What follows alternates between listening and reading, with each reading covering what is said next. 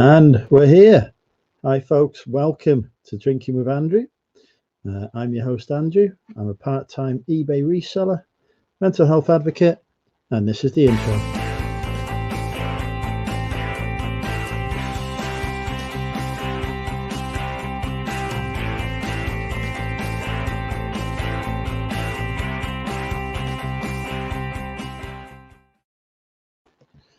Yes, there we go. A top quality intro there from the finest minds that Money Mental can put together.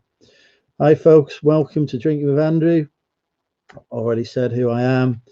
And if, the title of the stream didn't give that away as well. I'm here with my co-host, Barty. He is fast asleep on top of my sofa. I've already had my first can, so I'm about to crack open my second. Thought I'd start early tonight. There we go. Looks like we've already got a few people watching. Who's in the chat? We've got Nia. Hi, Nia.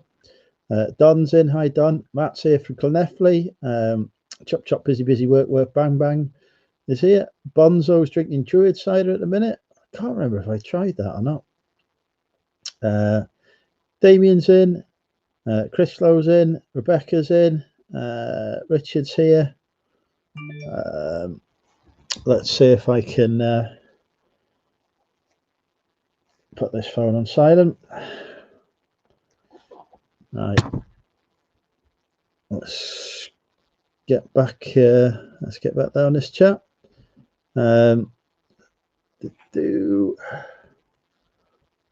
Sexy Sally Kelly's in. Hey, Kelly. Damien's in. Hi, Damien. Sean's in. Hi, Sean. John's in. Hi, John. Jason's in. That's LGG's Retro Finds. Tea Cakes is here. Pete's in. Gorgeous Gina's here. Hey, Gina. Stu's in. We've got Jessica the Heartbreaker in. Hey, Jessica. Chris is here. Hi, Chris. Dixon Cider. Welcome, Dixon. Brumry Salad John's in. Hi, John. Can't question, is anyone struggling for stock?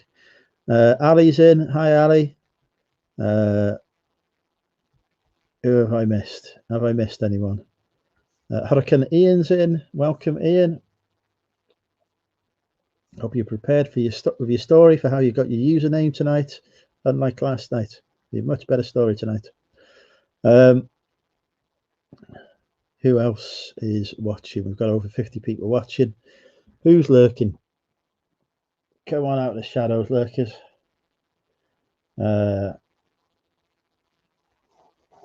Dragonfly's in. Hey, Dragonfly.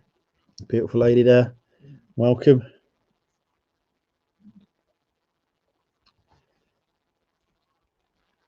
Who else? Who else have we got? Come on. I want at least a couple more people to say hello before I get on with the show. Let's see if we can get anyone else. 2 more people. Jamie said hello. Hello, Jamie. 1 more person we need. 1 more person, then I can put my KFC in the microwave.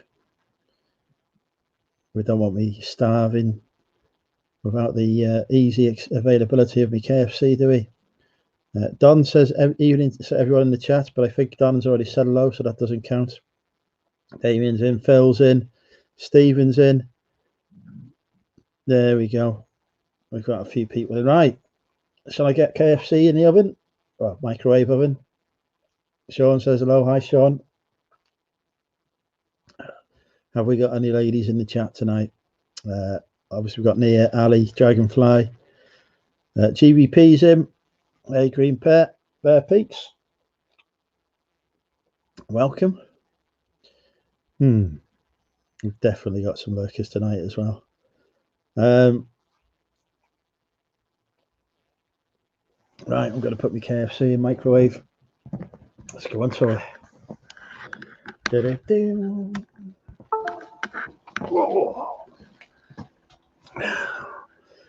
There we go. Is it safe to microwave KFC? Well, I've been doing it for the last 20 years, so nothing's killed me out.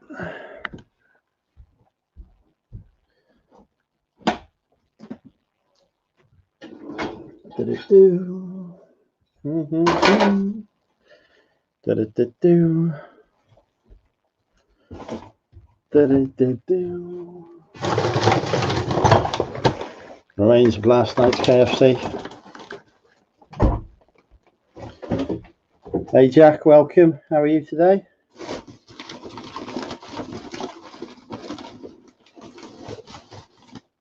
Get some chips out.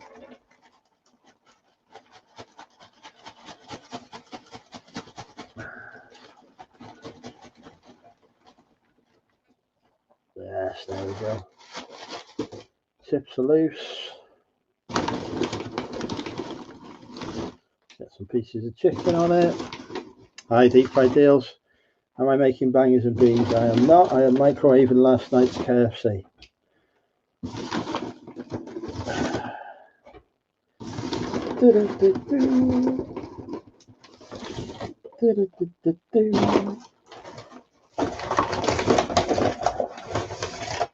Cheers.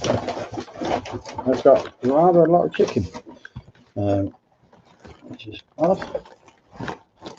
Right, hang on.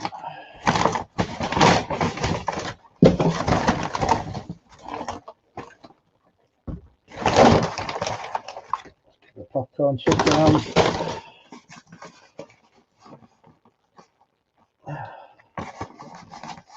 There's definitely enough food on this plate to like feed the 5,000, if you get the analogy.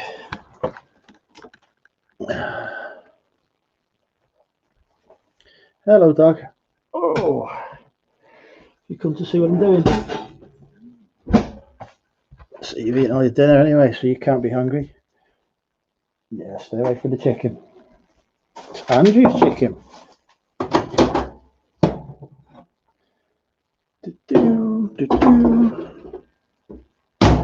What happened to Anita? She'll probably be along later, I imagine.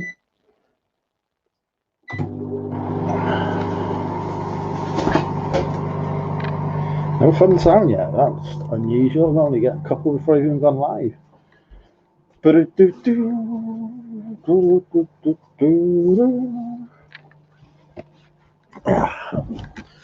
KFC is cooking away. My fine expertise. There's Billy B. Welcome, Billy.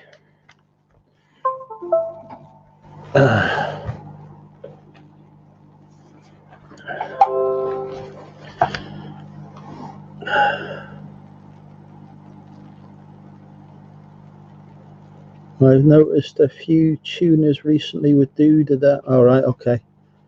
People obviously inspired by my musical ability. Hello, dog. Good boy. There we go. The link's in the chat if anyone wants to pop on. Go on, Barty. Up, come. Up. Good boy. Do you want to say hello to YouTube? Barty, camera's here. Say hello. Say hello. Say hello. There we go.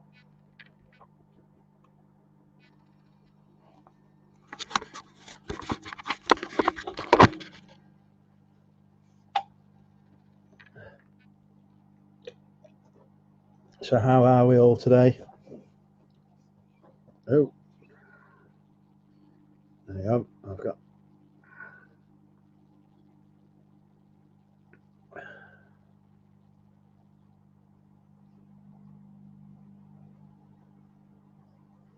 Oh, there's a KFC outfit. I like it. Barty, stop it. Stop it. Barty. Good boy.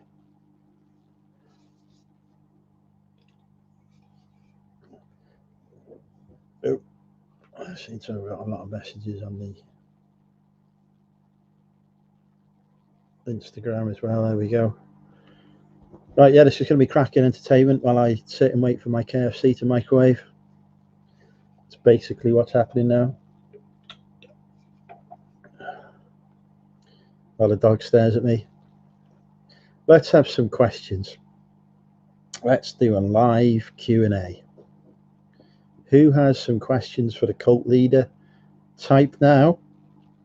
Oh, I haven't even got a banner on. What are we all drinking? Cider. Thatcher's Haze tonight.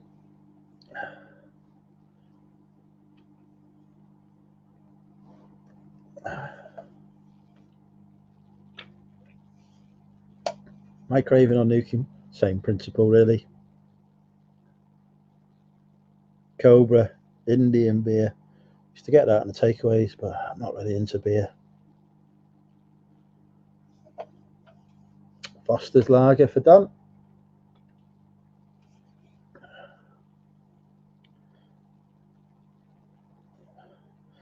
Definitely prefer me cider to me beer. Hey, don't we, puppy? Yeah. Oh, I hear the pingity ping go. When you demanded we all commit suicide, how will we all do it? Well, it's only the men that do it anyway, but personal preference. Pete's on Ribena. Right, I'll be back in a second. I'm just going to grab the KFC from the microwave.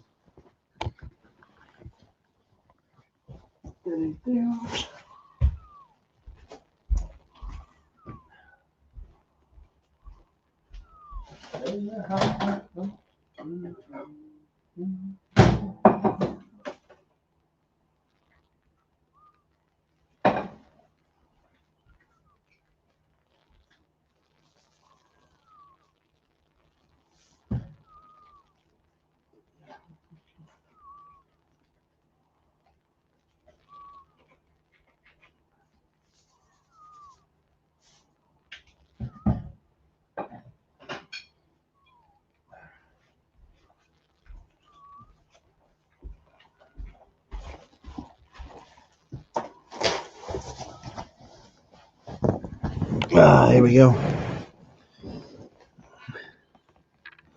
How dare you? My cooking's awesome.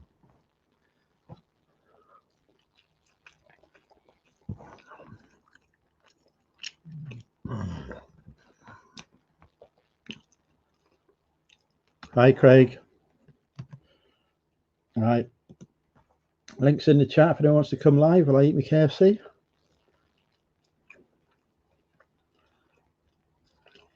Does eBay automatically convert listings to best offers? I wonder if you've got the option pre-selected.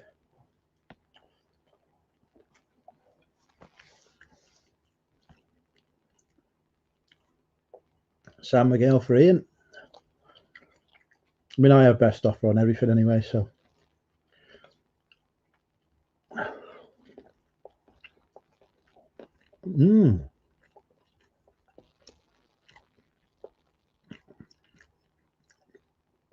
It's Andrew eating chicken and not giving you any.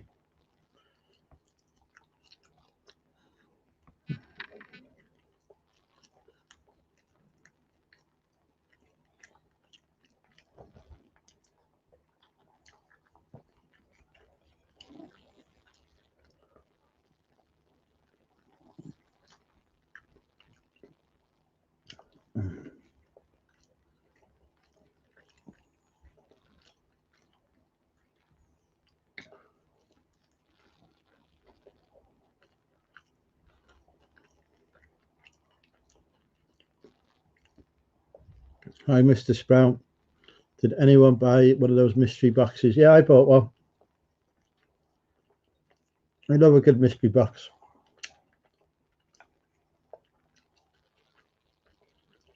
So yeah, I've got a hoodie box on its way.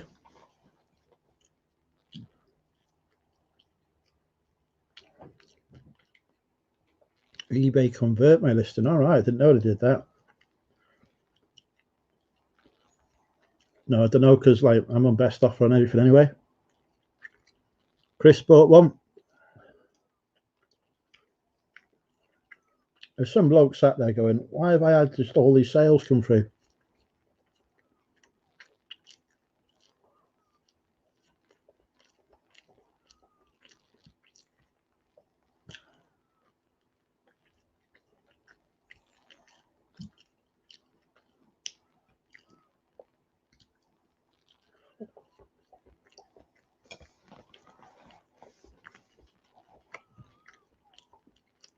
I want 2 extra. I ordered size extra large. Then the worst that happens is I keep the stuff.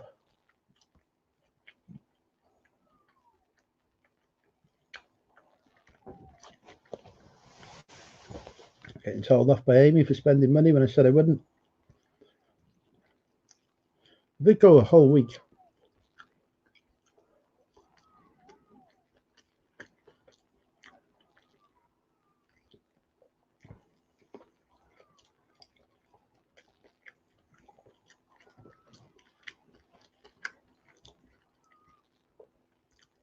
If I get an ET hoodie, Craig, you can have one for £45. Deal.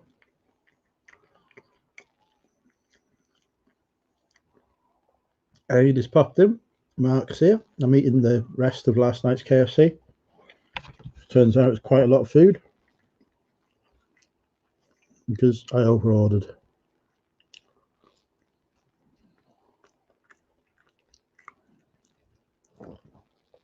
And Chris has discovered his caps lock.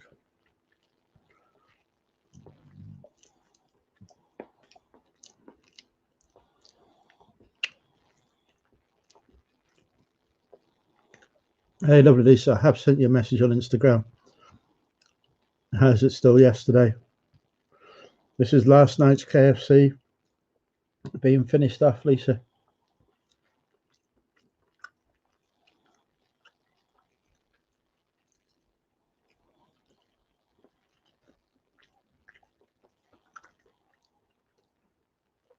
Andrew, do you like Indian food?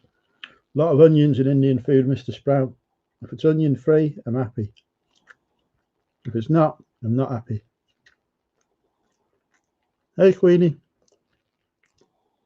Am I ordering pizza later? There's still an amount of chicken in front of me. There'd be no chance of that.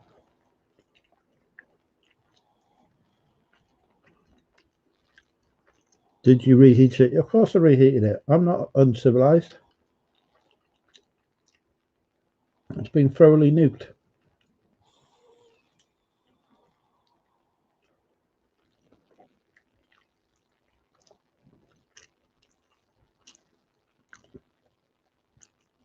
Dave likes tikka masala, chicken or paneer.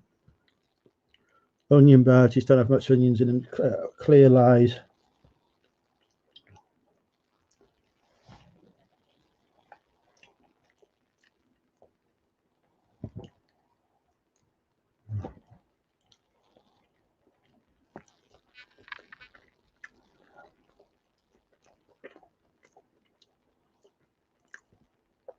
Do you put the KFC in the fridge overnight? I do indeed. Welcome to Dave. Welcome, Maggie. No, I don't like I don't like chicken gravy. I like beef gravy. Not a fan of chicken gravy.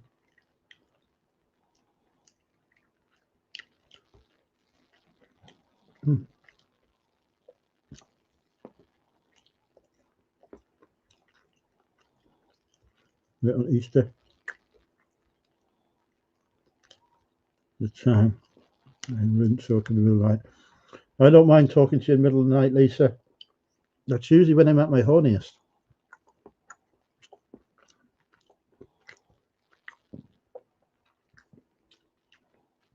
We have the bouncy triangle in Birmingham. I thought tikka masala was invented in Glasgow. How's my day been? It's been all right. Woke up with a hangover. Don't know why. Worked hard. Did no eBay. Carried on.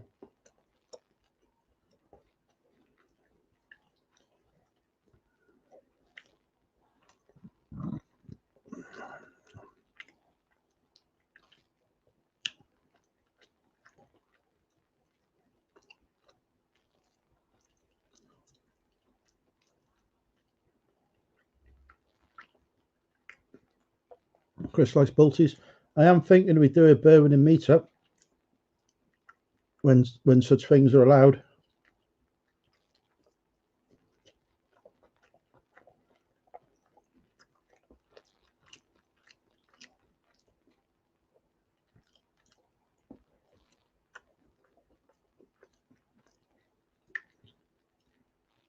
Lisa's looking forward to sexting with me. I can tell already.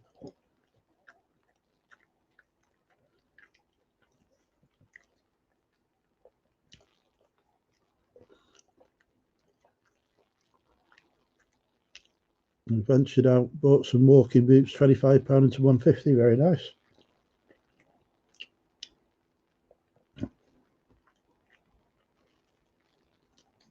That on the Facebook Marketplace. 5 hours earlier for me. Thanks for not getting horny all the time. Doesn't really make any difference. Ooh. Looks like we've got our first guest popping in. Let's see if we can get him live. Welcome, Phil. Evening, folks. Welcome, Peter. Hello. How are you? Yeah, I'm not bad. Yourself? I'm all right. Powering through last night's policy. Fair enough. Lovely. Crack open a bit. No. Anyone want to help me here? It's a rite of passage. All of the ladies have been through it. Any idea what Boris will do on Monday? God knows. You'll have to ask Boris. You want to set him to get the comments up. Well, I know he's going to stagger what opens, but whether he'll stagger them up till May or June, who knows? There's only one thing we need to know from Boris. When is TK Maxx open? You're right, a passage, isn't it? TK Maxx, yeah. Yeah, but to be fair though, you can't beat your government. You can't drive you can't drive places, but you can walk. Which I find kind of hilarious, to be honest. Like, you can't drive places to meet people, but you can go and walk with people.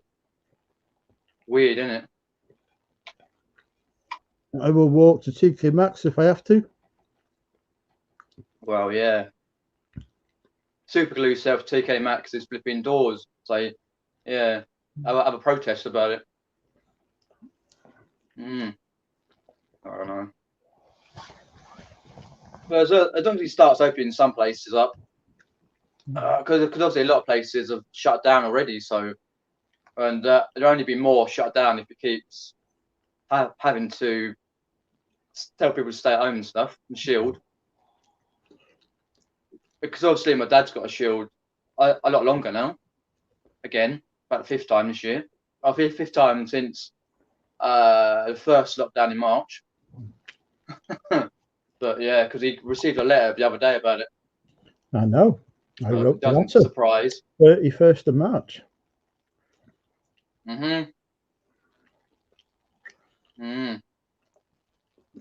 But yeah, I don't know. Queenie says she will sacrifice pub, gym and car boots for schools going back. Oh yeah, that's very true actually. Yeah,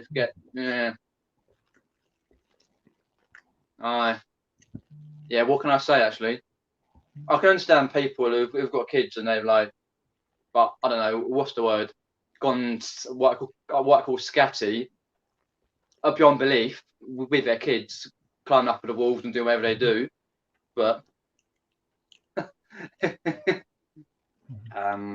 yeah, you can't beat going to the pub and the car boot. Well, not one after the other, because obviously, that'd be reckless going to the pub and then having to get up at like 5 o'clock in the morning, get to a car boot. I just want to be allowed to have sex with my subscribers again. That's true, yeah. Yeah, I'm sure you're getting bored with sexting. It only goes so far, you know. Well, yeah, especially Zoom sexting. Yeah. Face to face, but no, it's not like if it was a bit rumpy pumpy, yeah. Or to travel across the country and meet all your subscribers. That's a challenge and a half, isn't it? I would love to meet all of my subscribers in person and thank them for. There you go, folks, in the chat. Female subs. I was meaning all subscribers. Well, you meant, oh, no, that's fair enough. I thought you meant just one particular thing. Okay, right. No, Then. Oh, but then when we do go back, though, you can help Nick and Andrea choose a venue for the next meetup. Then you can be in charge of the venue. It's already make picked. It better than the last one. It's already picked. It's Wetherspoons in Wrexham. Fair enough. All right. Let me just see what the chat's doing. Well, yeah.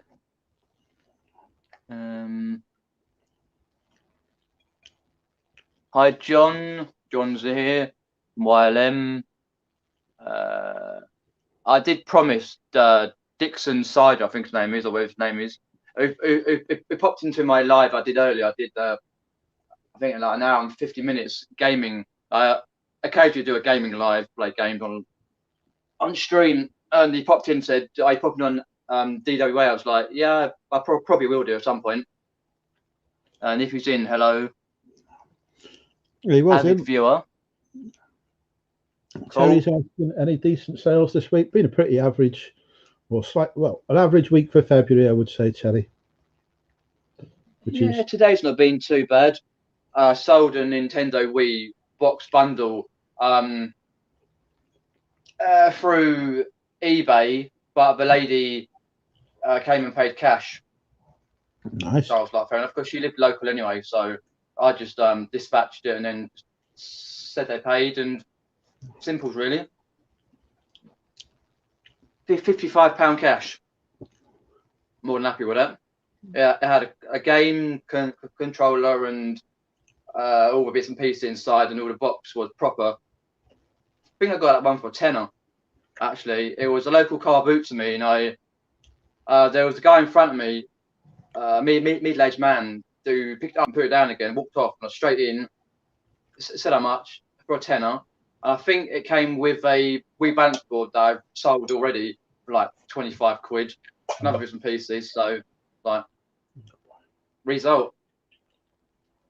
Now, the lady came round, all doing social distancing, wearing masks and whatever else, and then did a little chat to her, and yeah, done. I have learned that it's not a good idea to flirt with your customers when they do hands-on collections, because then they stop being your customers. I was being polite, as I am much. If you see me at a meetup, you know what I'm like. Chris says he's got a jab tomorrow. Cool. Oh, Craig, Parrot Picker. Did you complete Resi 2 yet? Not on stream. I think I'm at number 5, part 5, or either 4 or 5. Well, wherever it is.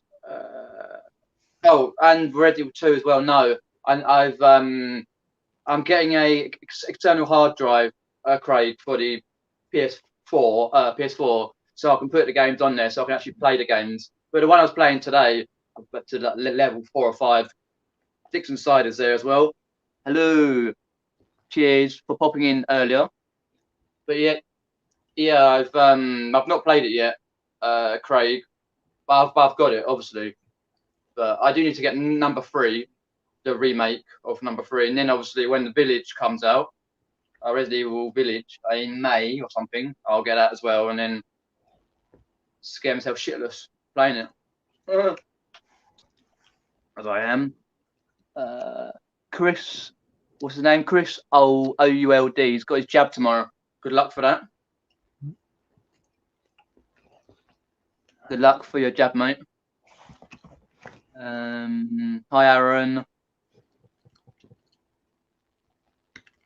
That Don, it's in okay. Don wants to go to South Wales. When I've never been, mate. North Wales is where the action's at. Yeah. I'm just gonna have a look. Even Aid. Okay. It's time for us to do a Lisa count. Type 1 in the chat if your name is Elisa. Let's see how many Lisas we've got watching tonight. Oh, man. Gassy beer.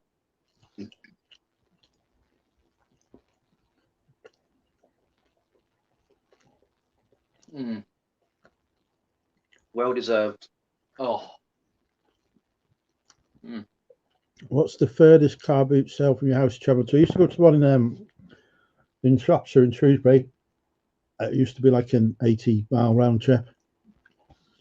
Oh, All Lisa right. just voted one to thinking I'm sexy. Thank you, Lisa. There you go. Vote one if you think Andrew is sexy, and there it is. There's the one. See it now. From a house where I've travelled to, mine is probably one in Guildford. And there's a massive one called the A3 car boot in Guildford. It's like twice the size of my local ones. Oh, well, especially my Sunday one. But I don't go to it very often because it's you have to get there, especially early. You have to leave about 4:30, 5 o'clock to actually get there, to actually get the space, to actually even get in, because I think it starts 6 or 6:30, something like that. Yeah. But people might know that one anyway. I think Night's Last been there as well, and some of the others. It's a massive one from the south. But no, I don't go very often. I've had enough of this KFC. I just normally stick to the locals. But yeah, as I say, normally stick to the local ones. But I do travel if necessary, especially when you go to jumble trails or wherever else.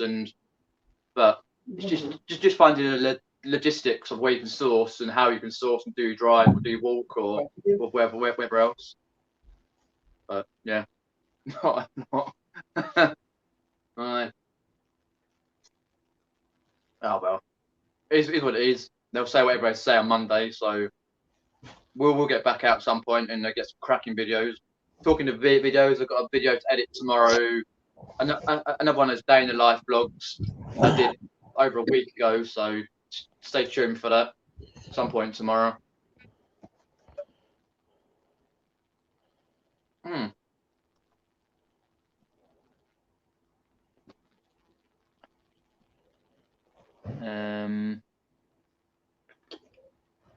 Jesus Christ, there's more bloody bath selfies.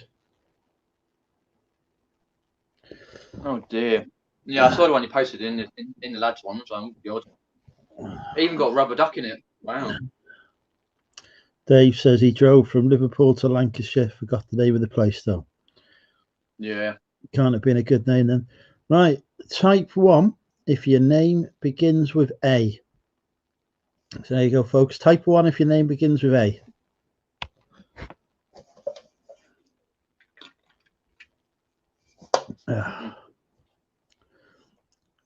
What are you drinking there tonight? Foster's?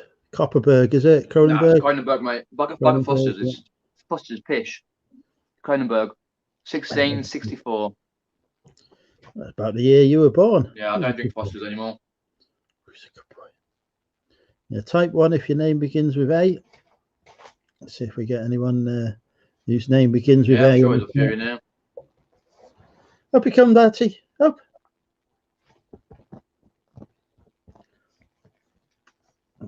Yeah. Who's a good boy? Who's a good dog? Hey, look at the old remnants of the old KFC. Well, so Aaron has just confirmed he thinks I'm sexy. Thank you, Aaron. Ali has just confirmed I'm sexy. Thank you, Ali. Right. Going well tonight, this now. Well, yeah. Who's a good dog? Tea Cakes has confirmed he thinks I'm sexy.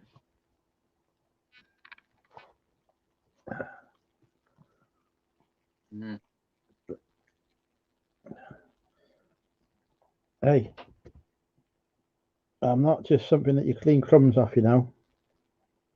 I'm not. I'm more than that. I'm a person. Yeah. Are you getting fat? Am I feeding you too much?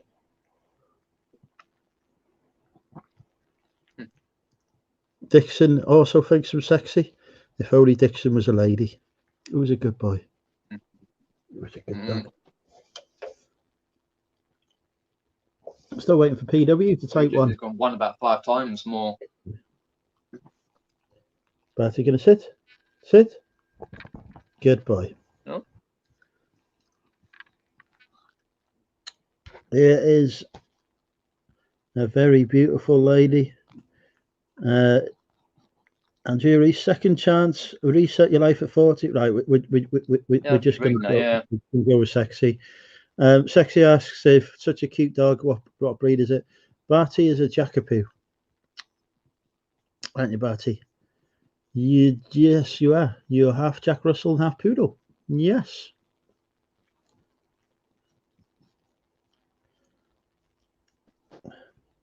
Type 2 if you think Barty is second now. Nobody's going to type 2. Not unless they're into bestiality. So Jason's into bestiality. Who's a good boy? Who's a good dog, eh? Did you just thought Jason would be that? Did you just belch? Did you just belch? Did you? No, we're not allowed to shake hands with you. No, okay. Who's a good boy?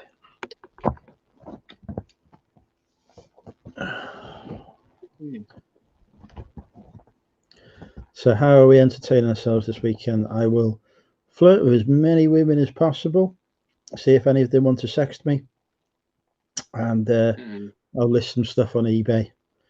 Yeah, I'll get the old eBay going.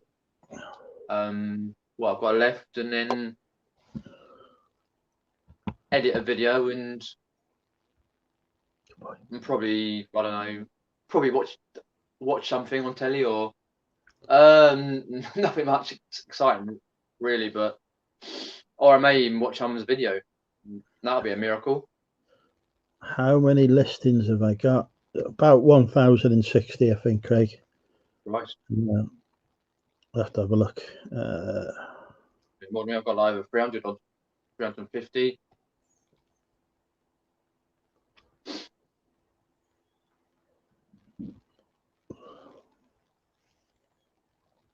$1,059 listings, in fact. Some people must have bought some stuff. Nice one. Good. Keep it coming. Might have to put the sound back on so we get the cha-ching. If it goes off, we have to guess the price. Nope. Okay.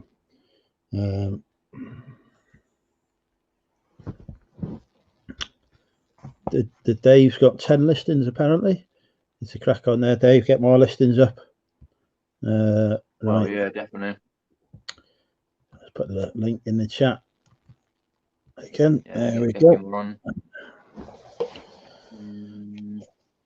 Yeah, should you want 10 listings, Dave? Or not? Yeah. Yeah. Where's Nick? Buried in the product. Don't know where he is. I'm sure he's lurking about somewhere. So, oh. No, he's probably buried under Shoe Mountain, knowing that shoe pile he had on his video. No burying is taking place here. Matt's got 1,206. I like the 69 there, Matt. He's got 1,269. Not unless the ladies want to bury. My target is to have 0 listings, but like 2,000 sold items, because you know I'm not here to like keep stuff that doesn't sell. No, that's very true. You want it in and out. Yeah. That's true. So my target is no multiple platforms and then straight in and out. Yeah. Tea Cake's got about 300 listings. But yeah, I've got over 300. Yeah, 350 odd. Mine's the one that sold today. I'm just going to put my phone on charge. Mine, I'm on 43%.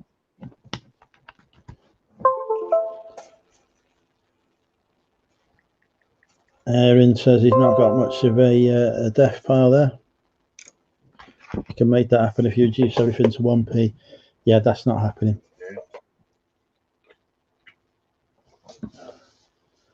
Do I look like a charity? I buy from charities. I don't give to charities. Well, actually, I probably do give to charities as well, but you understand the point I'm trying to make. Yeah. So, any luck in the love life lately, Peter? Not really. Not really been fussed about it, to be honest. Just been trying to concentrate on elsewhere. I just message people now, see what happens. Yeah, I know you do. You've got to go from to message people and go, yeah, no, right.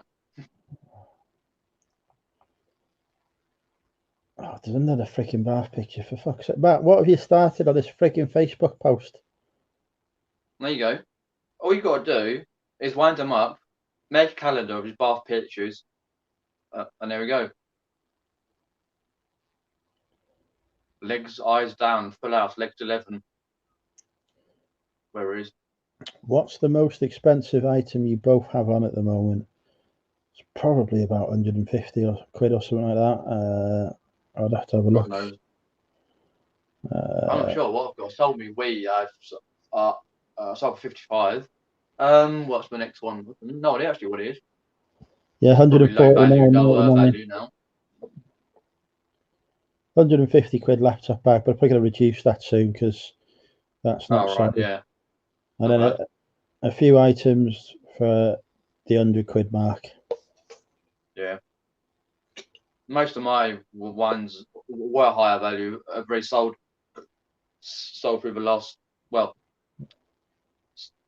the last few lockdowns. So it was like, and then obviously not been sourcing for a bit, just clearing the stuff, and then, but yeah.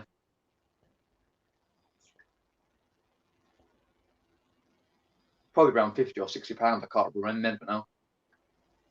But also, I've been reducing the prices of certain listings, sell similar, revamping titles, and just doing the usuals, listing stuff.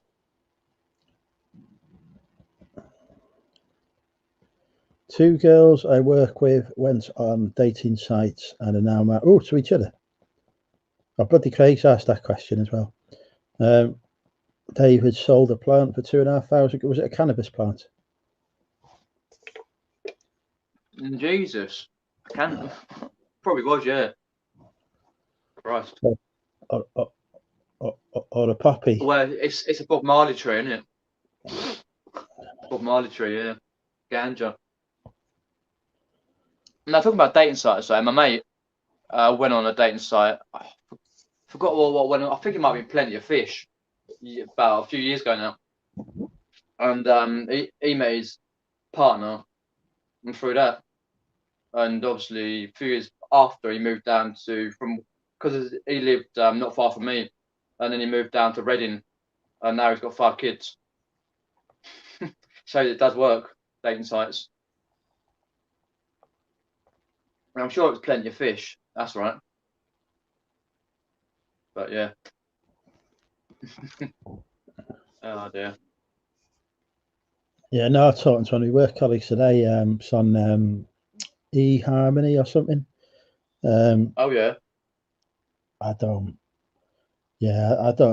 With these good looks, I don't need it. You just message people, have a conversation, see how you get on. Job done. Mm-hmm. That's very true. You do indeed. Yep. You get on all right. Yeah, it is. Yeah, so many sites out there these days for dating. All you got to do is create OnlyFans, and then you're done.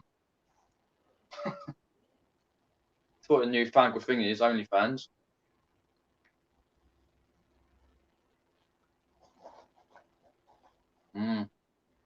Or even TikTok, I suppose.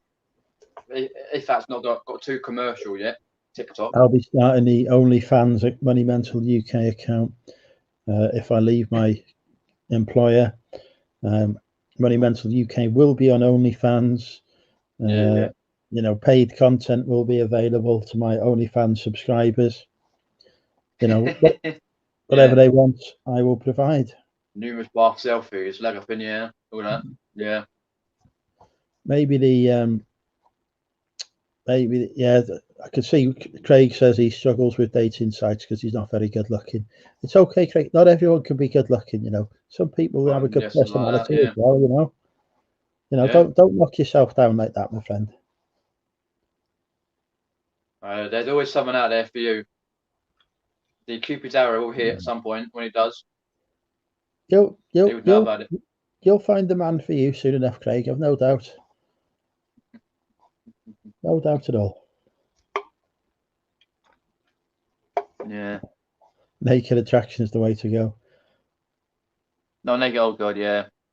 Stu says, true. if anyone needs a Would be a bit profile smart. written up for a dating site, I'm your man. I had another bloody match on that today. That is true, Craig. Not everyone can be like me. That is sadly true.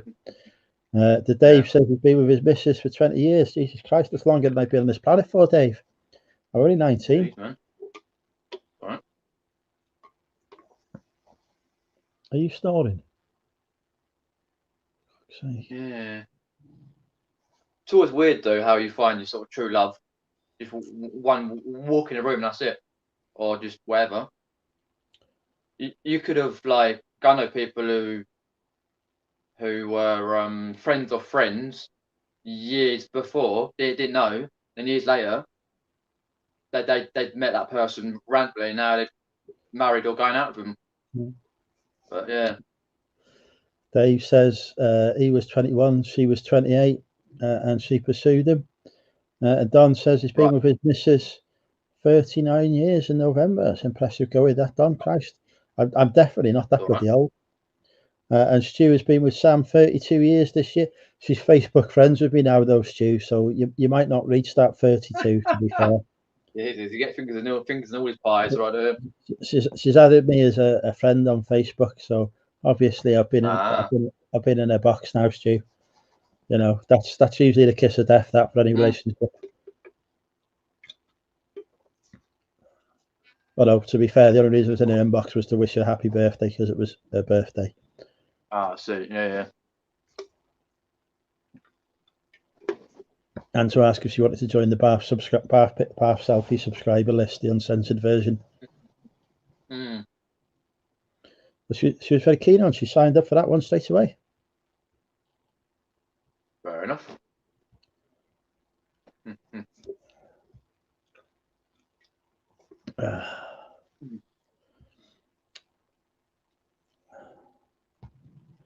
Yeah, this lockdown's doing me head in.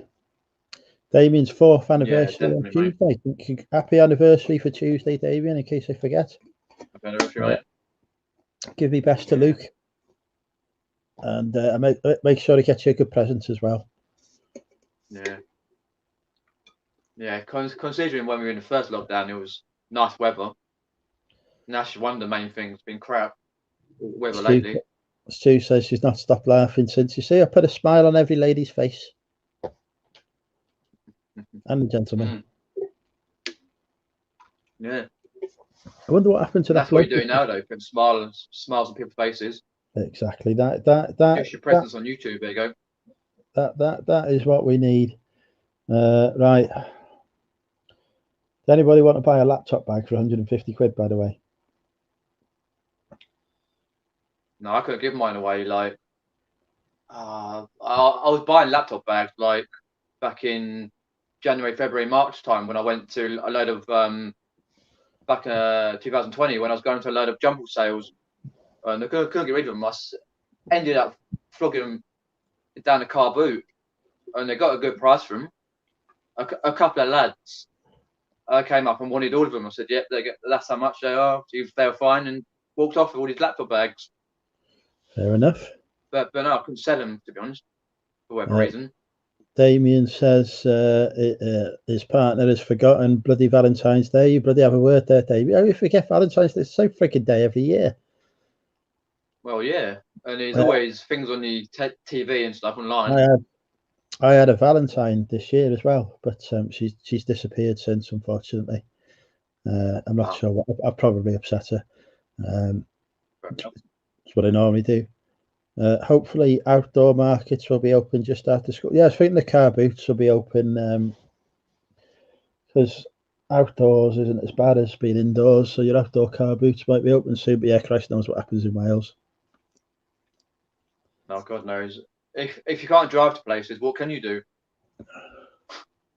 Hey, we've got another beautiful lady in the chat. Welcome, Ellen. My good friend from Telford. Going to go sourcing as soon as it's allowed. Yeah, but to be fair though, with the car boots though, it's the fact that like when they're open, you've got to think to yourself, right? Because normally, if I think myself, I usually if it's a local one, I get up at like about just before 5 o'clock. I have to get there because I have to get in the queue, in the car in the queue, about just after 6, and even then I'm halfway. Like where the line goes, I'm quite far back. But I was just thinking, the other day, I mentioned on one of my lives, one of my last lives. Hang on, we've got future wife coming live here now. Oh, there she is. No worries. Your future wife is all right, Peter. You can go now. You're right, Peter. You're right, Andrew. I'm all right. Yeah, how are you? Good. I'm good. Yeah. Let me just. Cheers. I'm liking the hairstyle. Well, this is what happens when you get bored. You bleach your own hair and dye it grey. Ah. But I'm liking your long hair at the moment, Andrew. Getting all wispy down the back. Yeah, bloody lack of a hairdressers is starting to tell. Like a hairdresser's dad who's growing a mullet. My son's hair is beginning to look like a mod haircut. It's got like it's all coming forward and stuff. Yeah. Look cool though.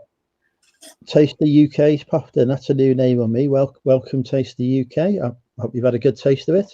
I watched your gameplay this afternoon as well, Peter. Oh, cheers.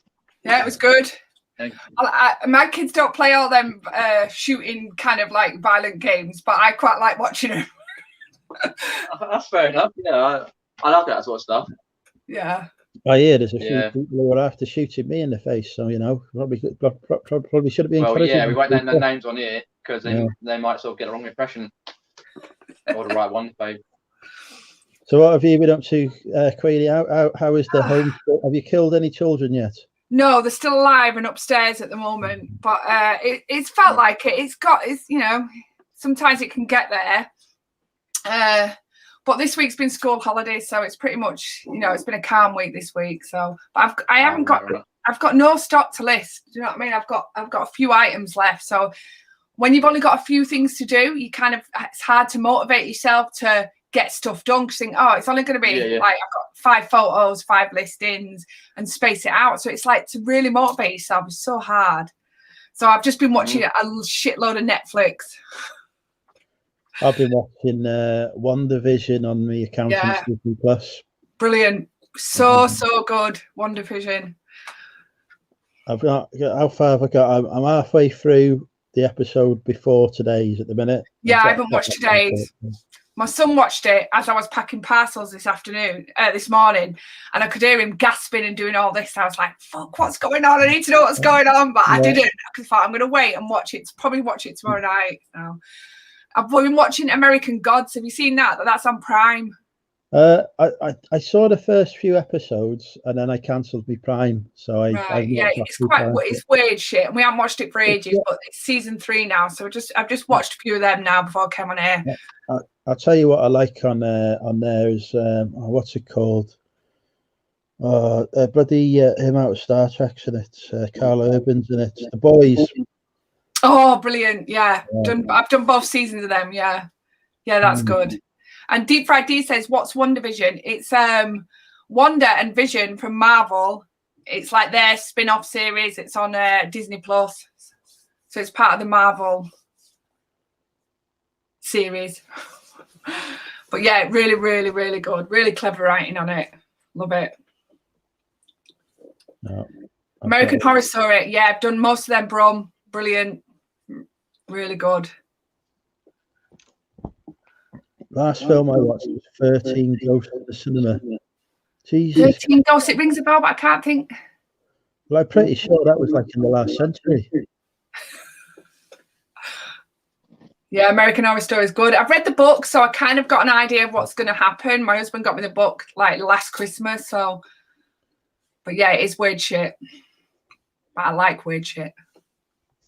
Anyway, before I came on, I was sitting in the background thinking whether to click to come on, and you and Peter were having a nice conversation about finding love, and I thought it was quite nice the way you were going on about it. So I waited in the background before this gobby man came on and spoilt that situation for you. They were. I'm trying to encourage Peter to interact a bit more, shall we say, with some of our community female viewers. Because I'm sure there's a lot of people who would be more than happy to hear from Peter. I think it's really difficult until we have these meetups again. Do you know what I mean? It's hard to kind of like, isn't it? I mean, we can all be a different person online, talking and typing different stuff, but you need that face-to-face contact to, like you said, create that kind of like spark or that love at first sight. You kind of need that human contact. So. And now the community's grown, I think that, and there'll be more meetups in different areas as well. Yorkshire, Wales, not just down south or the big ones. We can kind of like create some little subdivisions of like meetups, and then. Yes, the Wrexham meetup will be taking place. Well, your last meetup was going to be in Manchester, so that was just before we came into lockdown, wasn't it? If you remember, we were going to meet at Slug and Lettuce, was it, or something? Yes. Yeah, that will be back on when Peter Picker. That'll be back on when it's allowed.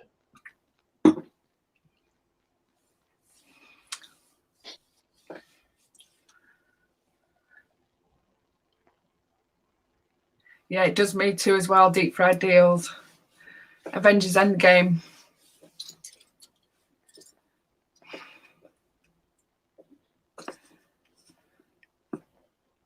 Have you been busy this week then, listing, boys? More busy in the day job this week. I've listed a few things, probably about 40 or 50 things, but well, that's good. That's shitloads compared to what I do. But what about you, Peter? You said you picked up a few things this not week. too bad listing, really. Just listing what I've got left and selling stuff. Yeah. The usual. We're gonna get the next 2 weeks. Going to be quite hard, I think, for people with stock. Yeah.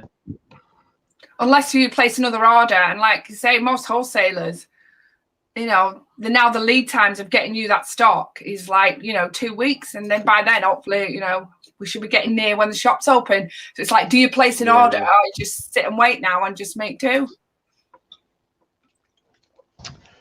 Have you placed some orders, Andrew? Well, I'm on a sourcing ban at the moment, so I've only ordered one thing in the past week. Well, you ordered something today. Yeah, that was it. I've ordered a mystery collectibles box. It looks all right. That looks a pretty good deal. That. Yeah, I see what comes in it. I dropped the dude a message. I said, "Look, I'm a YouTuber, so I expect a YouTube service. So I'll see what happens." So you expect the best. I expect him to drop in a £200 jumper or something like that, just to keep me happy. It's Chris's face this afternoon when he went with that jumper, and I was expecting him to pull out like a rare Supreme hoodie, and it was like the DeLorean hoodie.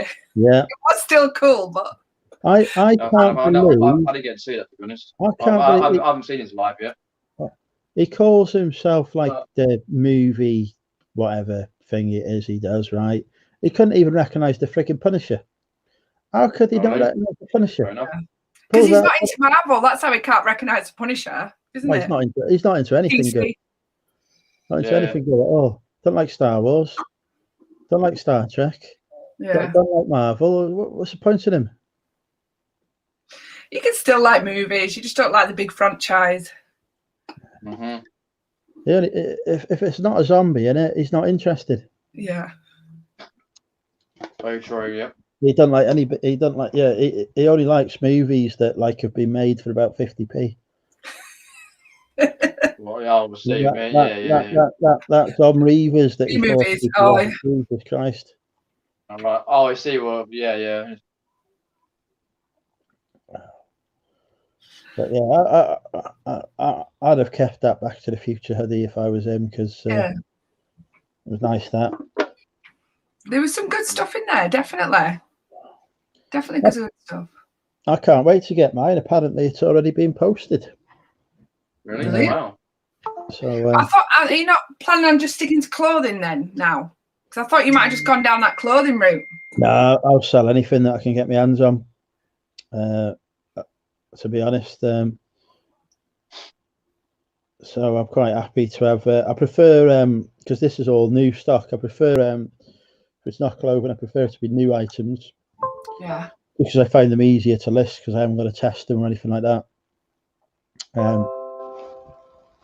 So I was happy to buy a box of new stuff. There's some clothing in it as well, so it's still, you know, a bit of clothing, a few Funko Pops, which if they're not worth much, I'll just car boot anyway. Okay. Yeah. And how many listings have you got in Depop now? Oh, about 100 odd, I think. Let's have a look. But Depop has gone tits up for me at the minute. Why? In what way? Oh, no, nobody's bloody buying anything until they get paid. I've one of the people have had messaged me saying, "Oh, can you hold this item for me until I get paid? Because I might or might not want to buy it then." Well, it's loaded, isn't it? I said, "Look, if it's still for sale, you want welcome to buy it." I said, "But I'm not going to hold if it's it. still there, buy it. Yeah. I'm not going to hold a chance that you might decide you want it." I said, "Just come back in a week and see if it's there." Yeah, I think that's the situation with most clothing at the moment, though. Do you know what I mean? It's not a necessity. You know, it's just you just got to create that kind of, you know, that impulse buy when the customer sees it, and it's very hard to get that. I think at the moment, unless you've got like a real top-notch item and they need to buy now, they're happy to sit and wait. I'm starting to put some of the pull out some of the sort of rarer stuff that I've got. Yeah. And put that on so that at least really tempt him. Yeah, at least it's like, you know, there's nobody else has got this, so yeah, you know, if you want it, you're gonna have to buy it. Yeah, definitely prioritize them type of listings. Yeah. But a lot of the stuff I bought for selling on Depop has been selling on eBay, which I didn't expect. Yeah. I thought that it would not sell on eBay. So well, you must have got the pricing bang on. You know what I mean? With eBay, it's so many factors involved in making that person buy it. With, you know, style, price, everything has to be like postage price. Everything has to be right on eBay for someone to make that purchase. And on Depop, we just need to be bang on with a style, and you know, people will buy it. So with eBay, it must be you must have had everything right. That's just weird, yeah. It's just like I bought loads of stuff for Depop and I've cross-listed it, and they're just like the eBayers are buying it, and I think, what are you doing? This is for Depop. Stop buying it. It's for Depop. Stop it. Yeah. Now your listings are going down on Depop. You're not sold on Depop. You can't get stuff on the Depop quick enough because it's bloody selling on eBay. I had something I listed the other day. I thought, because I do me cross-listing at the end of the day, just as one go, I pull them all through and cross-list them. So I was like, I'll go on and put this on. I thought, oh, somebody's bloody bought it, bastards. When you've got your clothes laid out in your stock room now, do you have it sectioned off so you know that's for eBay, that's for Depop, or do you pull it out and make that decision as soon as you pull the item out? It's on everything anyway, so it's not really. You'll cross-list everything? Yeah. Yeah, cross-list everything, because I wasn't going to. I was just going to have exclusively Depop stuff and exclusively eBay. But as soon as the stuff started selling on eBay, I'm like, I got to start. Yeah, I might as well.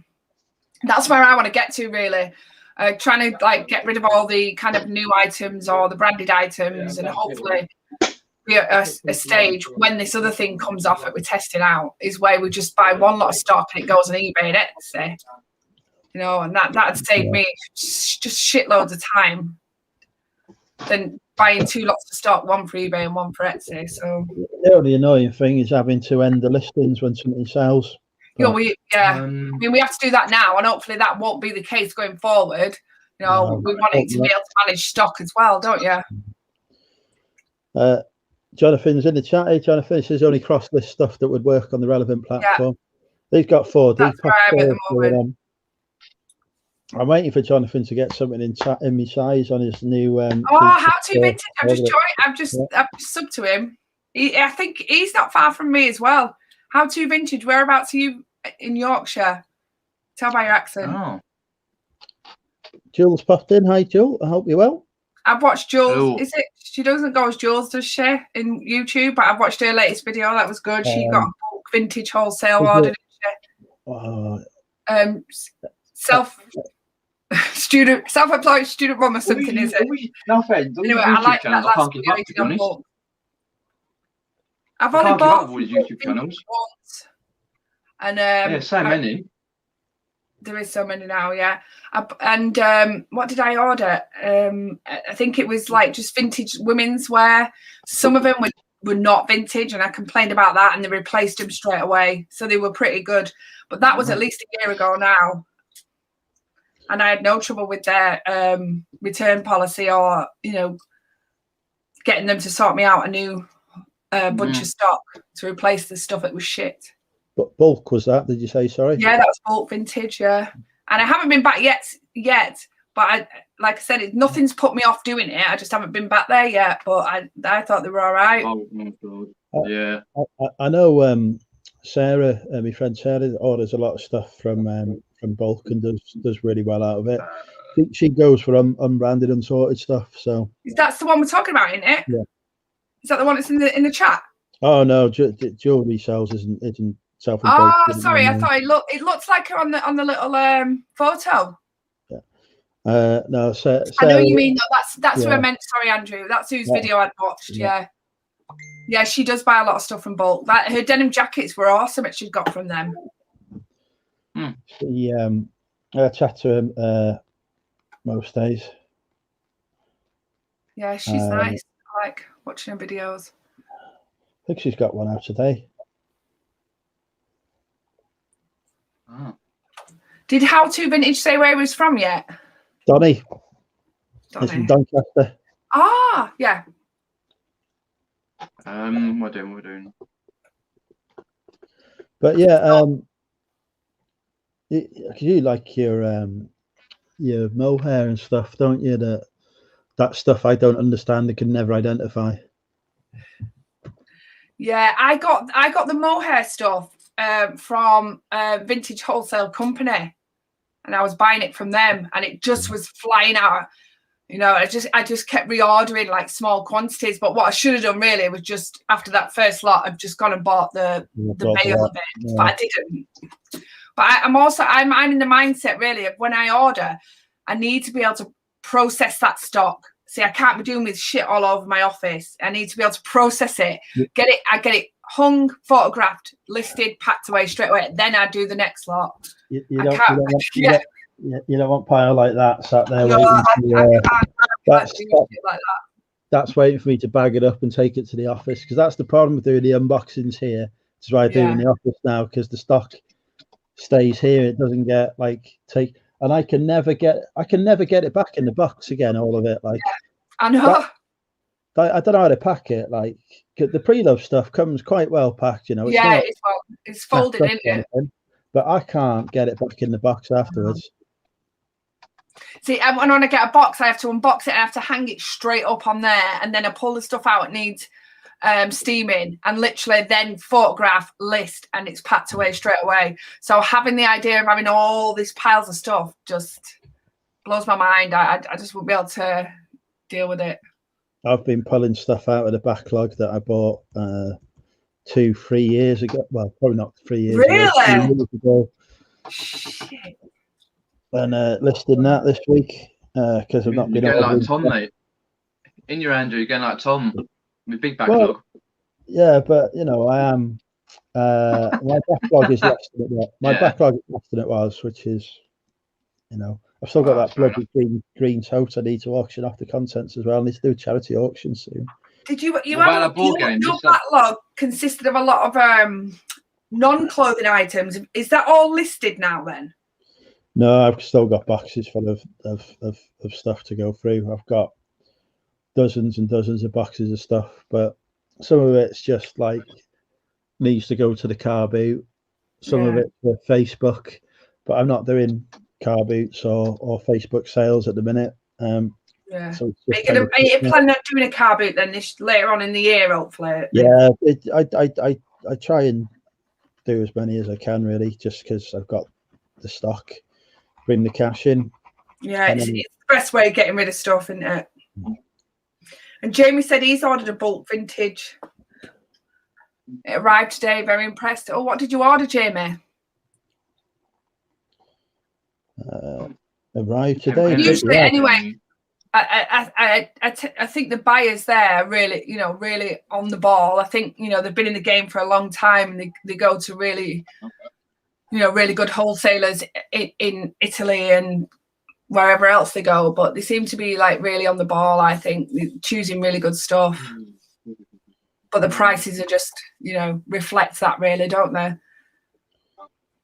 Yeah, I'm still using Syed at the minute, but they've gone up to like 5 weeks delivery time. Yeah. And then so I've been keeping an eye on some of their bales that they've got. Yeah, they've got good stuff, but like you say, it's waiting that time, and their grading when you get processing it out, like washing and stuff. Their grading isn't great either, to be honest. Like, I don't think they have any graders there. Yeah, it's not like great, but once you clean it up, it's fine. I mean, I made a lot of money from it, but yeah, it's like it's laughable that they call the stuff grade A. I don't think they grade it there. It's just a case of it coming straight to the warehouse, them holding it until it gets ordered and then straight out. They're just drop shippers.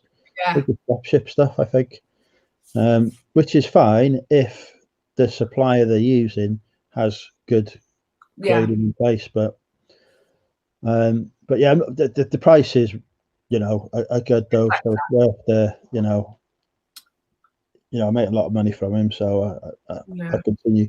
But I was sat there today, I was thinking, I can't be bothered waiting 5 weeks. And then I thought, actually, no, 5 weeks means I can list a hell of a lot more stuff from my backlog. So actually, that probably works for me. Because it means I just clear a load of stuff. Go quite quick that. If you've got stock already, you've got nothing to worry about waiting 5 weeks. I've got Sweatshirt Mountain going on round the corner. All the stuff that I've washed this week. Let's see if we can get to it. That I need to take to the office, and I've still got more downstairs that I haven't washed. So, is that from Syed then? That sweatshirt bale? Yeah, so there's a fair bit there that needs taking down. Are you washing everything that comes from Syed, Andrew? Yeah. I'll open up the bale, check through it, pull out anything that isn't worth listing, and bundle that up and sell it on the Facebook. Is that what you're doing? Yeah, just sell it by a kilo for about £1 a kilo or something. And how's that going? Do you think people are buying it then? Yeah, well, the reworkers want it, so. Yeah, I see. I don't mind reworking some stuff. I've done a few projects myself with flannel shirts and t-shirts that are damaged at the bottom, and like cropped them. My mum is a whiz. Not that I get to be able to pass it over to her at the moment because she's in Manchester and I'm here, so I've got a pile of stuff ready to go. But it doesn't bother me too much. So the sweatshirt bale with stuff in that's minor damaged or the print's wrong, I don't mind. I think I'm gonna have a go at kind of reworking some stuff, some more stuff. The only thing that annoys me is when I pull something out thinking, oh, this is going to be worth a bit, and I'm like, oh, for Christ's sake, I've got more bloody holes in it than the bloody. Yeah, I got a Nike sweatshirt from Pre-Loved Kilo, crew neck Nike with like an embroidered Nike there, and it had quite a few holes in it. I mean, I've still listed it because of what it is, but it is slightly frustrating. You know what I mean? Yeah, they should be better than that because they're good company. Pre-Loved normally. Yeah, and last time I was in the shop, I went on a Monday. The Monday before we went into lockdown, if you remember, I'd said then that I'd bought that lot of stock. And the two women in the shop were the graders. Awesome women. They let me in the back, let me go through all the rails that was coming out. But as I was there was a young lad there that was going through the sportswear. So he'd already got to there before I could. Yeah. But they were the graders, and obviously they knew their shit. They were loved everything about them and the way they spoke and where they talked about their wholesalers and what they do. But I still think the only time I've ever picked up counterfeit as they say, goods is pre-loved at the, you know, when you go to the kilo sale and when you go in the shop, just stuff it's just a bit questionable. Did you but just you could get that anywhere in a bale anyway, wouldn't you? just put it on wavy garms? You'll get nearly as much as a real one costs anyway. Just got this. See, this one is beautiful, and I would have kept this if it was my size, but it's absolutely tiny. This black and white one, but I just don't. I'm not. So that's a 90s tag by the looks of it, but that's but that's not so bad on the tag. Not too bad, but there's no tag on the inside. You know, there's nothing. Not ripped off or anything, no. No ripped off. And the thing is, as well, I mean, having visited Spain only last year, after not been to somewhere like Spain for a long time, when you walk past the tourist shops and stuff, the count of the goods that they have on sale, like the Barcelona shirts or the Real Madrid shirts, were good quality shirts. Yeah. You know, if you had to do a comparison against a real shirt and a fake shirt, it was very difficult to tell the difference between them both. And I think that's where we're getting really with vintage clothing or, you know, snipes. Really good. What's on the zip? It has got the Adidas, but that, you know, that again doesn't really. I don't know. Do you think that looks all right? Because I love that jacket. I mean, the point is, I can give it Bobby anyway because Bobby would love that. Well, there's a Facebook group called Wavy Garms. Yeah. They love bootleg stuff on there anyway. So. Yeah, I know, but it's just another, you know, it's just the cog in it to deal with, isn't it? Do you know what I mean? Mm-hmm. Yeah. Anyway, isn't it? You know, a few photos you get. Like I say, you can get nearly as much as you would get for a genuine one on it. So, and that wasn't the only one. You know, I'd say there was at least 3 or 4 in that last lot that I got where I was questioning some of the tags, and it might just be me because I get over paranoid now because you're putting it on eBay and you think, oh fucking hell, you know, I can't be putting counterfeit goods on eBay. I mean, no, I think that's real anyway. That's an old. Because I've actually got this jacket myself. Yeah, that's just an old logo. Anyway, so when I got that, I was like, well, I know that is. But just, there's just some other bits. But hey, beggars can't be choosers in these situations, can we, when we've got nowhere else to get stock from? Mm-hmm. Yeah, I've got I listed a Reebok sweatshirt the other day, one of their old athletic department ones from the 90s, and some bloke was messaging me trying to say, oh, this is counterfeit, doesn't have department spelt full and whatever. But what the idiot didn't bloody know was that it was my jumper that I bought in myself back then. So I was like, you can't be out. I said, I bought this in bloody Intersport in the 90s. This is my jumper. I said, I don't have bloody real ones. I don't give you that crap. Try to come in lowball me with a 15 quid offer. Well, about 2 years ago, I sold, and I regret it now, but I had an original North Face puffer, the black one, that I literally bought myself. I remember going in the 90s in Manchester in a specific shop, Ellis Brigham in Manchester, and buying it myself. But the amount of questions I got over that, because it was about the time when obviously North Face, you know, counterfeits were being sold everywhere. But it's like, I have you got a receipt for it? I was like, no, I haven't. I bought it in the fucking 90s. You know what I mean? I remember handing over all my cash for this puffer jacket that I'd wanted for so long. And now I'm gutted that I sold it. Yeah, no, I've had people ask me for receipts on stuff before. I like an 80s Burberry scarf I was selling. Somebody messaged me, have you got the receipt for this? Why I said, what? I said, how would you expect a receipt to have lasted 40 years? I know. 40 years. I said, this is nearly 40 years old. There ain't no receipt. The ink's going to last. I said, I get receipts. Even I ain't got a receipt. I'm over 40 years old. I ain't got a receipt anymore. Anything under the zip? Is he talking about the green jacket, Brom? We're talking about the black one. The black one. Yeah. See, this is like I said, this is the one I'm kind of questioning the most. It's got it's not YKK. It's got CHE, which I haven't seen. I can't hold on because I'm shit. It's got engraved CHE on the black one. Let me see if I've got I must have a 90s Adidas around here somewhere. I mean, I'd have so kept that for myself. It fit on one of my arms, Peter. That it's that small.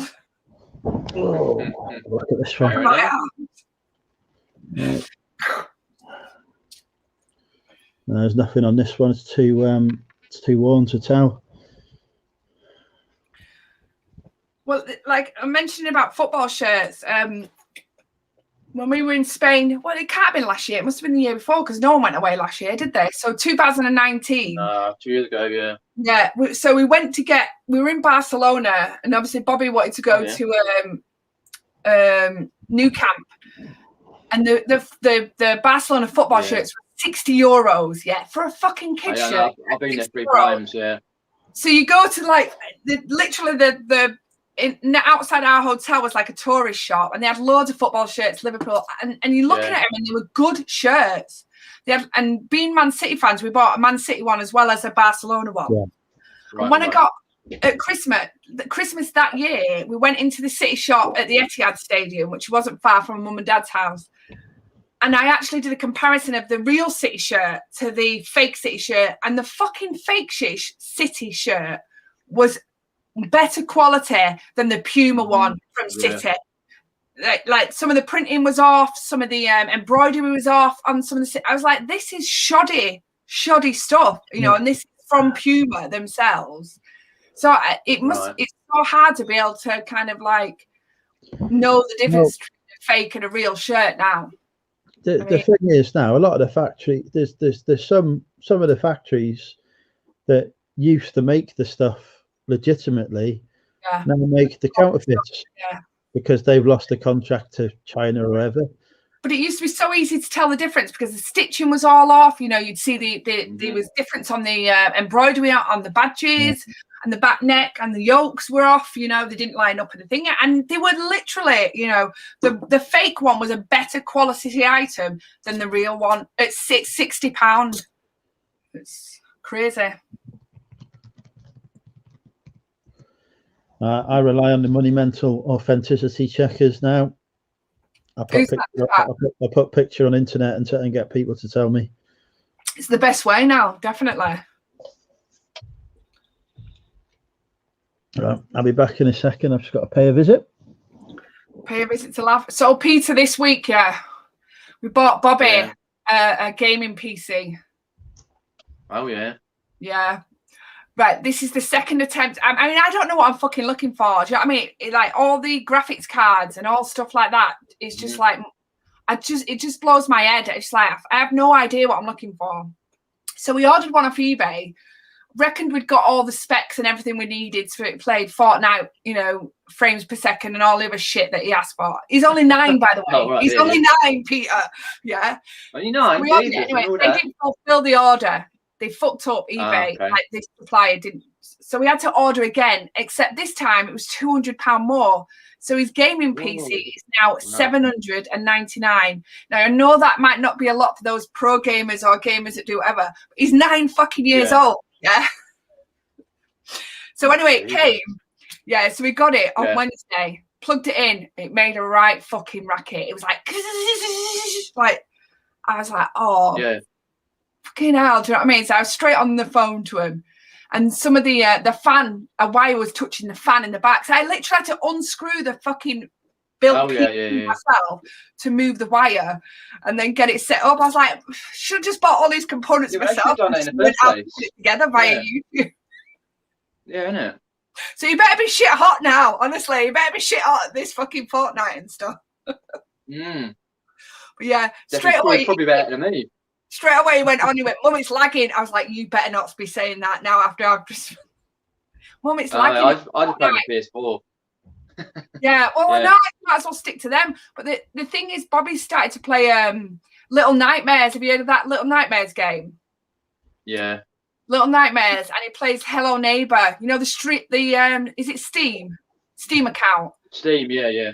Yeah, so you get the game from there. So we started to play them, and they need like a really high spec graphic card to high spec graphics. Yeah, that's why we got it in the hope it lasts him like a good at least 3 years, rather than getting him five whatever. One part of my PC costs more than £800.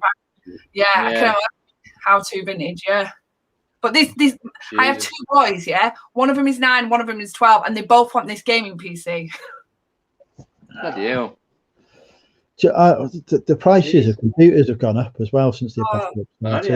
It's mental, isn't it? If you look on eBay and the guy we bought it off, the company we bought it off, I mean, when you look at, we go to their feedback and it's like the feedback in the last month, you talk about 600 PCs, it's 700 to whatever a shot. You know, that's how much they're turning out. Christ, they're in the wrong game here. I know, that's what I thought. They do, yeah. And Andrew, this is the point I made before. They're all private sellers. Well, they're not all. Sorry, this guy we ended up buying off the second time. This company we bought off the second time wasn't. But the first person we bought off was listed as a private seller. Yeah. You know, £1 final value fee and everything else as well. So yeah. Yeah, absolutely.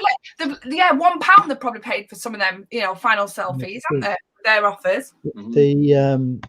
So this laptop's getting a bit knackered now, just cosmetically knackered rather than in terms of the interior bits. So normally I'd have replaced it about 3 or 4 months ago, but the prices on them have just gone up. Yeah. Well, I know they all the way from Texas. How's the weather down there? Freezing down there, isn't it? Yeah. Who's that? The Texas. I'll feel here. Hello. But yeah, no. I saw it on Margaret's Texaco Treasures. Yeah, I did as well. In the snow on Instagram. We're walking bloody hell. Saying there's no power and stuff like that, is there? Yeah. But to be fair, with gaming PCs though, I just did most of mine on a Windows XP. There wasn't that many games that really needed big graphics cards. Yeah. Because I used to play like stuff like Roller Coaster Tycoon, Monkey Island, all that, Rome Total War, stuff like just the easy stuff, and just bits and pieces. Nothing like Fortnite or all the others. I've got Steam and a few games off there, but I don't play it very often. I just stick to the PS4.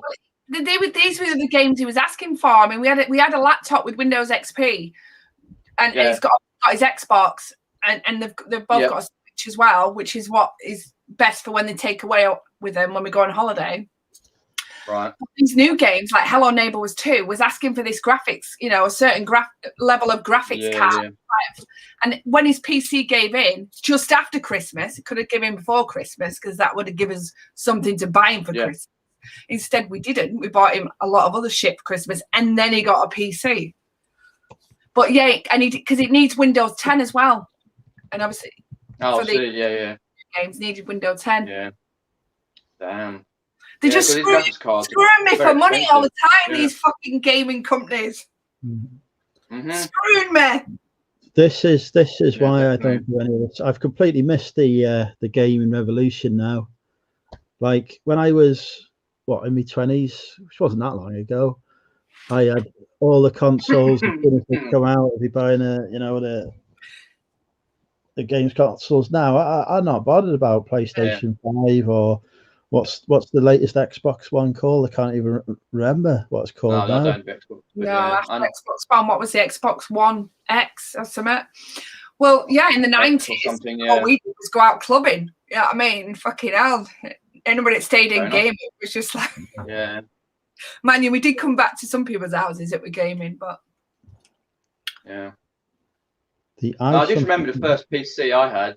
It had a floppy disk drive back in about 1999, and it was like years old then. And I think I played one of the first Monkey Island games on about 7 or 8 floppy disks, putting it. Kids would be like, "What's a floppy disk?" And if an error occurred, you'd be like, Fucking Yeah, hell. never. Oh, darn. I think first Lose all his computer I saves. used was a BBC Micro. I used to have in school. Used to be playing on that. I used to think, oh, that's the best thing ever. It was unbelievable what you get now compared to that. I know. When the kids say they're bored, it's just like, I really want to punch them in the face. Say, how can you be bored? Yeah. How can you be bored? You've got the world at your fingertips there. What are you fucking bored at? Get them to do listing for you if they're bored. Oh, I know. That is next on the agenda, honestly. They say, look, today, bit of business education, how to run a successful business from home. Well, today, I went in the room because I was going to do an Instagram post on the stuff you can find around your house. You know, about what, because like I said, I've got no eBay stock apart from the few bits that I've still got to list here from pre-love. That's it then for eBay. I've got some Etsy stuff. Ooh. So I went around the house looking at stuff. I was going to make a post on it, and I went through my kids' toy collection. Yeah, there's a shitload of money there. Yeah, my kids, Charlie's plushie collection is all old Pokemon plushies.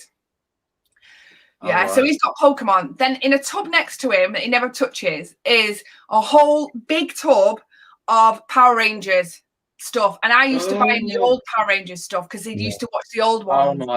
So I'd bought them off eBay myself and paid up to 70 quid a go at the old like Zords and stuff.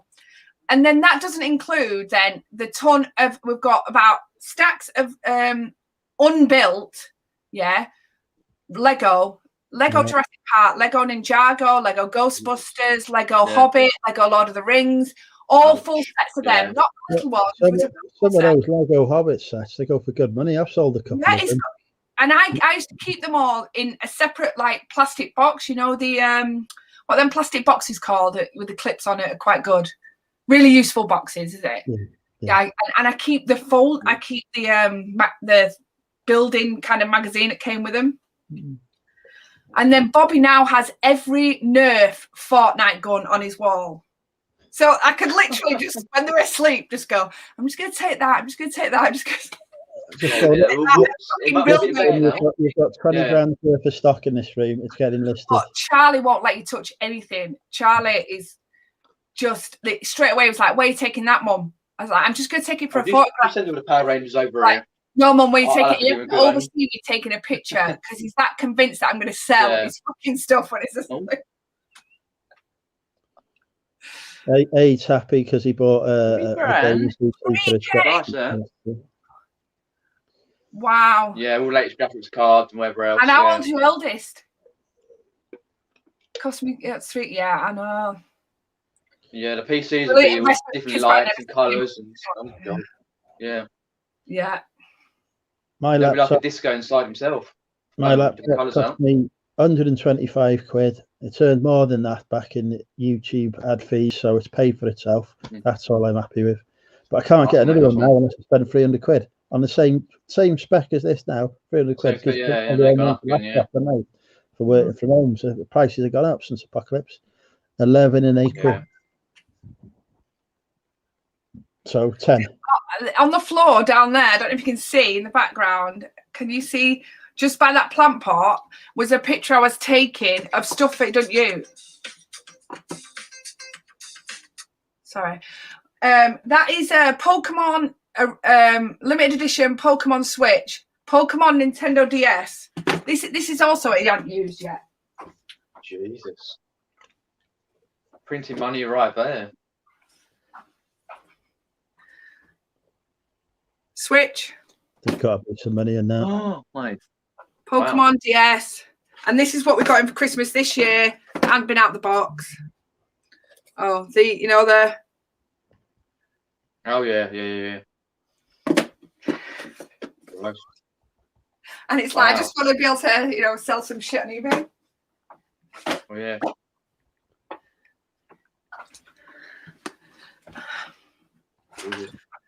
Hi, I'll get lost in my collection. Gaming, that'd be whoops. It's lost in there. You can get scholarships for e-gaming now, so it could pay off. Yeah. What Queenie did go clubbing in blue lace or VIPs? What does that mean? If you're referring to club names, I don't recognise them. Oh, is it Mr. Sprout there hiding in the background? Actually, I know what you mean now, Mr. I think is it Mr. Sprout's changed his name, hasn't it? Yeah. I've no idea. Mr. Sprout, they're a little bit too old for me, them two clubs, but I know what you mean. And I'm originally from Manchester. I only came to Bradford not that long ago, so. I love the way people from Manchester say Manchester. There's like an emphasis on the end of it. Manchester. I'm saying nothing about that score, to be honest. I'm from Manchester. I'd say Manchester. It's like Peter tries to do the same when he says Epsom, but it has no ring to it. I do talk Epsom. fast. Silver Manchester. hair stacker, I do. He's over from. To be fair, most of my words come with an A at the end. Manchester. Manchester. Not ER. That's the way I speak, but. I like it. Monkey Thrifter. Yeah, Mr. Sprout in disguise. Oh, it's Mr. Sprout. All right. Yeah. Hello, Sprouty. This is going to confuse me now, isn't it? I hate it when people change names. Yeah. I end up flirting. Yeah, what about Lucy, though? Person. Andrew. Oh, Christ. Yeah, what name's Lucy going by now? Every fucking week she changes the name. It's LB now. It's just LB. Where it is LN. That's on LM. Sorry. Who are you talking about? Yeah. Well, I tell you her name, but I don't. I know she goes by Lucy. Lucy is her name, but she's gone for a freaking every. Yeah, Lucy Mortimer. Yeah.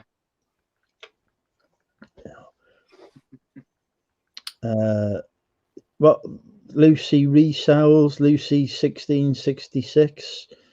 Lucy M. Yeah, that's because she did YouTube for a while. Now she's not. Now she's just doing YouTube shorts on a channel. Yeah, I don't know. I can't keep up. She's probably watching now. Hi, Lucy, if you're watching. Hi. She pretends she doesn't like me, but comments on every video I release. That means she likes you then, doesn't it? Well, exactly. As I frequently tell her. Thank you, Stu. You keep your name the same. That's much easier. That people change their names. I've got no clue who I'm speaking to. What's you? All right. That's why I ended up changing my name to correspond with my Instagram and my other social media, because I had different names all over the place and people don't know who you are, do they? I've got two. No, it's true. You don't know. I've got two Instagram accounts now, and I don't know why, because I couldn't keep up with the one I had. I've got two, Andrew. You've got the same as me, because you've got one for you and then one for your business page, haven't you? Yeah. And I've always had that, but I've never told anybody what my other Instagram page was, my business Instagram page. I've just got one myself. It's hard to manage all these lots, though, isn't it? It's like, fucking hell, I can't keep up with indeed, one. Fucking two. Yeah, very true. Yeah, really random people who subscribe to you. It's like, okay, but then you end up spending an hour watching their videos on their Instagrams. Like, yeah, that's called going down a rabbit hole. You know, you just like go and find yourself like going down. Times, yeah. Like, why am I fucking watching this now? To be fair, I've gone down a rabbit hole of boundary videos many times, but that's another thing anyway. That's a nice thing. Stick his content up on his watch hours or watch minutes. Yeah. Have you started? So Andrew, I've been missing this, but have you started doing drinking with Andrew on a Thursday? Only if I do like a private stream with my work colleagues. Oh, right, okay. Every other Thursday. So if I'm in the mood to carry on and they've decided to finish early because, you know, there's important governmental business in the morning and I can't be bothered, I'll carry on going live. But I'll come live on the YouTube then. So yeah, what time though? Was it last night though, Andrew? Was it late or something? Yeah, what time did you finish? 1 o'clock in the morning. I was a bit knackered this morning. I thought it was quite late, yeah. Do you work Monday to Friday, Andrew? Yeah, Yeah, I do these days. Yeah, back at the start of the crisis, there was weekend working and all sorts of craziness going on, but we don't do that anymore, thankfully. I've just got rid of all of the hours that I'd built up in the first 6 months of the year. Finally, now from doing like 16-hour days. So It's a lot, isn't it? yeah, I was knackered. The start of this month, I was just done. But hey, I hear now that we no longer need teachers anymore because parents are, Exactly, doing such a fucking good job of it. Just what's the point of schools anymore? Just get rid of them now. Oh my God, seriously, rewind 12 years. If someone had said to me, look, in 2020 there's going to be an epidemic where your kids can't go to school, I'd have fucking made that decision not to have children. Yeah. I'm so glad I only had 2. That's the only good thing that's come out of it. I was like, yeah, no, 2. I knew straight away 2 was way enough kids to have. I'm speaking to people about like what they're having to, teach the kids, and I'm like, I couldn't fucking understand that when I was in school, let alone now. No, this is it. I've got one in primary and one in high school, and it's like even the primary school Bobby's shit is like I've got no idea how to do prime factors, Bobby. You know what I mean? I used to be really good at maths at school, really good in primary school, and then puberty hit, and I fucking went like that. That was it, So I have no idea what you're going on about. You're talking gibberish to me. And Bobby will look at it and go, "Oh, it's all right, Mum, I'll work it out." And go like this, and he's done it. It's just like, fuck. I can't do any of that. And I could tell you another thing as well. I've not used any of it either. None of it. No. I know. This is the toss-up you get between where it's like, do we sit there and struggle on a subject that I don't know what the fuck's going on? Charlie doesn't know what the fuck's going on because he's missed a whole year of school now and he's gone to high school, doesn't know anybody. I don't even know who the teachers are at sending these emails because he's not been in there long enough to be introduced to them and know who's who. It's like, do we sit there and struggle like finding this subject, or do we go in the living room, put on National Geographic Channel and watch a fucking good documentary? It's going to teach us shit. Yeah. It's like, it's the amount of times we've just thought, let's just go in there and do that. I mean, there's some brilliant stuff on there. I get out the snacks while we're watching it. I couldn't do it. Like, it's hard enough bloody raising a dog, let alone a small child. I have to teach him right from wrong most days when he's trying to nick me KFC.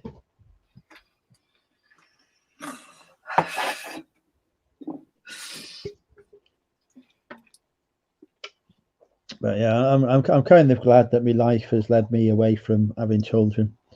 It's not led you away yet, Andrew. There's plenty of time. What are you on about?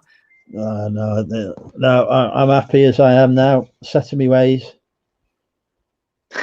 I had my first child at 34 years old. Younger than me, too old now. 36 I am now. 31. 36 I am now, although obviously one of my good friends had a child at 41 and she's head of the year in a private school, and she had her last child at 41 years old.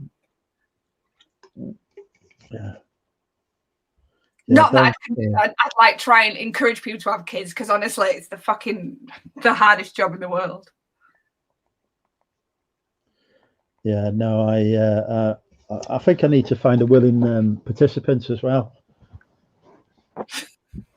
What, to practice having babies or have babies? No, I've got plenty of practice. I've got the practice of the the process that's involved. We're past that stage now. That's been achieved. Matt says he had his last child at 48, but they would like good on you, Matt. Andrew's first child would look like baby. Out there, you might be. You'd be gorgeous.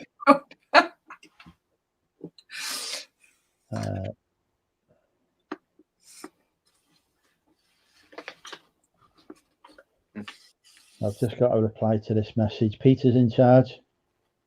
Go on, Peter, you're in charge. I'm going to go and stock up on the gin anyway now. Oh, okay. Not run out of wine. Let's have a look in the chat. Hello, chat. Silver hair. Huh. Pat Dees is in. Rosie, Stu, Matt. Matt's got 7 children. My mate's got 5. I thought that was enough in a small flat. But that's enough for that. Too hard to look after this. What we got? Kids, real life. Yeah, definitely. It's hard enough to fill out an application form, let alone do anything else. 4 kids says aid. Yep, but you go to the pub a lot when you can do. Stick them in front of some food and done. Aid. Todd, Sean, Michelle. Hello, Eric. Eric's here, Andrew. Eric for a while. All right, Eric. Maybe there. Andrew's probably. Oh, fuck, bloody hell, Stu, for Christ's sake. I don't use. Sorry, I'll just go and get my phone charge. I'll be back in a sec because I'm running out of battery on this. There you go, folks. You're You're live with Money Mental UK. The man once voted as the world's sexiest male reseller. So there's that to live up to. Hey, Mr. P. How are you doing over in Blackpool? I was thinking I might do a meetup in Blackpool, as I've not been back to the File Coast for a while. Eric is still alive. Are you sure now? Have you checked that? Because I've heard this before. What do I need to do? Oh, yeah.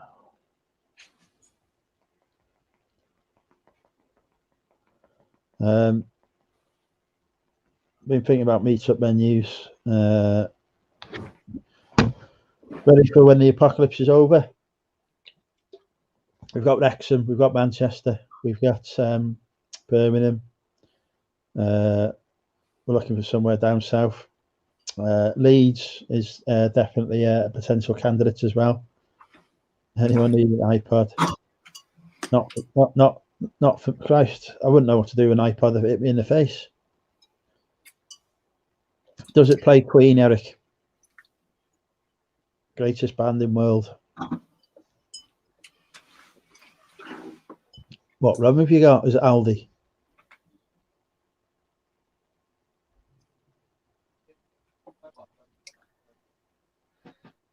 Not having a Clonefley meetup. Might do Newcastle because I haven't had a trip up to the northeast for a while. It's basically just going to be me on tour.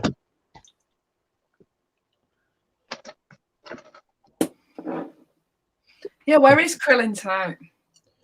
I don't know. He was with us last night. Was there? He may well have had yes, I'm your bloody Phil. He may well have had a heart attack. Who knows? Oh, Jesus. What with all the fast food he eats? He's supposed to start on his diet this week. Put me mobile on charge. Oh, what's that? Is that what he said? He's going on a diet. Well, it's supposed to be a diet. Comes live on Carby Chris's channel on Monday, buying a freaking biggest sandwich you've ever seen. I thought we were going to a Mexican restaurant. I just wonder if he ever actually cooks a meal at home because he's always eating out, isn't he? No, he doesn't. We've had this conversation with him before. He does not do that. It's Krillin buried under the snow. Maybe. Aye. Yeah, there's been a lot of snow all over, hasn't there?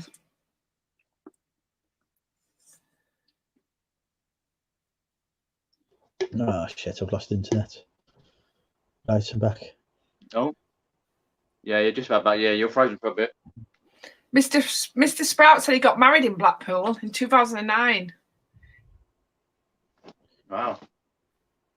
Was I living in Blackpool in 2000? I think I was living there then at the time. All right. Mr. Sprout, that means that you weren't married that long, because didn't you say you had a late wife, which is quite sad. Sorry to say that, but didn't he say that he'd lost his wife recently? I'm not sure. I've missed that one, to be honest. Sorry to hear if you did, yeah.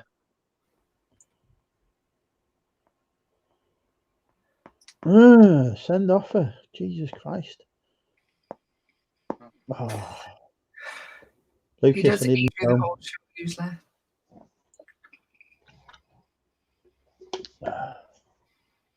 So have you found you've been drinking a lot more, both of you two, in lockdown? No, I drink less. All the same.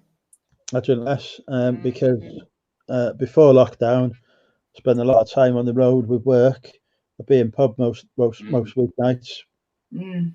We were colleagues having a few pints, so Yeah, I miss that when you used to do that after work. So I'm not doing that. I'm not out on a Saturday night drinking anymore. So Or live streaming. I'm having a few cans at home. Well, having probably a lot less. So you drink just Thursday, Friday. Do you drink Saturday night? No, I don't drink Saturday night. I like to be clear-headed for the Sunday listing session. Do you drink Thursday, Friday, Saturday?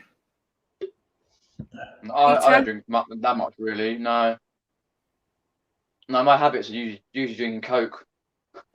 I drink far too much Coke, which is a really bad thing. But it's because I was just stuck indoors all the time, and just first thing I grab out of the fridge or grab out of the bloody packet. Yeah. And then I'm just always out and about. I don't really stop for meals as such. I eat when I eat. Yeah. So it might be a full meal, but it's just snack. It's a snack. So there's always something to do. I never get bored. There's always something to That's a good thing. You never get bored, because that's when you start to overeat or over drink and you get bored. Yeah. I haven't been bored for a long time. We all know what I do when I get. We all know what I do when I get bored. What's that? I start hitting up all the ladies I know. Yeah, they're going through your bloody Facebook thing. Ladies, what are you doing tonight? I get the black book out. The little black book. Do people still have them? They were the the go-to thing, but surely people don't need them. Like Del Boy, yeah. This is the black book now. Yeah. Oh look, it's Krillin. It's just boxing. There we go. We're just talking about you, Bobby. We're just wondering if you had just talking about him. And Mr. Scout did say that his wife passed away. Yeah, I thought he'd said that quite recently. I'm sorry about that. You weren't married for that long. But glad you're still in touch with your stepdaughter. Mr. P moved from London in 2003. Fair enough. Whereabouts in London?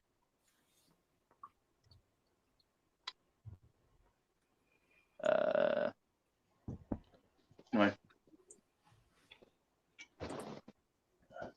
Oh, sorry to hear of her passing, Mr. Spratt. But you must have had a younger lady then. Yeah, I remember him saying that his wife had passed on. So he wasn't married that long, was he? 2009, 2017. No. Said that. At least they had 8 years together, though, you know. Exactly. True, yeah. Do you want to guess how long my longest relationship ever has been? I'm sure you said this before, but I can't remember. But 18 months. We've got 18 months. Here we go. It's guess the relationship length of Money Mental UK. I said a month. Peter's give him a bit more than that. Come on. People of the chat, how long do you reckon my longest relationship has been? Queenie's gone 18 months. Peter's got a month. Aid's gone 4 months. Matt's gone 3 weeks. Pat's got 8 months. Years. 4 years, 2 years, 6 months, 4 days, 6 months, 5 months. We have had a correct guess, but I'm just seeing what else comes in. Oh, you have what from the chat? You got a correct answer. Correct guess from the chat, yeah. 3 years, 1 year. Okay. 4 months. We need to find out if Jules single as well. You think 4 months was the correct guess, do you? Another 4 months guess, 9 months.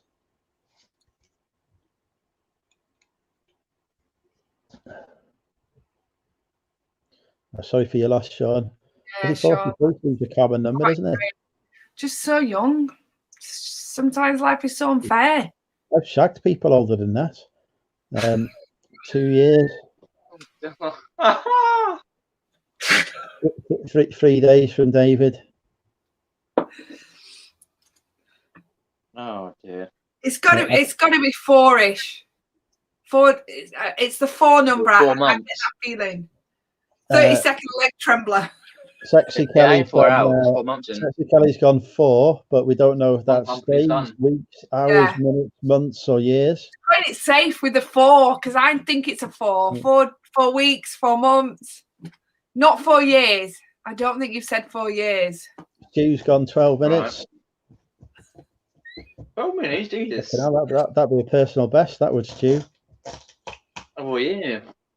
Okay, so what is it? Please don't say 12 minutes. Go on then. Quick Come enough, on. it's What's the done. reveal? It is indeed 4 months. Right. Not bad. She still speaks to me now. I don't know why.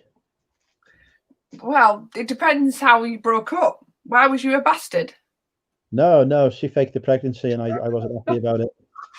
Oh my God. All right. As you wouldn't be happy about it, yeah. So I was like, no, thank you.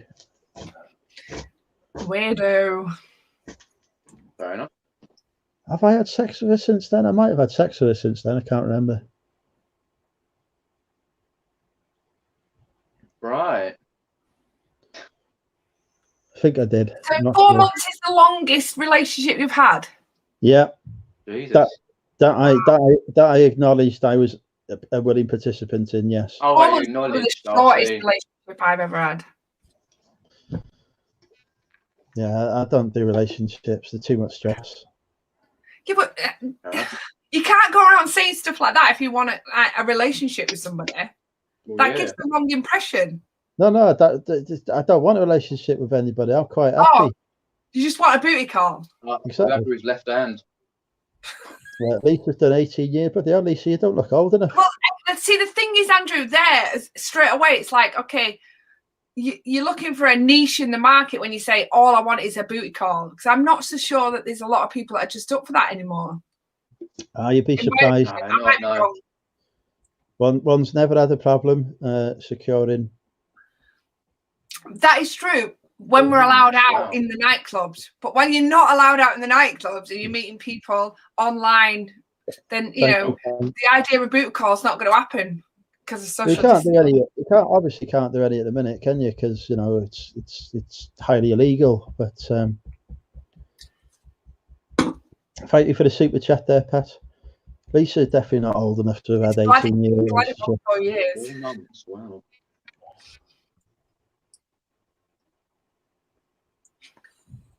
I just think back to my longest relationship is like 7 months. So that's good. 7 months. That's enough time to know. Indeed, yeah.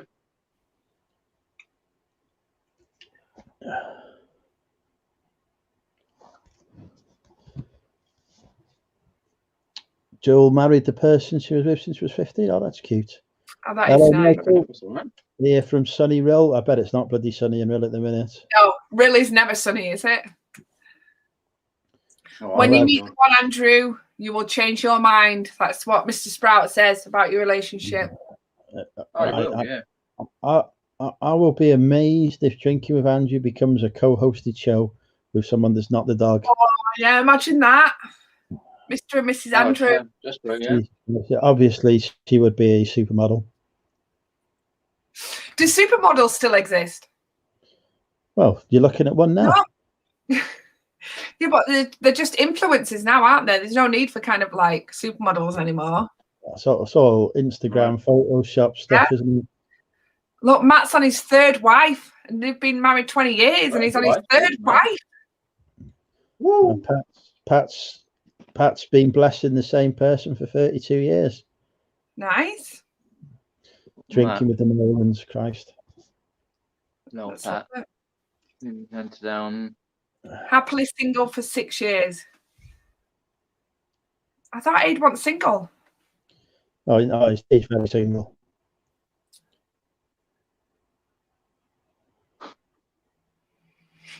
Where's the nice birds on the video cover? On your probably still in Hooters. Right, yeah. Hooters, yeah. They were lovely. They were. I was telling them all about Wales. Well, where was you at when that picture was taken? I've been divorced. I was in Hooters in Hollywood. Oh, Hooters, fucking hell. Whoever thought of that fucking bar? That was great. Jesus. Hooters, they had one in Manchester. Fucking bombed. It was like, no one went in there. I did. When I go Teasers, I used to go to Manchester. That was good. I've been divorced for 4 years, separated for about 8 before that. Never had another relationship. Wow. I'm confused.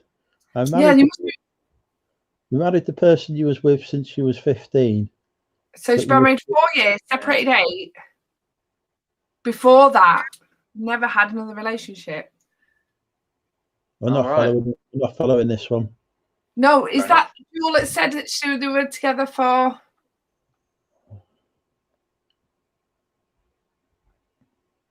But no.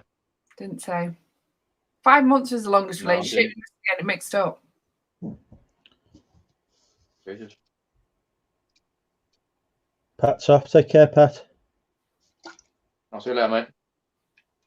Wife wants to go to the store. Oh yes, it must have been the UK.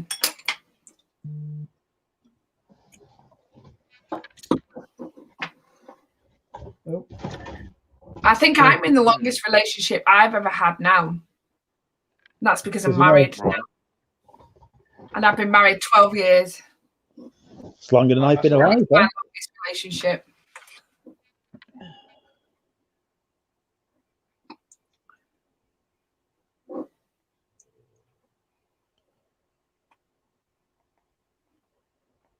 Mark Kelly's in Blackpool. Oh my God. I think I've been there.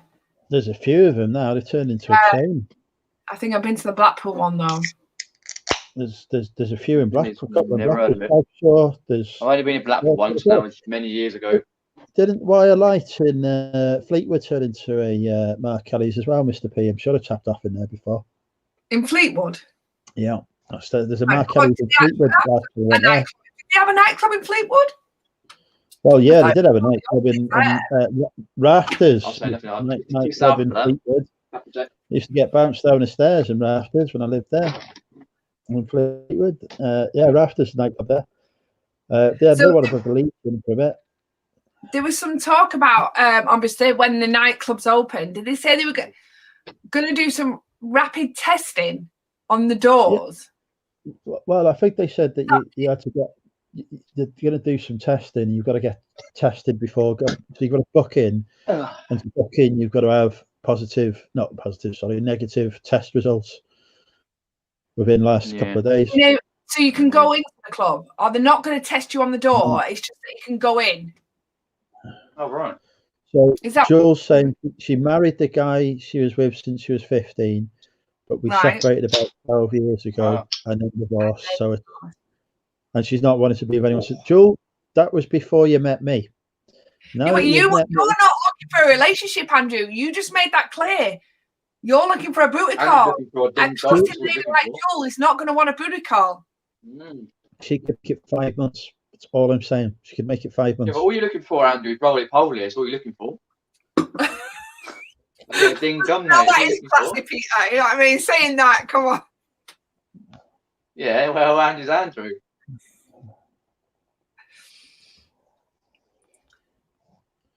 Yeah, I used to go to the one in North Shore, just round the corner from Funny Girls. Yeah, that might be the way I'm thinking of. Funny Girls is the one I've been to in Blackpool. Oh.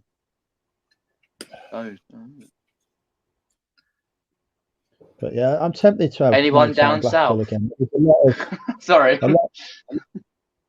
There's a lot of emotions involved in a comeback appearance in Blackpool for me. A lot of complex one.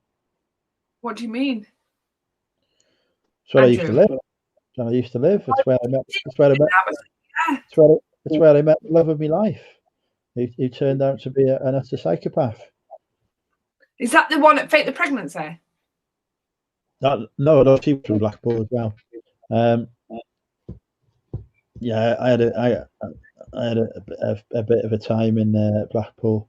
It took me a long time to yeah, I know what you mean. Yeah.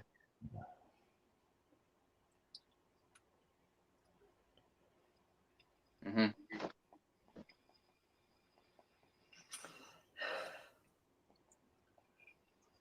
Gav Lot is from Kent. Fair enough. That's cool. Yep. I'm from Epsom, South East, so yeah, not too far then. Somebody mentioned that in Halifax, Mr. Sprout, please tell me you don't go there. It's a fucking dive, that place. If you can walk through Halifax at night on a Saturday night, you are fucking hard as nails. I've been out in Halifax. Never been. So. I know. Even I get shit scared walking through Halifax. But man, you saying that was at least 3 years ago. Yeah, Halifax is one of the places I used to work out of. I'm trying to think what I used to drink there. Wetherspoons, but I can't remember else. We talked about making Leeds and Bradford was the bloody roughest place I went to.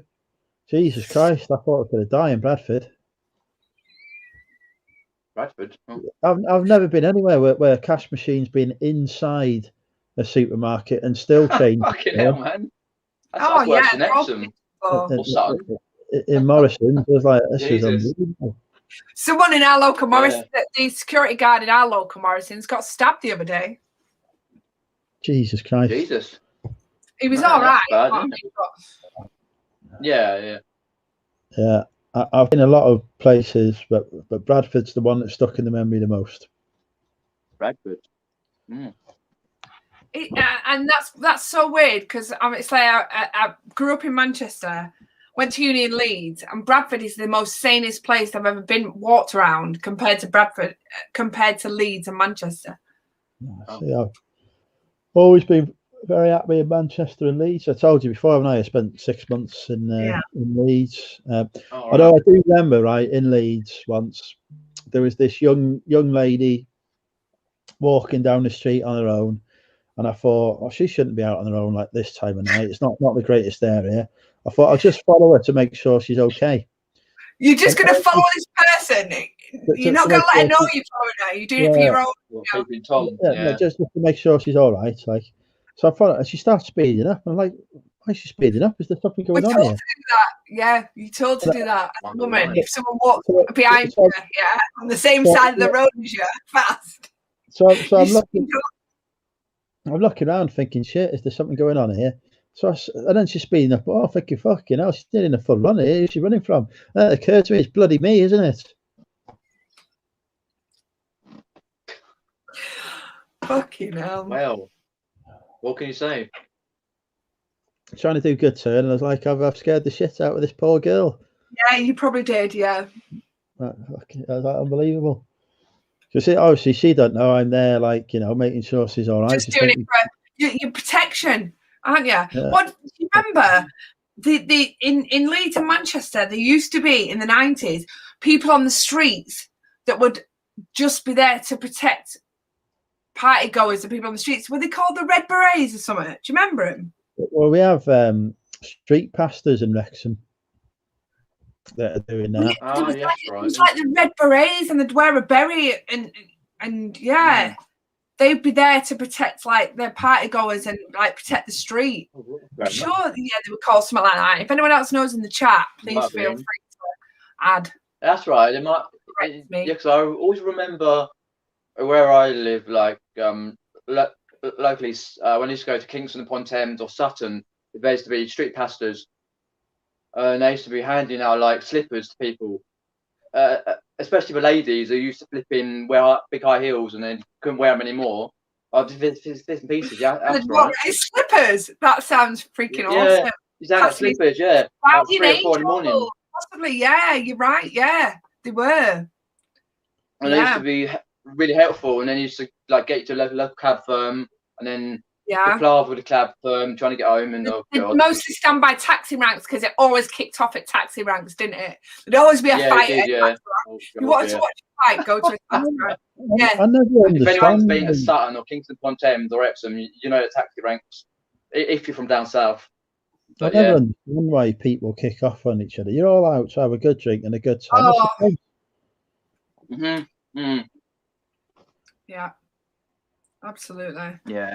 That's alcohol for you, though, isn't it? You know, just as some people it can make them happy. Some people can make them psychopaths. Some of us are just natural born psychopaths anyway. There is that, yeah. Guardian angels, people are saying. Guardian. That's right, yeah. The Guardian angels with the red berets, yeah. Started in New York in the 70s and 80s. Wow. Okay, right. I do absolutely remember him when I was massively clubbing in the 90s around Manchester, like seeing them a lot. Yeah, we got street pastors. And also, did it still exist?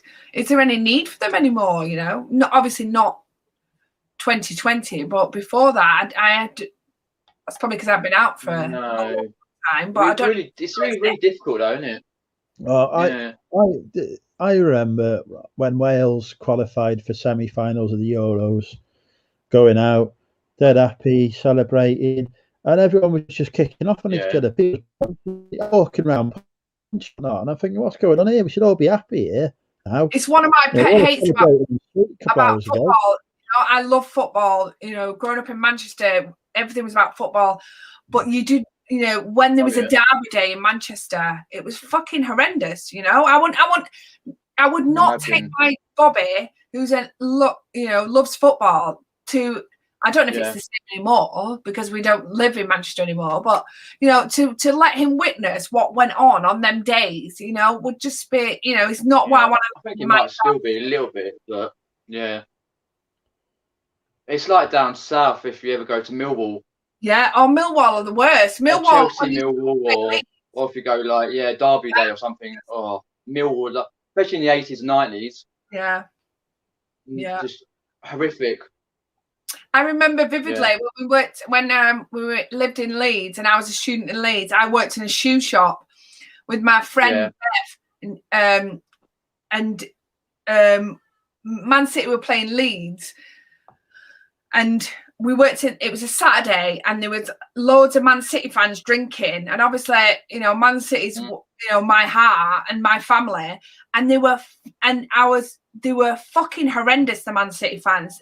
It was a disgrace to be associated or kind of like, you know, be a fan of Man City. There was a group of proper disgusting way lads, you know, the lads that just like hurl racist abuse, just have no idea. You know what I mean? You just want to fucking scream at them, like, you have no, what are you doing?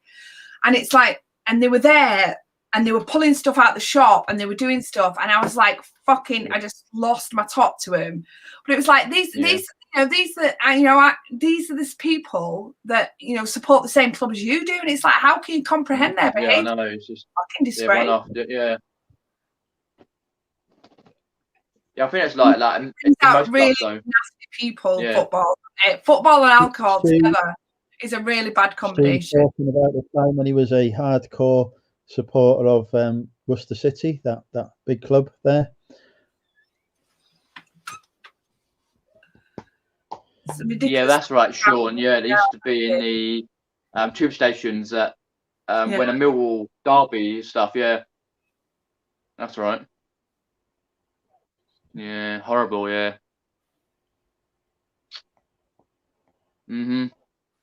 Yeah, see, like, I think some of the kids nowadays, I know from Bobby and his teammates, would be totally shielded from witnessing that type of shit that went on that I witnessed as a kid. Yeah, definitely, yeah.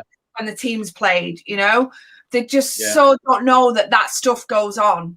You know, at 9 years old, I saw football fights, football riots. You know, that was something we saw quite often. Yeah. Bobby would have no idea now, and I'd do everything to stop him from seeing that. Correct. He's been games, and obviously he's used to swearing, because I swear a lot. Do you know what I mean? So swearing's now. I'll stand next to a man that swears at a football match. That doesn't bother me, and it doesn't bother him. But you know, the other stuff that comes to it, if there was fight outside the ground or anything like that, he would be terrified. You know, and it'd be. I wouldn't want him to see that. You won't get that with American football. I bet you don't. I know this is the worst thing that brings out about UK football. is the violence. Not just UK, sorry, Yeah. Europe. It's the worst. You know, when they play European, something- yeah, when I went to definitely. see Slavia Park play Sparta Prague, they're all freaking armed. They're all stabbing each other in the Christ, bloody yeah. ground and whatever. I was just like, for fuck's sake, it was far I know, worse it's than, mental, it was isn't it? worse than watching Chester Wrexham. It was awful. Yeah, they were starting off awful watching Wrexham nowadays. what I can only describe as explosives at each other. Well, yeah, any derby day really. Yeah, Chelsea Tottenham. They'd rip This off. derby, yeah. You'd rip off the seat, you know. Do you remember the fold-down seats that we used to have at terraces? Well, Yeah, still, yeah. But all stuff like that, anything that could be thrown and hurled at people. Yeah. You swear a lot. Didn't notice? Yeah, I do. I'm a proper potty mouth. That was we all do. I don't know. I can tell by parents swearing in the 90s. I swear. Yeah. It's a funny thing though. I always remember. I think England were playing in some sort of Euros or it was the World Cup a few years ago now, about 5 or 6 years ago, and I was in with my mate who lives in Reading. He moved from Epsom to Reading years ago with his partner, and we're in one of his clubs. I think it might have been Walkabouts or Walkabout, and anyway, and all full of fans, literally nowhere to move, and. I think England lost that match and we got knocked out, and it was just a awful riot, literally riot in this pub and these nightclub. Peter, the thing is, these are fans. These are England fans fighting England fans. This is what I don't. Yeah, I know, stupid. Yeah, your own fans, right? We didn't engage. We just sort of like legged it. Well, not legged it, but sort of like moved away. Yeah, but yeah, it's just horrible scenes to see. Yeah. Yeah. JP says not seen any violence since Bolton versus Bristol in 2012. Still see the odd bit now. Or did. Yeah, same. When it's the Chelsea derby day versus Tottenham, that's a bit of a riot in itself. Not on the pitch as well, off it and all. Well, my cousin was like one of the top rioters for Man City, and I fucking hated it. I hated knowing this information. I didn't find out till I was a lot older, and that was because I think we was at my grandma's wake, and after we'd done that, we'd gone into Manchester with a few of my cousins, and we'd gone into this pub, and there was loads of Man United. It was a Man United pub. There was loads of people there. They were like, "All right, Darren, we don't want any trouble tonight. We don't want any trouble." I was like, "What are they on about?" And you know, when I kind of like we discussed it or whatever afterwards, I was a little bit mortified at the fact that you know that's not okay for you to do shit like that. You know, that isn't. I don't find that shit cool. And then he said it said about how once they'd been in this massive fight in Manchester City Centre, and my uncle walked past him. Now it wasn't his uncle; it was my dad's brother, so it was on the other side of the family. And now it randomly kind of like was finishing work, my other uncle, and had walked past, kind of like gone this way, and there was a massive fight between two football fans, and they clocked each other, you know, and it literally made my other uncle's heart sink. He's a massive Man City fan. He was Man City through and through, and the fact that he saw him do that really like played on my cousin's mind, even though they weren't on the same side of the family. It kind of had this it did have this reaction to him where he thought it was a bit gutted that he'd seen, you know, my other uncle had kind of seen it, you know what I mean, and he still mentions that to this day, and it thought it must have been kind of like when you're doing it or when you're involved in that shit, you don't think anybody can see you do it, and it's like, yeah, I'm going to be this, you know, this different person. And when someone on the outside witnesses that of a family member, it kind of did play on his mind. And I think it wasn't long after that he'd stopped getting a season ticket for Man City, and he'd stopped he was getting old anyway, my cousin, do you know what I mean? By then he must have been at least 45, and I think it was at that point when he realised, you know what I mean, I'm too old for this shit now, you know. DBG's popped in. DBG, I can't pronounce like Leanne's. Oh, DBG. surname. We haven't heard from you for a while. JP's talking about the Manchester riot. I remember that was when I was living in Blackpool. I was saying to the boss, "Can we just all go down to Manchester and help with the cleanup?" But he wouldn't let me.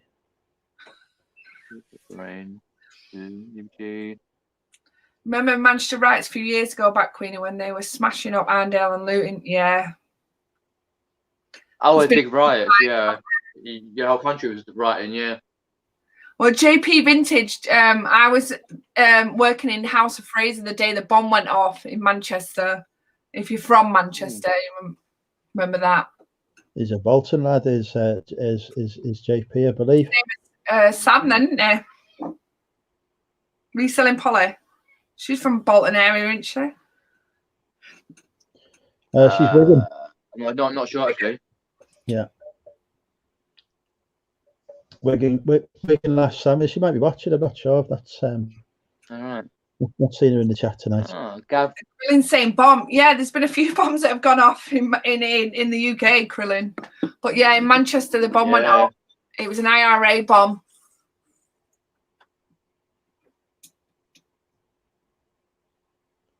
Yeah. Yeah, I worked in House of Fraser, and I'd already been in work that morning, and I think I've told this story at Andrew before. I'm sure I've told this story. But anyway, my friend came in just at 11, and it went off about 5 minutes after that, and I worked in House of Fraser, which I'm sure you'll know, which is Kendall's in Manchester, and all the windows came in because it was parked outside M&S, which was round the corner. Scary stuff, that. When I was working in London, when the bomb went off on, it wasn't Russell Square, it was Tavistock Square, but I keep saying Russell Square for some reason. Tavistock, yeah. On the bus, it was just outside our office, and there was bits of, they wouldn't let us go outside because I was like, look, there's people dying on the streets here, let's go out there to help them. They wouldn't let us go. But there was bits of shrapnel in the frigging the wall of the building and everything. It was horrendous. But yeah, wouldn't let us out. It was 1990s when the bomb went off. And there is actually a film about it, isn't there? Do you remember they made a program about it not long ago? About 3 years ago, there was a 3-part drama made in the BBC on it. I think it was BBC or something. I think I missed that one. At least though, the IRA would phone people before setting off a bomb, not like these bloody suicide bombers. They did. This was the thing. They did, didn't they? They used to warn that there were bombs going off, and they'd evacuate the area. Manchester was evacuated. No one died in the Manchester bombing because the area was evacuated. So everybody survived the Manchester bomb because they'd warned that the bomb was there, and everybody knew where the bomb was. It was in a van parked outside M&S. I'd walked past that van in the morning. It got a parking ticket. Jesus. Yeah, that reminds me that didn't they have some bomb cars with bombs in London once that got picked up by the traffic wardens? They used to put bombs in as well, didn't they, in London? Didn't they? Wasn't there a movie of Harrison Ford about? Well, there was the Tom Clancy one, wasn't there? When he was playing Jack Ryan, I can't remember if it was Clear and Present Danger or if it was the other one, Patriot Games, one of the two. But yeah, no. Wasn't there a movie with Harrison Ford? That must be the one you're going on about now. The English slaughtered thousands of us and burned whole towns to the ground. You'll be grand. Absolutely. Yeah, the whole scenario with the IRA, just a mind-boggling one where you don't know which side you're on and you understand what comes from each side. Have you watched the Bobby Sands documentary on Netflix? That's really good. It gives you another insight.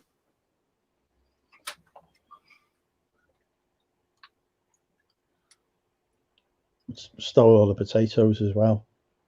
She's forgot that one. That's what normally comes out with the potato famine in the 1832 or whatever it was. Yeah.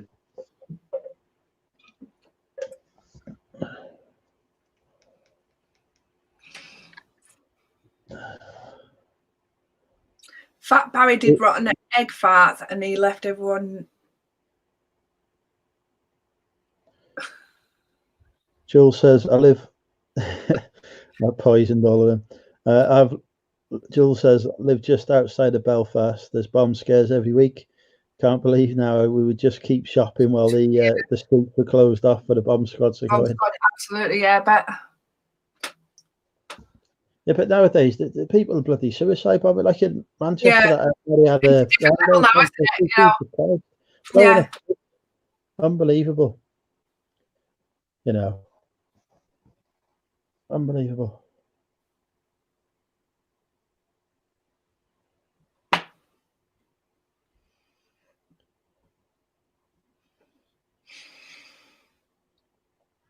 Right, I've just got to pop to the little boy's room again. I might have a gin top up again. We're synchronised. Peter's in charge. Yep. Well, obviously I'll have a Waz on the way.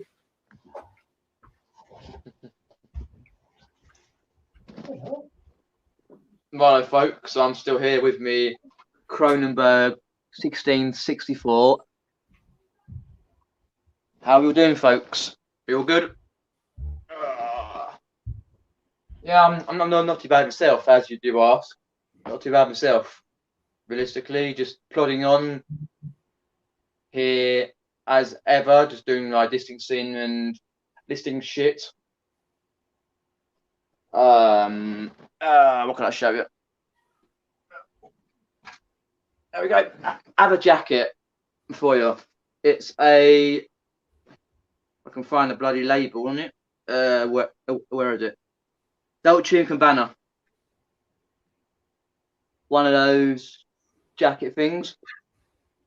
I gotta get it listed and all that shit. I've got loads to list, mate. Well, not loads, but enough to last me. Enough. If you ever want an Egyptian book, I've got plenty. Send me an Instagram or a Facebook. Click it on my latest video or whenever it is. Yeah, plenty of those to go around, folks. But yeah, I'm not doing too bad. Just a bit pissed off about lockdown and stuff like that, and getting a bit there. But yeah, but all my friends are doing all right. You're doing fine, as it all is. What can we do? What can we say? Just do everything in moderation, folks. Andrew's gone for a you know what. back in 5 minutes. I am indeed in charge, Pete. It'll be good though, Pete, by the way, to have the Jumble Trail, by the way, Pete. If you know what I mean, the Jumble Trail would be good from the last one that I saw you at, by the way.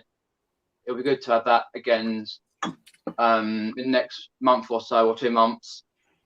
Get to go around there again. That'd be good to get out of the house and whatever else. Gavel, I don't do it full time. I don't think Andrew does either, if I remember rightly. But no, I always done it part time. Suits me fine. Anyway, with everything that goes on in my life. But no, I'm not from Wigan. I'm right down south. We're not at the bottom of the country like Night's Life or Global Thrifters, because they're from Portsmouth, I think. Global Thrifters. I'm from Epsom, Surrey, so home to Derby, all that sort of stuff, and 40 minutes from London, as per. But yeah. Okay, I'll get Andrew to do it in a minute. The Krillin wants a link. Come on. So I'll get Andrew to shove it in there in a sec when he arrives back. JP Vintage says, no, I'm not near Wigan, but I grew up in Manchester, in Denton in Manchester. But I've been to Wigan Pier, the nightclub. Yeah. Do you remember them nightclubs? Sometimes I watch videos. Recently, there's been a lot of posts on Instagram of people in nightclubs. You're like, fucking hell, I forgot how that feels. You know what I mean? To be in a nightclub. Yeah, oh God, yeah. I know what you mean. To be fair, I haven't been to nightclub for a few, well, before lockdown for a few years. Yeah, but it's probably about I a used to year go as quite a well lot. before lockdown that had been probably to a decent nightclub or any nightclub. Yeah. I think the last one I went to was in Reading, where my mate lives.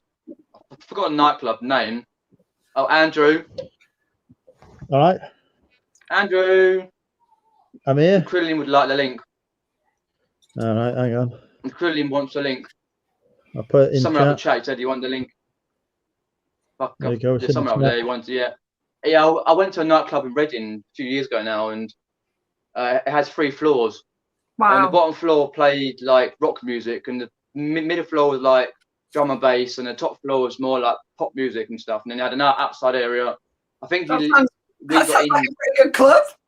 I think, yeah, we left there. I think the place closes at about 5 o'clock in the morning, and we left there about 4:25, and we were drinking everything under the sun. Sounds like a really good night, Peter. That sounds like an ideal night. Oh, it is, yeah. And my mate's house is only about 5 minutes down the road, so yeah, I'm sure I read there he wanted the link. Yeah, he's put it in there. He wants a link. Yeah. You're getting too demanding here, Bobby. Do you have any nightclubs in Wrexham then, Andrew? So we used to have one called Central Station, where a lot of bands, a lot of chart toppers made their debut. Like right. Is that a live venue? Yeah, it was. Yeah, and we got another one, but that went bust. That's gone now. And we've got another sort of more, teeny bopper sort of one. Say teeny bopper. Deep Deals just said Netflix launched a new Rosamund Pike film. I've seen it already because I love her. Rosamund Pike is my idol, and I watched it today. It's worth a watch. It's really good. It's called I Care a Lot, and it's really good. Is it sci-fi? No. I won't watch it then.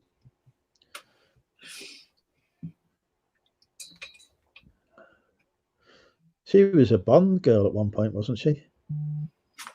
I'm not sure what she did. It's just recently I've watched her in a lot of films. I thought, I fucking love her. Do you know what I mean? She is like an understated British actress that really deserves a lot more credit. And I'm sure this is her moment because she's appearing in a lot of good stuff. That movie would just make me sad. It is a little bit sad. Not as sad as that A Private War that she appears in. That it's the only film I've actually had to leave the room with my husband because I was that distressed at what I saw. And I'm happy to cry in front of my family if I see a sad film. But that A Private War is hard. Die Another Day, she was in. Was she really? That was it. She was in Die Another Day. I knew it was the Bond in a Die Another Day. Was that a Die Another Day? That wasn't. Die Another Day was Pierce Brosnan. Yeah, Pierce Brosnan. Yeah. He was. Yeah, 2003. Yeah. I really like her. Yeah. She was in Gone Girl. She was, yeah, and she was brilliant in that as well. Krillin. Bobby, what take you on route to now? It's another Bobby. Hold on, I got it. I'm just about to walk into the store. Hold on one second. I'm almost there. Look, you see this here? Which bakery is this? Can you see that? Wow. Move your camera down a bit. Is it snowing? Yeah. Wow. Fuck this guy's I believe it was. Robber running away there.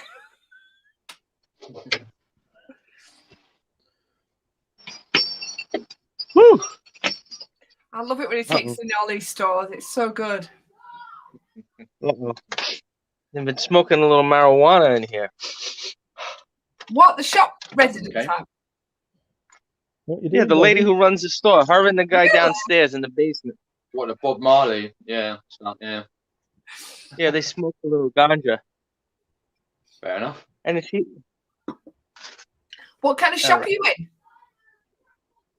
So I'll show you here. Maybe you can see here, Queenie, and everybody's shouldn't tell them not to complain because they've seen it, but you haven't. So this here, can you see this? Is it not light or dark? Is it too dark in here? No, I can see what products are in there. Yeah. Okay. Yeah, that's fine. Yeah. This is it's a like how you guys call a charity shop, but it's not for a charity. Okay, it's like a for-profit.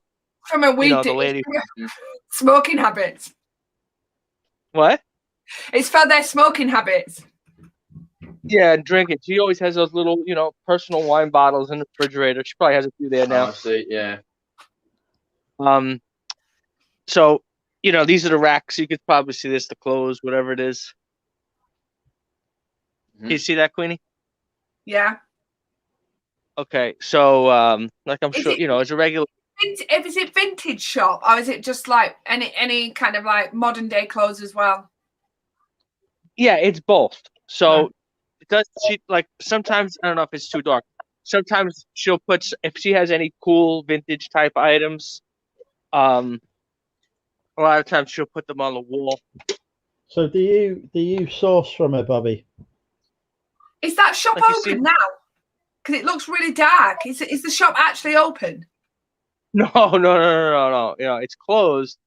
I'm just, I walk through it because that's how I get to my warehouse basement. Okay. Ah, I see. Right. Thought you were robbing the place. So then, like you see here, she's got. Can you see this? This is like she has like decorations. See that Easter bunny? Yeah. So. Whenever it's holidays or whatever it is, she'll always put, or like here, like you see, oops. So you have to get to your shop through hers, or your warehouse through her shop. Can you read this? Kiss, Christmas wishes. No. Kiss me. Can't read that. Kiss me something, yeah.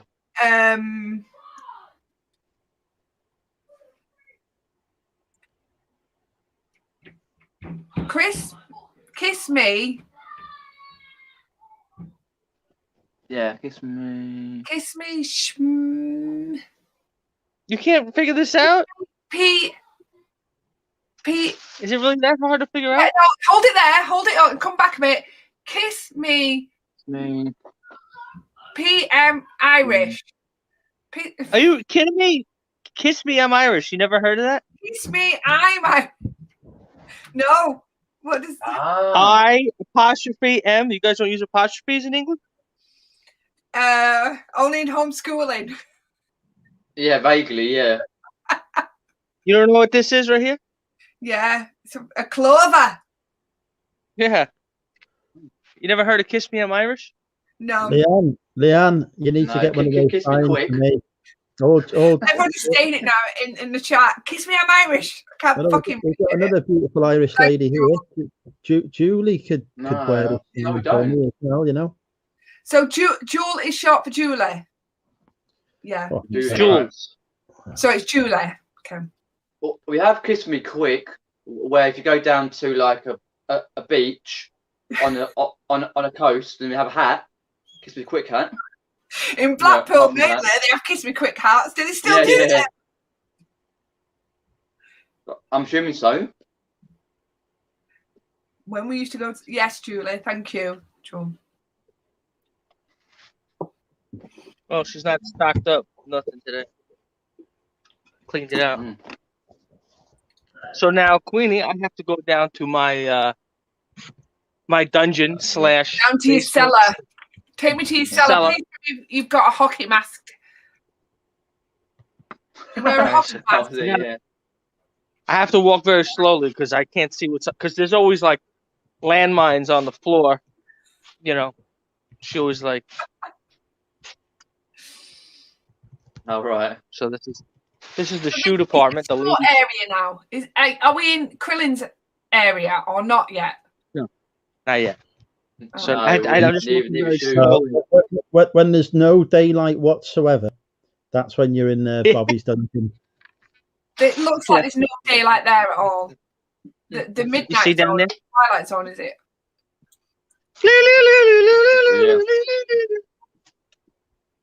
So now, and the thing is, there's no light switch, so I have to go to the fuse panel.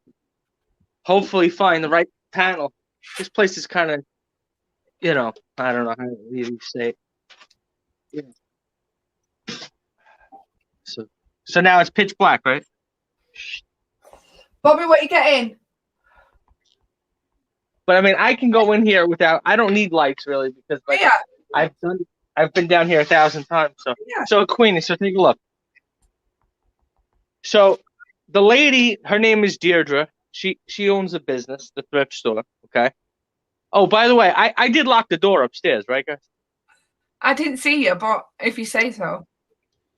Well, no, I'm asking you. I gotta double check because I kind of get. No, I didn't see you lock the door. I don't remember. That's the honest opinion. I don't remember you locking the door. I don't know. I do get scared a little bit sometimes because I'm trapped down there. Shop, yeah. I'd be double Somebody checking. can come down. Yeah. All right, good. I'm trying to find Jules Resells on Instagram. Got it. Yeah. 3 for 10. Yeah, I don't think I've got you, Julie, on Instagram either. I'll have to find you. Yeah. Same if I haven't got you, Julie, I'll add you. Does she go under Jewel Resell? Yeah. I've just exposed her to the reselling community. Or you can add me. So, as Queen, well. you see this? Yeah. What does that say? Welcome to the jungle. Welcome to the jungle. Play on words for, Yes, I get that. Welcome. Play on words. Did you make that sign, Krillin? No. Anyway, so Krillin, I take it you're are you a Smiths fan or just a Morrissey fan? Yeah, no, but no, I've seen Johnny Marr solo many times. Okay. I might be able to get hold of some signed Johnny Marr stuff for you. My friend Gemma, her fella is a friend of Johnny Marr. Oh, yeah, So, I seen him. Probably it was. Actually, it's funny. I saw him and Morrissey the same week, and it's kind of funny. I saw Morrissey played on Broadway, and really? See, Morrissey's a bit strange one, isn't he? He doesn't really interact with the crowd. You can't really get when you're at a gig, you can't really kind of get on a vibe with him because he's like, keeps himself to himself and stuff. Whereas Johnny Marr obviously is a different character altogether. I guess he's much different. I guess you have to be from Manchester maybe to. Well, I don't even know if it's that. I don't even think he kind of like connects with the Manchester people himself. He's just not Johnny Marr artist, is he? I can't see my. Well, Johnny Marr is also he does Marr. Yeah, well, Johnny Marr, like first of all, like you're from that area, but you can't even understand the word he's saying. But that's what someone said to me before, Krillin. Someone from Texas came on and said that I talked too fast and they couldn't understand what I was saying.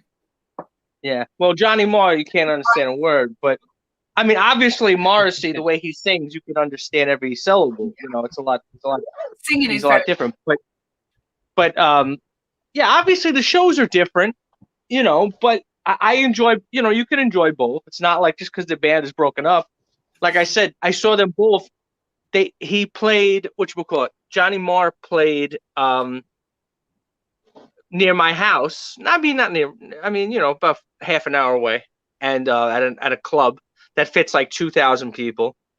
And then I saw him I saw Morrissey the same week on Broadway. It's in in Times Square. You've seen, I don't know if you've been to Manhattan before. I've been to Manhattan. I've been to Times Square. Yeah, I've been there a few times. Yeah. So he played in a theater in Times, like right, Broadway, right off of Times, right in that area, at the Lunfontaine Theater, which is, famous Broadway theater. And that was an amazing show. I mean, he played for the whole week. He did like a whole week. I bought a T-shirt and everything. And then a day or two later, that's when I saw Johnny Marr. And I thought, I was kind of dreaming a little bit, like, oh, maybe this is going to be a because like everyone's like, oh, they're gonna reunite, and then it's like, no. Never get, yeah. So, Not but gonna you know, you're thinking, you're like, oh, maybe during the encore, maybe he'll Yeah. come out or something. But obviously, but also, you know, it's funny. Like I've seen, I'm sure you're a fan of New Order. I don't know if you're a fan. Yeah. Yeah, now I've seen Joy Division and then New Order, wasn't it? But Joy Division more than New Order. Yeah. But that was that was before my time, so I don't remember the Joy Division. So What are you trying to say? That I'm old? No, you're older than me. Then I'm not. I'm not. I am, yeah. So, but make the story short, I've seen Peter Hook, which is kind of funny because other people in the chat, I mentioned Peter Hook, and people in their 40s. I'm not talking about 20-year-olds. They're like, "Who's Peter Hook?" And I'm thinking he's a famous rock star. Yeah. I'm thinking he's a famous rock star in the UK, but nobody even knows who the hell he is. It's something to do with Peter Pan. No. See, isn't that hilarious? Am I crazy enough for thinking that, Queenie? That like people, I'm like, oh, I thought he was like well known in UK. Not at all. But I got news for you. I saw him, Peter Hook, with his band play the same, the New Order songs. Yeah. And he's way better than the lineup that's current of New Order with Bernard Sumner and who else is in their band. Absolutely. Peter Hook. Now people are not that keen on Bernie Sumner.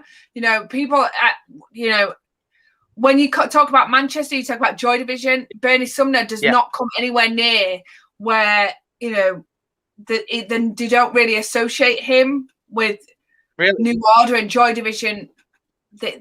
For some reason, I don't know, people just don't like him. I don't know why. He's not really that bad, but I just think people just do not like him. Mm-hmm.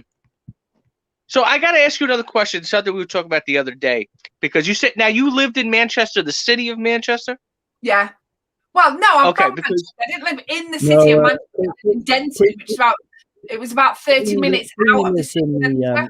But Manchester is my hometown, yeah. She lived in the village of Manchester. Well, that's my point. That's where I'm going with this. Because another YouTuber, I'm not going to mention names, I was talking about where's this guy live? Edinburgh? This guy Derek? Glasgow, Edinburgh. I don't know. I'm not going to mention names. Derek. Yeah, I know you mean. Yeah, what was this? Come on. Derek. So make the story short. I said, "Oh, which city is he in?" And then another YouTuber had mentioned, say, they don't have cities in Scotland. So the way I see a city. Would that other YouTuber be me? That YouTuber would you? In Scotland. No, but with Andrew, I understand where he was going with this. Is he was saying like they don't have.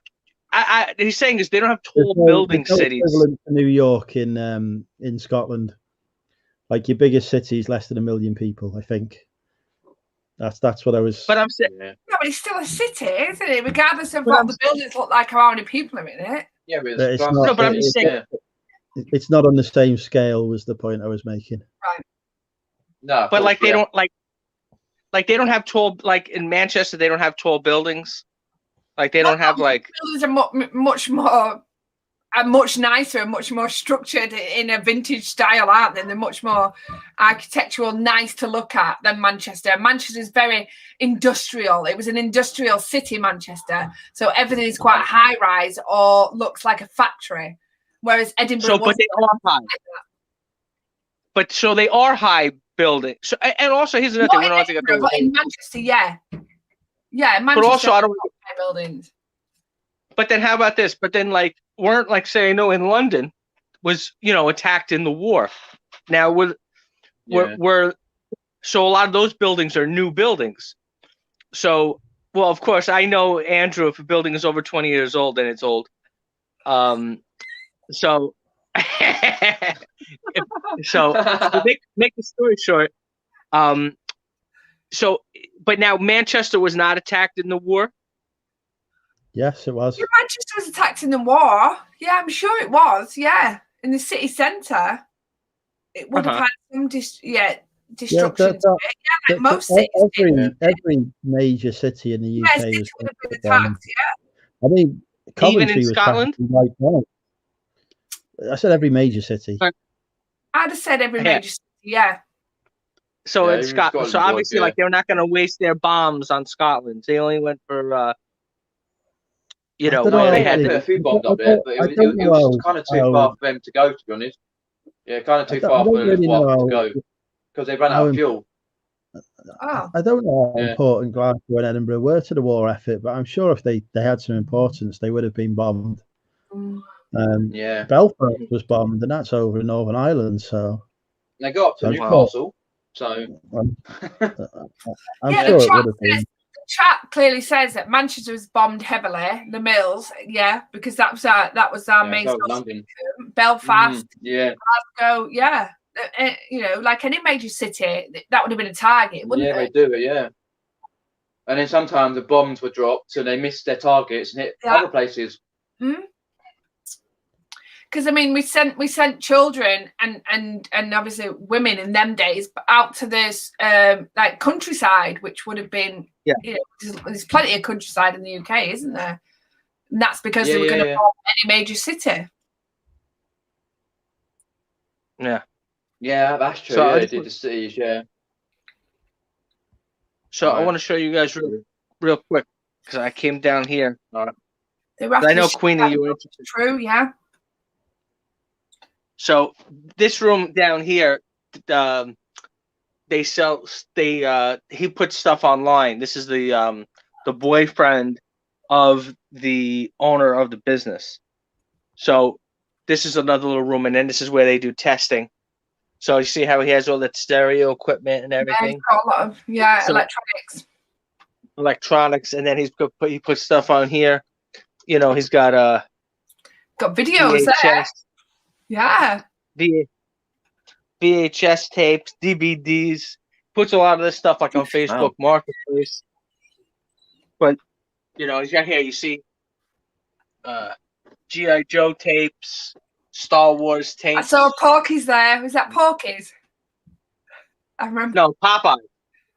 Oh, Popeye. It does look like Porky's. I remember that.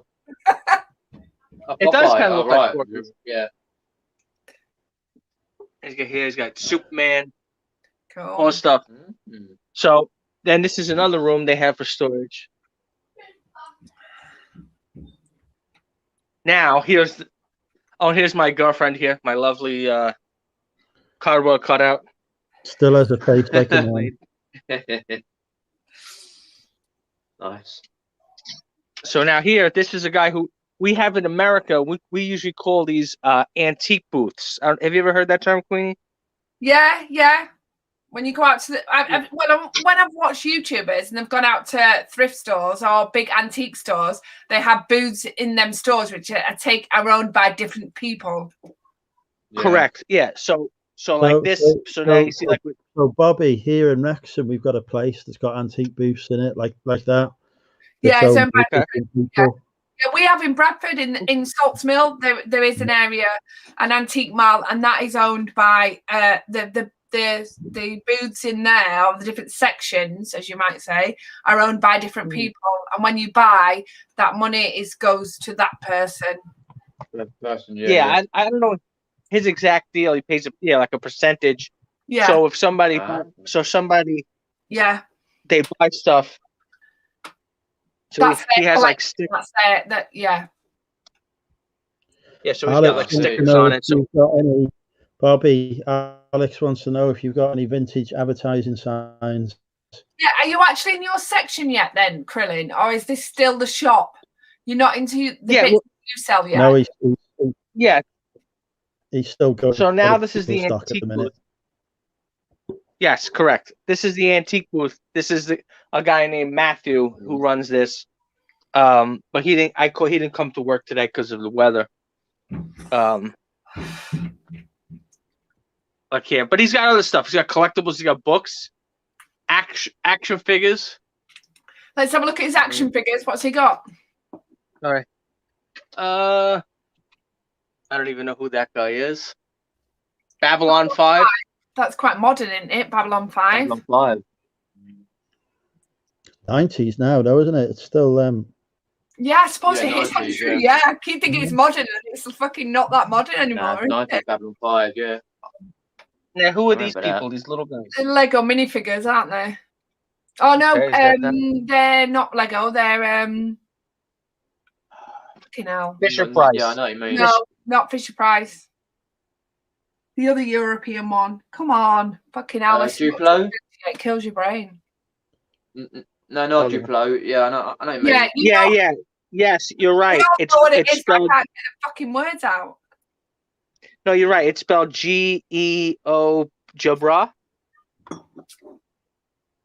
Is that how you spell it? Is that how you say it? No, and that's the old way of saying it, but it's not. It's Duplo. No, it's not Duplo. Playmobil. Yeah, That's Duplo, yeah. Playmobil. But I'm just saying the spelling looks like. yeah. But I'm just saying the spelling looks like Geobra, Right. something like that. I think that's the original saying of it. Yeah, so they might be Playmobil, that's 1970s then. Playmobil. Yeah, you're right. It says 1980. 80, like 80. So it's probably like the older style. And then he's got a photograph. This is a very famous American hero here. He would be Bobby. Is it? No, he's called. Michael I Jordan. watched him the other day. Tell me his name, Krillin. This guy? O.J. Simpson. No. Close. Daryl Strawberry. Oh no, not the person I was thinking of. Strawberry. Okay. Yeah, he didn't murder anybody, but he became a crack cocaine addict. Oh dear. He lived the night. Well, in the 1980s, and I'm sure in Europe it was the same thing. Diego Maradona and these kind of guys. People played, they were very big into cocaine and crack. Yeah. Oh, here. Yeah. They do a shitload of coke or drugs and then go and play professional sport the next day. That was the 80s and 90s. You remember this one, Queenie?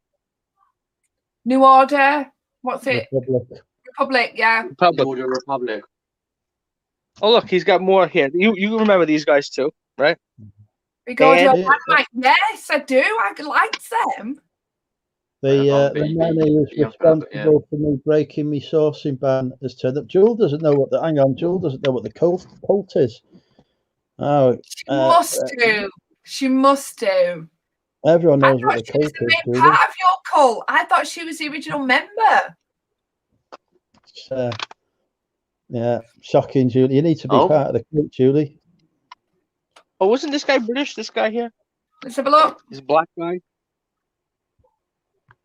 Terence Trent D'Arby, yeah. He was massive, in the UK. What are they? Are they cassettes? Yeah, so he's got cassettes. Look at that. He's got all these cassettes here. Oh, here. Oh, okay. Erasure. Oh, yeah, because you know how like in America, all these stores have shut down.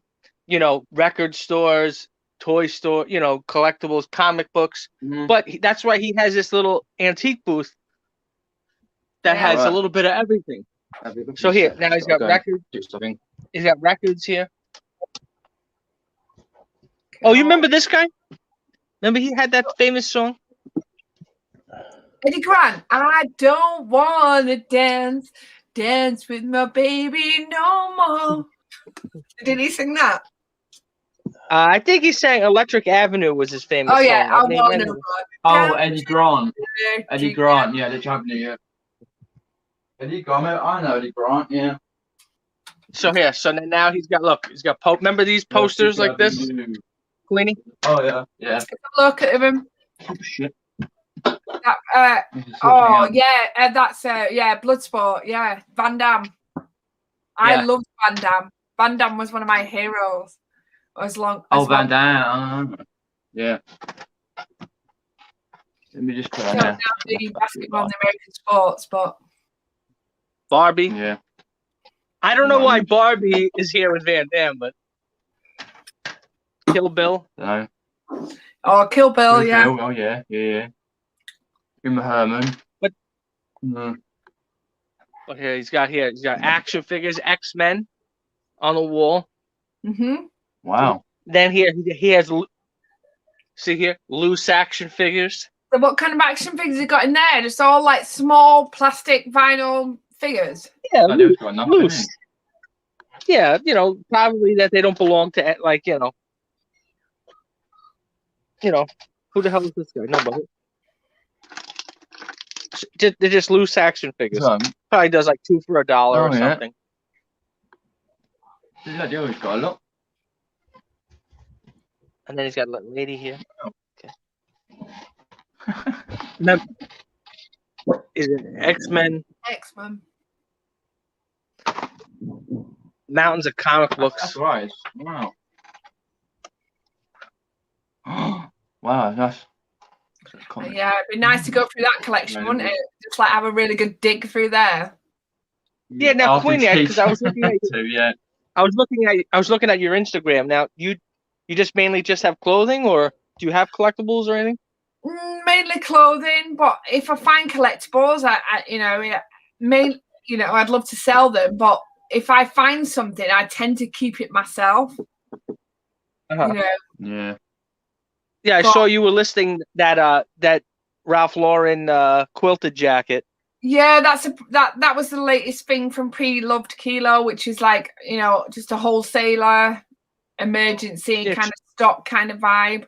But yeah, I like both sportswear, but Krillin, I tend to like mud clothing, so like what the scooter boys used to wear, which is what I'd like to handpick, at the car boots or at the charity shop, so you don't often get it in the wholesalers. But that's the kind of vibe I like to go down, is like that kind of mod kind of look. So I don't mind picking up the Adidas, and obviously Nike sells amazingly, but my heart lies with the old trefoil, Adidas, Italian knitwear. If I am to sell sportswear or that kind of clothing, that's where I'd be. Apart from I always look, which means I'll sell anything in women's wear.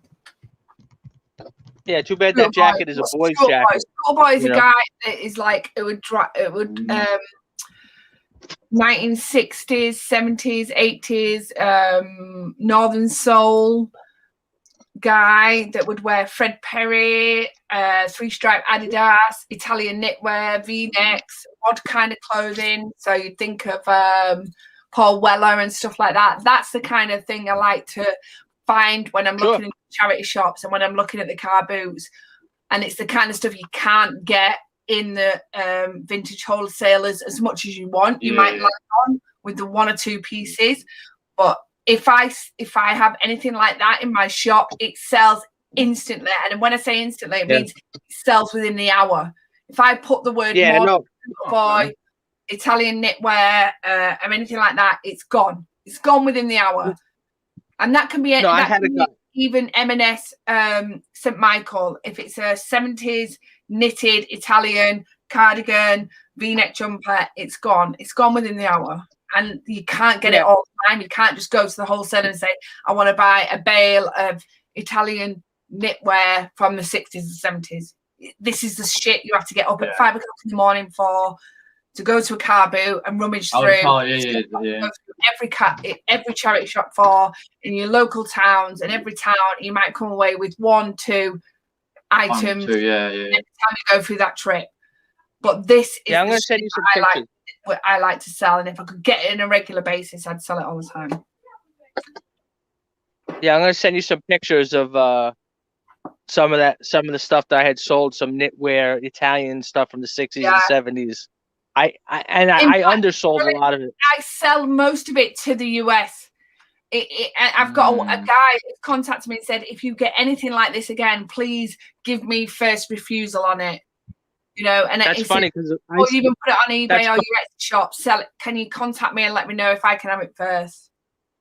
That's ironic because I had somebody used to do that to me who was from the UK. Used to say, message me right away. They're really specific about what their collection is. If you're a schoolboy, if you own a Vespa or if you own a Lambretta, and you are really keen about what you wear and about how you look and your style, you will contact whoever and you want that first before anybody else gets it. Where's the other one? What was I thinking? Andrew, who are you saying? Who are you perving over now? Julie. Julie. I thought you knew Julie. Julie, hello, Julie. The first time I thought you knew Julie. I thought you knew her quite well. I'm thinking of her photo is somebody I watch on YouTube. Is this not the right person? No, I don't think Julie's on the YouTube. No. Oh, she looks exactly like somebody else.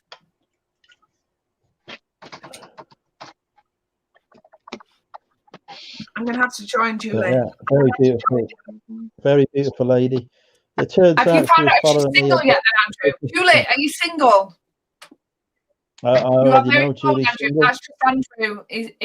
He means well, and he's a very nice person, Julie. And I really think you should send us all your details and get to know him better. Definitely. I like the sound of Julie. Julie sounds like someone I could go out and have a drink with and we'd get on. She could be part of the future wife. Couple of pints. Yeah, Krillin. That's what we do in England. A couple of pints.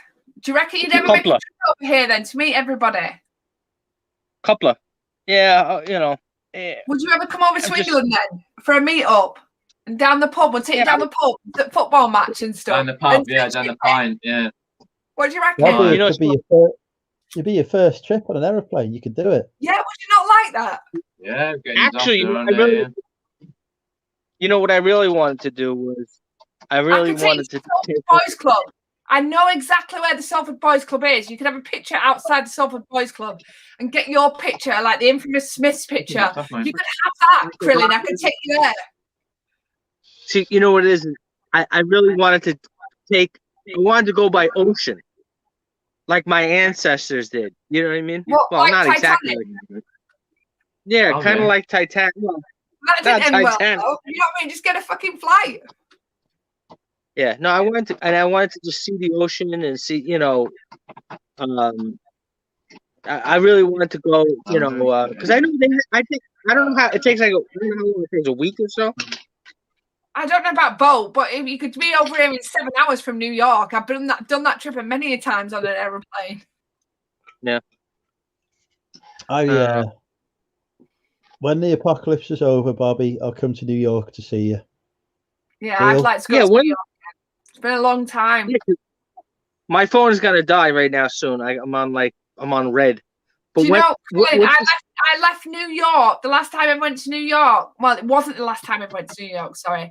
I've been back since, but I went the day before 9/11. I'd left and come back to England the day before 9/11. And I'd been in the Empire State and all that the day, and Twin Towers the day before 9/11.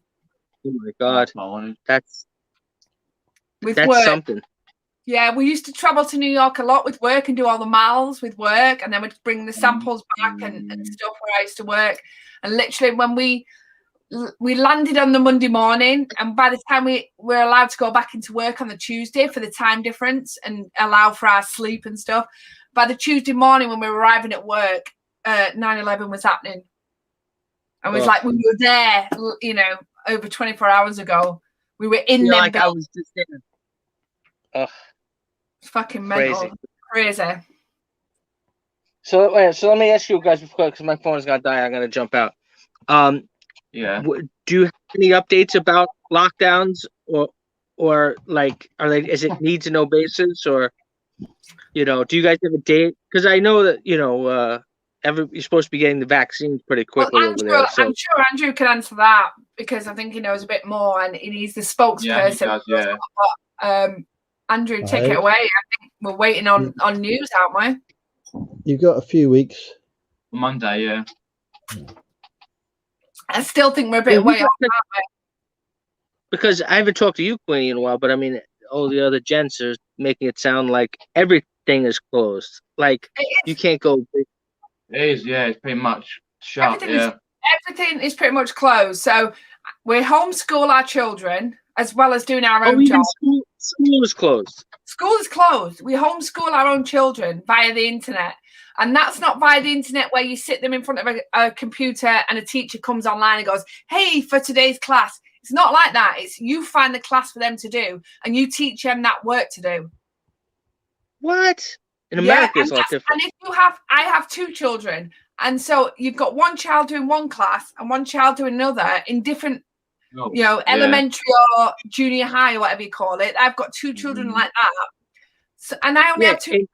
Some people have 6 children and have to do that as well as doing your own job. Yeah. In America, they're doing like this. It's like a StreamYard where the teacher is speaking and you're communicating. You get online classes, but they're not live, so you can't do it in time with them. They're recorded classes. Yeah. They might be able to sit in front of a class, but they're not all like that, and they're not where everybody sits on at a certain time and can view the teacher. It's not like that at all. So where is the teacher? Recorded this and put it on and doing something else. Probably teaching their own children. Wait, you mean so you can't communicate with the teacher? Oh, unless you send them an email and they get back to you. That's rubbish. That's rubbish. So, and as well as doing your own job, and yet my husband's out to work because he works because his firm is never shut down. So yeah, and everything else is shut. So there's no football, there's no sports, there's no gyms, there's no anything like that open. Wait, I thought they had football with no fans. Yeah, you can professional football, but my Bobby plays football, so there's no grassroots football or anything like that. So anything any outdoor sports that we play a lot of outdoor sports. Bobby plays football, I play netball. All that is gone. That isn't happened. So that's a shame. Alrighty, I'll talk to you guys later. His drink. Take care, Bobby. I'm gonna send you some. I'm gonna send you some stuff on Instagram, Queenie. I'm Bob's Blazers. I don't know if you. Do you follow me? I do, and I'll look for some. I'm going to get you some signed Johnny Marr stuff, and I'm going to get some pictures outside the Salford Boys Club. I've got loads of pictures outside there, so I need to find them and send them to you. You're a doll. Bye.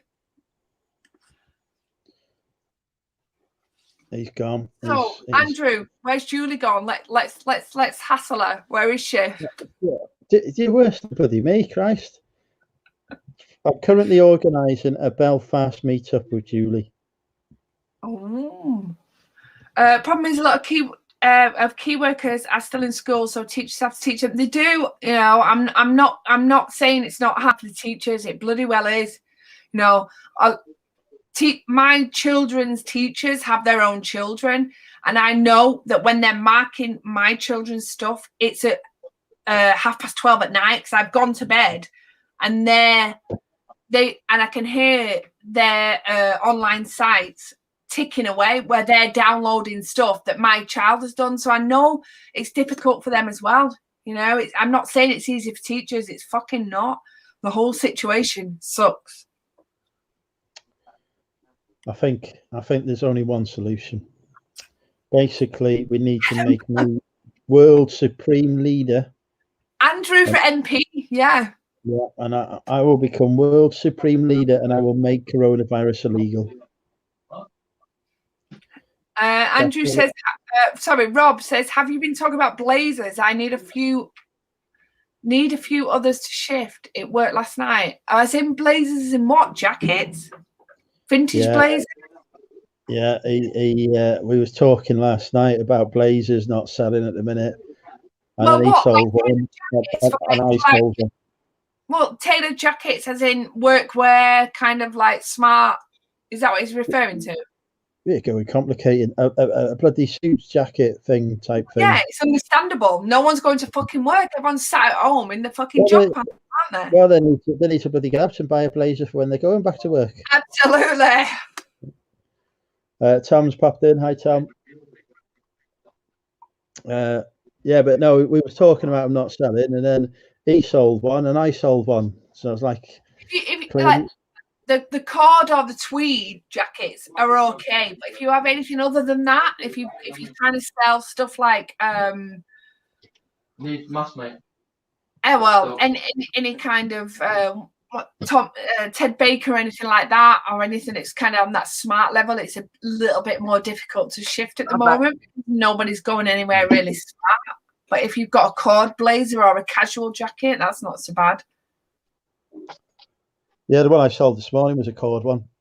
Yeah, cords have always been really good. I've said that before. Cord blazers have always been a constant, even through different seasons. They've always been not bad sellers. Okay, let me just have a look. I wasn't expecting it to sell because it wasn't like a branded one or anything. About, no, even Next or M&S cord blazers are okay to pick up. I think they sell quite well. It wasn't even that. It was the sort of one that you buy in a market store for £10. As long as it's casual jacket, yeah, pretty much cord is cord, isn't it? So I'm very happy to see it go. But yeah, cost a quid. It went for 15, so I'm happy. That's all right.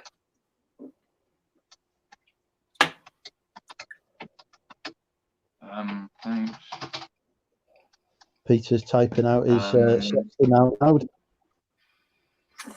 Yeah, Rob's saying that his cord jacket was a vintage St. Michael. Vintage St. Michael is, for me, such a good seller. Men's and ladies St. Michael. And it's one of my favourite things. If I could have a collection of clothing, it'd be vintage St. Michael stuff, because it's just, they were just so banged on with everything they did. I look at it now. Always hangs around for me, the St. Michael stuff. Don't know why. Around? Yeah. Really? Because I think obviously when I put St. Michael in there, you know, and it's when stuff passes through my hands on eBay or Etsy and it's St. Michael, it's always been a case of where I really, really like it, and it'd be something where I'd like to keep myself. I've had some beautiful pieces from them, but for whatever reason, it's just. I sold St. Michael back to M&S. I had a few items that a lady had chose from my Etsy shop, St. Michael dresses, that she was from M&S, and she was buying back for the collection for M&S to hold in their vintage, like, you know, library or whatever, and she was buying them back from me. So it's kind of thing whether they kind of like Guess had got on board of this years ago, where they bought back a lot of their old stock to keep in a library so they could view all their retro, you know, all their old stuff. Listen, right, tell her I've got a vintage St. Michael shirt she can have for a tenner. I don't know about the shirts, but pretty much like must be mass marketed, but obviously the jackets and the odd shirts if they had a good print, but dresses, blouses go, I mean, fantastic. What about vintage lamb's wool St. Michael Queen? Yeah, it depends what it is. You talk about a jacket, jumper. I mean, I tend to find anything with St. Michael is a good item that tends to sell very quickly, especially on Etsy. I don't know about eBay. Maybe I need to start I've got loads of St. Michael in the backlog. Aid. It depends what it is. Shirts, yeah, they're just like, they might just pass off. Shirts are just shirts, aren't they? Unless it's like a good print on a shirt. Oh, Peter, what are you doing? Labeling the tags, yeah, they always have been. M&S are really good because I am shit at colours. If you don't know this, I'm colourblind, and I've really struggled to identify colours when I get it. I hang it out in daylight, and then I do it under my lights, and sometimes I can't get the colour right at all. But the best thing about M&S or St. Michael is that they always put the colour on the label, which makes it a whole lot easier for me. It's great to do that. And then I've had people raise iron ads against me going, oh, it's not the colour. And I said, look, it's on the freaking label. It literally wrote on the label what the colour is. I have that as well. Absolutely. Because, like, yeah, some stuff, you get stuff in a shade that isn't like just a primary colour, and you're like, oh, for fuck's sake, what colour is it? Etsy's even worse. It has a couple of drop-down boxes. It says red, blue, beige, brown, and none of them fit into that description. If you have a burgundy item or a mauve item or an oatmeal item or a natural coloured item, none of them fit into that description of a drop-down box. You've got to put something in there, you know, for them to be able to find it. And then I always try and put the colour description in the item description. But I'm not always right either because I'm shit at colours. I'm really shit at colours. I don't like colours. I don't like measuring stuff. No. I don't like taking No, photographs. I don't want to be honest. It's all I'm what in the you wrong use business. wrong. Or, yeah.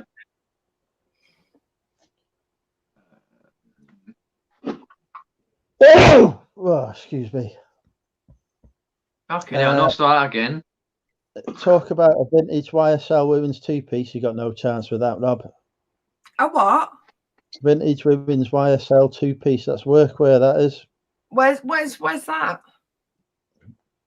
Rob, YSL women's two-piece. Mine was a new wall. Rob Lang, yeah. Oh, vintage YSL women's two-piece available now, so that I can shift tomorrow. So is it two-piece? You mean it's a shirt, it's a blazer and a trousers, or blazer and a skirt suit? He's a bloke, so it's going to be jacket and it's blokes. It's women's two-piece. He's selling women's stuff, but he's a bloke, so he means a suit. So it's a men's suit. I'd No. sit It's a women's. It's a women's background till everything goes back to women's suit. Yeah, no, it will be a women's suit. He just by two-piece, he means a suit. But it's a women's. Yeah, a woman's suit. So that women's suit's not so bad then. Pardon? A women's YSL suit that he wants to sell. Yes. Is it? Does he know what year it is? Is it 90s or 2000s? That all depends on his keywords. Because a YSL women's suit, tailored suit from the 90s would be awesome. If it's a tailored suit from the 2000s, mid 2000s, you're looking at career wear, which is no one's going out and doing professional career wear shit at the moment. So I'd sit in it. But if it's anything, if it's vintage, then I would definitely put it on and I'd make sure your keywords were spot on.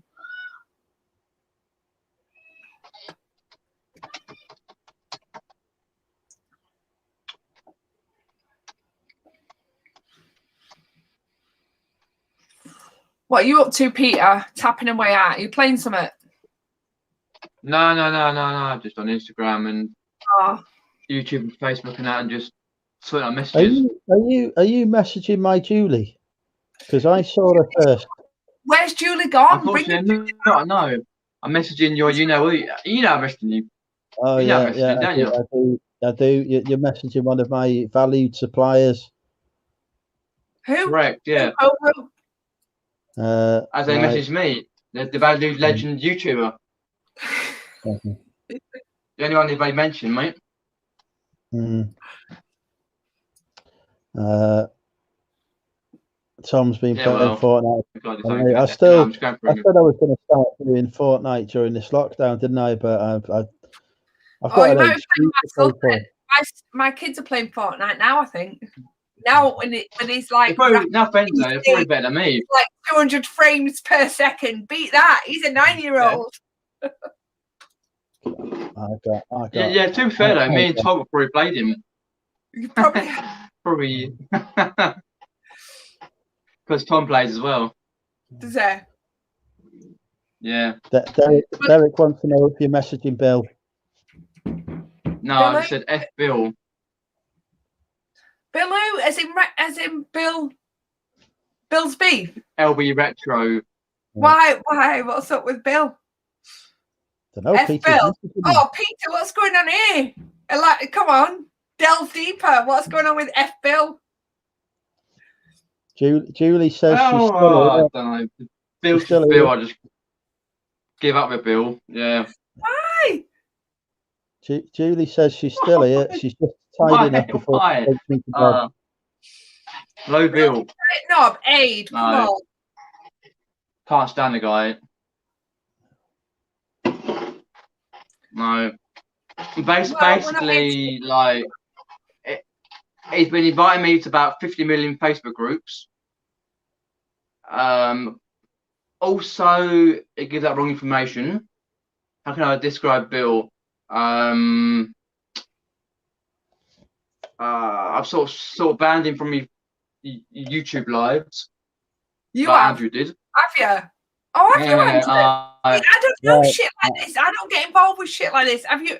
What does that mean? You banned Bill from your live banned stream? it in a way, yeah. How? Why? When? Andrew? I Is Andrew banned him. frozen? I banned somebody who was trolling me chat. Oh, right. Who- and then that turned out it was Bill. God, yeah. No. Yeah, he's probably a nice guy in a way. He's just got too many inflated ideas, and he just gives it all that. Oh. I've got no time for people like that. Well. So he sort of goes off the list of. But yeah, Basically, what Peter is saying is That's he a only few wants people to out. leave Yeah. the channel, which is completely understandable. I didn't know the that. same with Aid says. Big knob, yeah. Well, Aid has this thing about saying people are knobs, doesn't he? Well, yeah, but I don't get involved in Aid's shit anyway. No, I'm To not be going honest, I don't to. get involved. But no, cut long story short, Bill tried to invite me to some. I think it was the UK reselling group on Facebook, because apparently he's quite pally with the people who are in there, and I was like, no, I kind of said no, I'm not getting involved in that, so I don't really go in Facebook groups often. Andrews is really the only one I really have on there. That is because there's too much. That's mine is where all the drama is. Oh yeah. Yeah. Oh yeah, but I just didn't fancy it because about a year and a half, 2 years ago, when the Tat Chat decided to be defunct, I was goaded by a few people to go into the UK reselling group, and I went in there for about a week, and it was the most depressing, horrible place I've ever been to. I had a few arguments with people in the group, and I ended up leaving Oh. within a week. It sounds a lot like Wrexham. Yeah, but you got two Americans on your one Canadian, an American, whether he's come to your town soon. Shit, have I? Yeah, I've probably got nothing against the guy as such. Bill, he's probably a nice guy. Same with his missus, Lucy. It's just he got very inflated. He came on one of my live streams and started chatting bollocks. He upset me. And I had to sort of like say to him, I sort of had to sort of try and shut him up in a nice way. I was given a choice between the accountant or Bill. I went for the accountant, you know. Yeah. Basically, he was trying to do tax advice. He ain't an accountant. Right. Okay. Really bad tax advice. I mean, the only tax man you really need is like Lucas, whatever his name is. Yeah. But yeah, he just and then he decides to do flipping Peppa Pig impressions on the stream. And if he goes to his YouTube channel, he's got a YouTube short video of him doing Peppa Pig impressions. I must admit that sounds quite fun. I enjoyed the Peppa Pig impression. Fun. I just couldn't. Well, not my stream, you didn't. The making tax digital game that ensued with like, kids and that. He wants Peppa Pig a lot. Fair enough. But yeah. But yeah, no. I basically I can't have people on the channel who have bought subscribers. No. So. But to be fair, though, what if Bill and Mike come to a meetup though, Andrew? Yeah, you'd probably be okay with them, wouldn't you? You'd just like got no beef. Yeah, you just have who you want on your channel. That's the end of it, you know. I prefer to have that's just true. Yeah, but yeah, just well, I don't watch Derek, to be honest. Saturday live streams, and he's got so many people who's got his You heard it here first. Peter doesn't watch Derek. That is exactly what he just said. Peter does not watch Derek. Yeah, I watch Derek. Yeah, of course I watch Derek. The Peter Ray Adventure has got beef with Tap Peddler. I watch Derek, mate. Fucking hell. Anyway, Peddler's a subscriber. Yeah. And Derek's alright. He's a ledge, mate.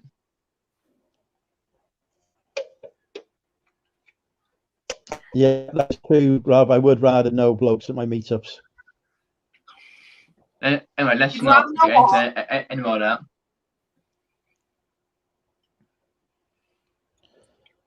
There's no scandal anyway. There's no, I spoke to Bill on Carby Chris's on Monday. It's fine. Yeah, you both on together then. I speak to Bill all the time. I speak to Bill quite a lot. He's a nice enough guy. I just all I detest about it is basically how he says things and does things. Apart from that, he's a nice enough guy. I chat to him the other day.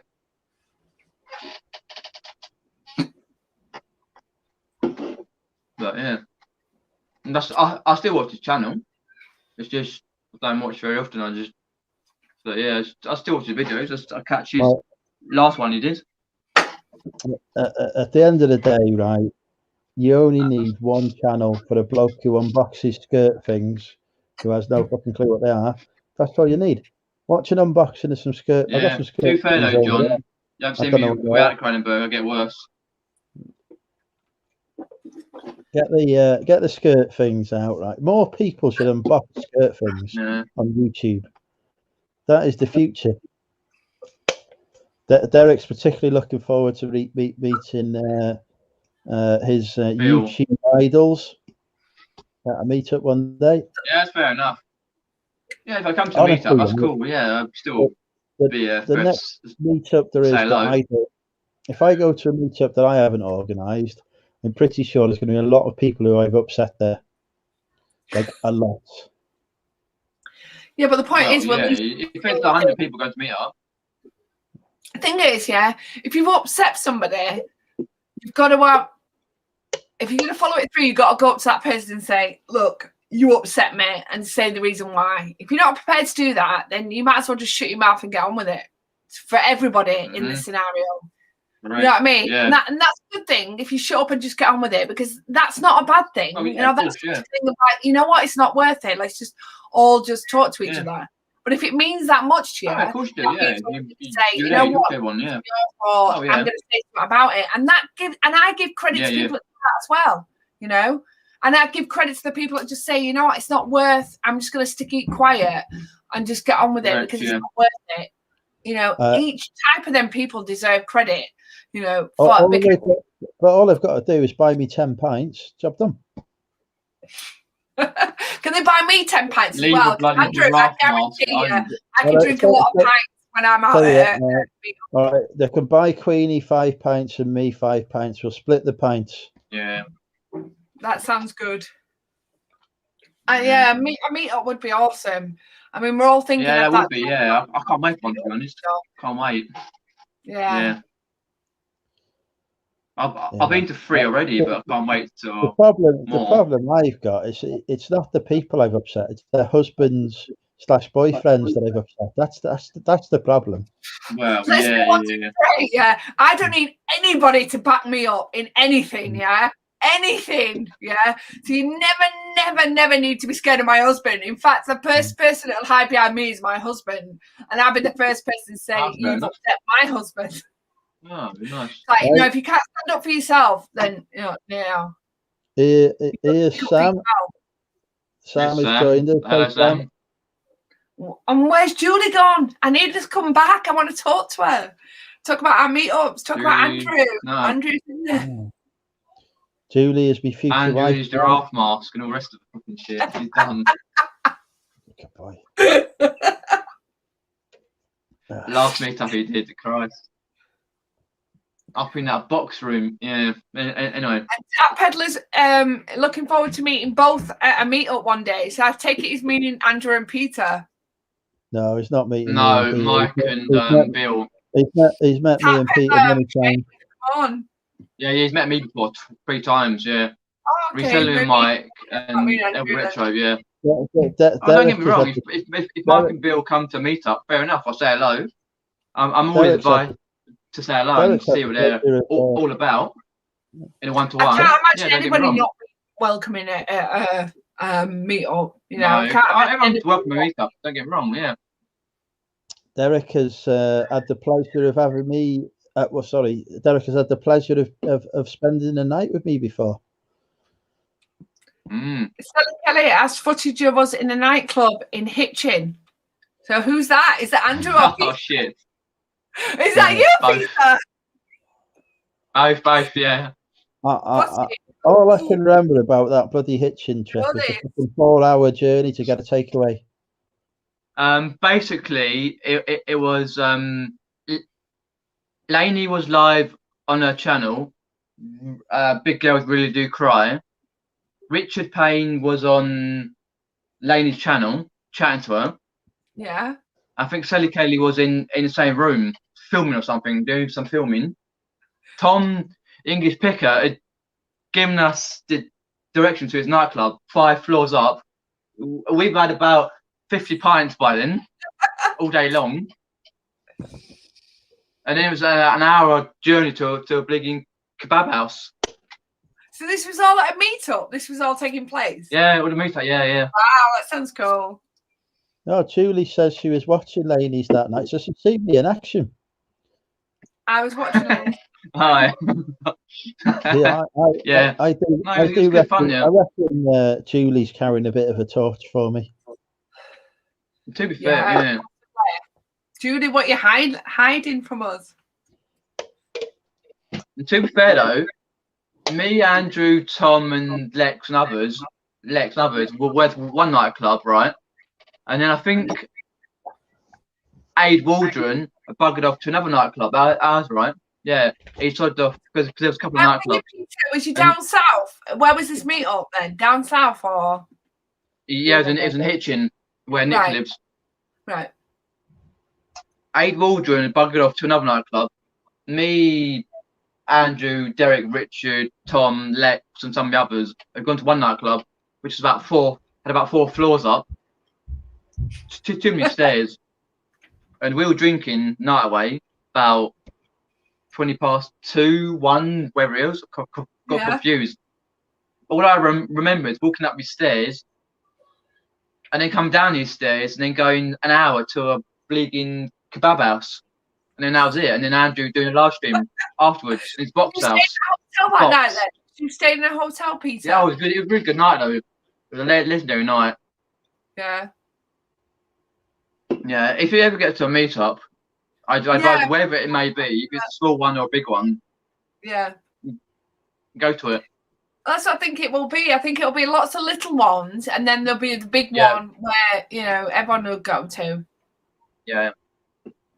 Basically, there was going to be one in Bristol. Because there was one in Bristol year before, where Carla lives. Yeah. But then there was going to be one in Bristol just before the lockdown. Then they decided against it. And Derek's just said there, best hotel in Hitchin. Long story short, if you go through Andrew's Drinking with Andrew about a year ago or so, or more than that, back in September, October 19, where it was, Derek went to a hotel that was apparently better than ours, which in theory it was. And we were arguing a toss over this hotel. These hotels with Derek's hotel, Andrew. Hotels? You all stayed in separate hotels around the same area? Oh, don't mention that freaking Yeah, hotel. me and Andrew stayed in the same hotel. And Derek and Richard stayed in the Bella Vita about 2 minutes walk down the road. I followed somebody's recommendation on which hotel to stay in. Never again. Never again. I didn't know, did I? I've never been there. Okay, now that was ridiculous. The worst. Yeah, but the previous year you didn't go. I went to the Premier Inn because we went to the Weatherspoons the year before, but then it was, I think there was about 60 or 70 people at the last Hitchin meetup, something like that. Yeah, quite a lot of people anyway at the meetup. And I couldn't afford at the time. I couldn't afford Premier Inn because it was quite expensive. And here comes Richard Payne with Bella Vita. Well, yeah, we took a piss. Yeah, that's another. Right. Anyway, I read the reviews on that Bella Vita place, right, online, out loud to all of my subscribers. Yeah, and I did. and it seemed like a freaking rat-infested hellhole. We get there's a fucking nice hotel. What the fuck? Of course it But is. that's We had a all shithole, yeah. It was nice. grim. Unbelievable. Yeah, to be fair though, Dermot and Sudo, Andrew, stayed there for a week from Ireland. There was a couple from Ireland that came over, Dermot and Sue, stayed in the hotel me and Andrew stayed at, crap hole, for a week. It was awful. It was dire. Yeah, but to be fair though, Queenie, Andrew got up to his hotel, like second, third floor, walked into a wedding. Didn't you, Andrew? Yeah, Walked into a wedding. The thing is, right, I was told that the event was in a function room. I asked where the function room was. I got directed to a freaking wedding. That's not my fault, is it? Fucking shit hotel stuff. No, that's so true. Yeah, that's true. Do you not seize that opportunity to get off with the bridesmaids? Well, I walked in with them, and I walked in, and they're doing whatever they do at weddings, get married. Doing the okie dokie and shit like that. No. This was during the ceremony. There was there, like, I'm walking through the door, open the door. He's there about to pop ring on or whatever. I walk in. And Andrew goes, "Stop this wedding! I'm trying to find the EastEnders, mate. Of horror, yeah. Open the door, like, oh, sorry, I've got the wrong place. Carry on. Yeah. Shut the door back out. But don't get me wrong though, even though our hotel, me and Andrew's, was crap, it was a good meetup. Everyone was really nice there, and we had a great opportunity to chat to people like obviously Nick and Andrea, Ian Beck, Andrew, Derek, Richard. We chatted to Lex, Carla, loads of people really. The only bad thing about it was I failed to tap off. I don't know why. Well, yeah. How did you fail to do that? I don't know what was going on. I don't know whether I was still pissed from the night Andrew, before. weren't you skint though, Andrew, and you trying to get money off people or something? Andrew, that's not good. You're going to make a shout like you say, can you buy me a drink? That's not going to go down well, is it? I would offering people autographs in return. Of course you were, yeah. On the beer mats or whatever it was. Yeah.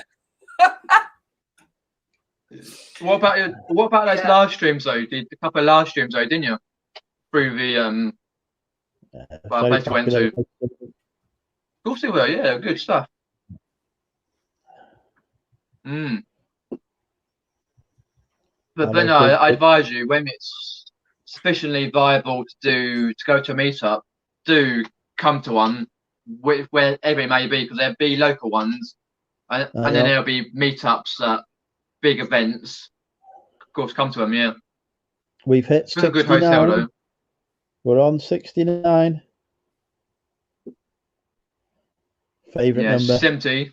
Yeah. Oh, for fuck's sake, Derek's going now. He's ruined it. He's going to make it 68 now. For fuck's sake, Derek. No, Derek. Come on. Steve-O's in. Hi, Steve-O. Unbelievable. Where's the meetup in the south going to be? Where would you like it to be, Rob? Let us know. I'll come to it. There was a lady who was very attractive who suggested Kent. Now, basically, the meetup in the south is going to be where the hotties are. So far, Kent is winning. Kent, yeah, I can get to Kent. Yeah, Kent's fine by me. Yeah. Hi, Ben. I remember when I stayed in Kalas in Poland and filming a documentary. It was a hotel straight out of a Soviet spy thriller, including a guy with a dog and a knife. That sounds like bloody Fleetwood. Yeah. Oh, fair enough. Yeah, but yeah, next meetup, somebody's gonna have to have sex with me because otherwise we're gonna be a nightmare. Somebody's gonna have to take one for the team. Oh god, yeah. You got AD's next meetup. Andrews. Yeah. Volunteer now to get out of the way. No, it's just I enjoy the meetups to come out and just meet new people because obviously, how many do you think will come to your next big meetup? I mean, the big ones. What last one in Bristol was 80, wasn't it? I think. You see, Kelly's somebody I tried to tap off with, but she was there with her partner, and her partner was massive, so that didn't work out well. Oh god, yeah, I remember his partner. Our partner, yeah. No, that was right. Big, He was a legend, though. He was actually a legend. I chatted to him quite a lot. He was a lovely fellow. He was very nice. A good chat with him. Also, he was a legend. Yeah, he was an absolutely brilliant fella. I was complimenting him on his Yeah, lovely he's a legend. Yeah. And apparently, someone called Vinegar Jar decided to come to a meetup in Hitchin for some reason. Never heard of him. No, funny thing was because he messaged me about it, and I'd Here's a future YouTube star. Hello. Hang on, there's another one behind you. Hello. They need to go to bed, don't you? The fortnight. He's a bit up late. Peacefully. Andrew. Yeah. The Tell fortnight. them what you got recently. Bobby, that hurts. Tell about your computer. What have you got? Oh, I got a 700 gaming computer. Well, Nice. you got a PC, didn't you? Yeah. So what's good to play on? Huh? What have you found good to play on? What have you been playing? Not Hello Neighbour. Hello Neighbour. Yeah. What I else? really like that game, even though it's a very buggy. Okay. So Hello Neighbour's not what I think it is then. No. Is it an investment worth having? Maybe. Oh, see, all that money. Oh. Is it a Wait, Yeah. listen. While you're there, Pokemon Switch. Do you want to sell it? You don't want that Pokemon Switch anymore, do you? How much? What else have you got? I'll give you. How much? I'll give you 30 quid for it now. Nah. What about Pokemon? All Pokemon 3DS. Yep. All right, 20 quid for the Pokemon 3DS and 30 quid What for about the. Pokemon? Pokemon, that big gaming card pack we've got. That's from Mummy bought it at Car Boot when you were little. Do you want that? Sure. No, there's no way you're getting anything. It will not get rid of anything. In it. What do you think, Bobby? Do you think you sell it to Mummy to sell on eBay? How much will that be then? I don't know. What Though must we sell it we have for? to search each card and see how much it's worth. Resell it right there. What do you think it should sell it? Listen, I'll increase me bid on the Pokemon. I'll up me bid on the Pokemon Switch. I'll give you 25 quid for it. How about that? Even better than 30. 25 quid. Never in a million Sundays. Never in a million. Never in a million Sundays. All right. Final offer. 20 quid. 20 quid. 20 quid. 20 quid. How about that? If it's wait, today's Saturday, so it comes out today at 9 o'clock. What does? Piggy. Right. No, Piggy. It's Yeah. not look though. Yeah, but Piggy's not till tonight. Yeah, I know that. You can play it tonight, not now. Yeah, Go. I know that. Bye. It's not even out. It's not going to be till tonight. I know. Bye. See ya. Right. So you heard it there, folks. I've just bought a Pokemon Switch for 20 quid. Honestly, it's never going to happen. You can't get rid of anything from Charlie. Nothing at all. He holds on to everything. It sounds a bit like me, really, with me stock. Well, we gathered that, yeah. Hello, David, over from Australia. Sam wants to do a Liverpool meet. We did Liverpool and Manchester, Sam, and I've got told off that Manchester's not far enough north, so I might do Newcastle as well. He's saying Rob Langton stayed multiple times at the Hotel Manhattan that's had 9 deaths, including 4 murders. Have you watched that thing on Netflix? The disappearance of at the Cecil Hotel, that series on Netflix about that disappearance of that girl. That's quite good if you watch that. It goes on for a bit too long, but that's quite a good series to watch on Netflix at the moment. And that's about this hotel in Manhattan that has a lot of murders. I don't think it's Manhattan.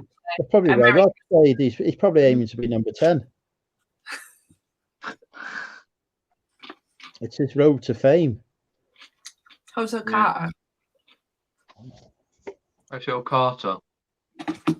What was that program called? I need to find out now. I stayed in Hilton in Manhattan. It was all right. I didn't stay at the Hilton in Manhattan. I can't remember where I stayed, but it was just off Broadway. And we stayed there a couple of times. Yeah, it did go on too long, didn't it? What was it called, that program?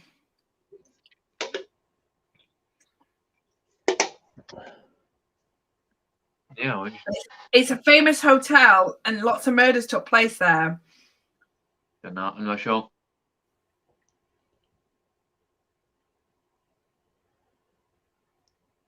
How many listings have you done then, Rob, tonight? That was the challenge tonight, wasn't it? No. Yeah, bloody Times Square with the people who I haven't bloody got Cecil Hotel. who tried to sell me CDs. Hotel Cecil in LA. Rob Yeah, thinks Cecil it's in up LA. there. Yeah, that's the one about, Yeah, I ain't going no hotel. I mean, mind you, that bloody hotel room I had in bloody Hitchin, I swear there's been some fucking daffs occurred in that room. Yeah, but yours would bloody yours are flipping top of the bloody building, mate. You're on a flipping roof. The Christ. steepest stairs I've ever seen in my life. I had to crawl up them. So Yeah, that's mad though, wasn't it? Mountain climbing to get in there, it was. Bloody bathroom. I had a floating ceiling. I couldn't even stand up in it. I had to crouch to have a piss. I was a floor below, you know. Did you hear any banging, Peter? Did you hear any banging from Andrew's room? No, Andrew. All I remember about the room, I walked in, the light didn't work, and then the light and the bedside cabinet didn't work, and then I thought, oh fucking hell, I ain't do much here. Yeah, it wasn't the best, to be honest. But yeah, madness. No lift either. Lugging suitcase upstairs. God. It could have been worse. You could have walked into a wedding with your suitcase in tow. Oh, that Netflix. But to be fair though, you got to watch the crime, the vanishing at Cecil Hotel. That's a good series. Yeah, someone said that in here. Rob did, yeah. Yeah, the vanishing at Cecil Hotel. Yeah, it's good. Oh, yeah. Okay.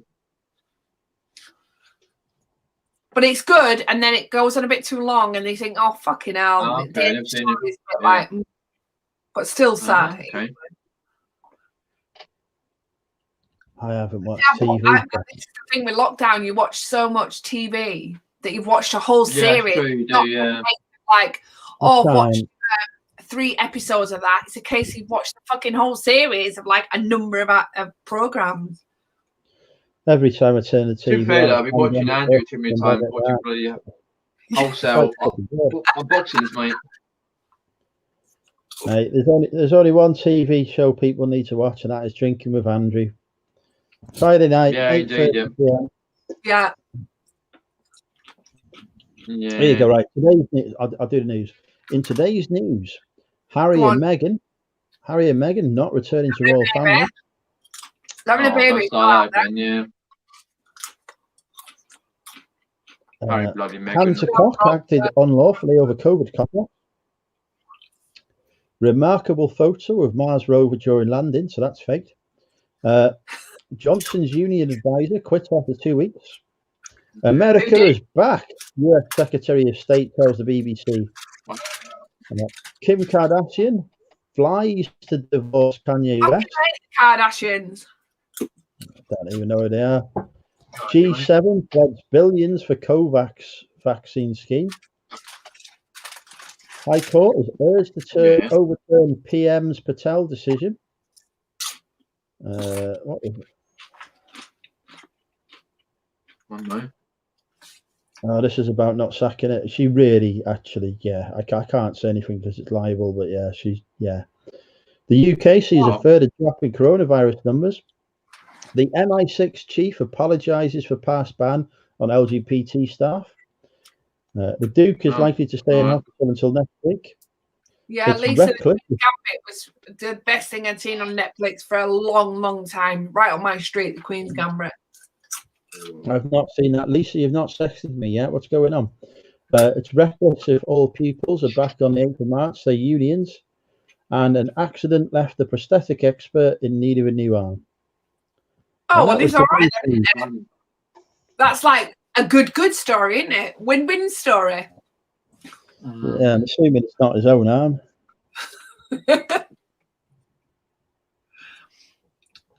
Do you have Andrew and Peter? Do you watch Netflix and Amazon Prime and stuff like that? Is it something you do regular, or do you not? Are you not interested?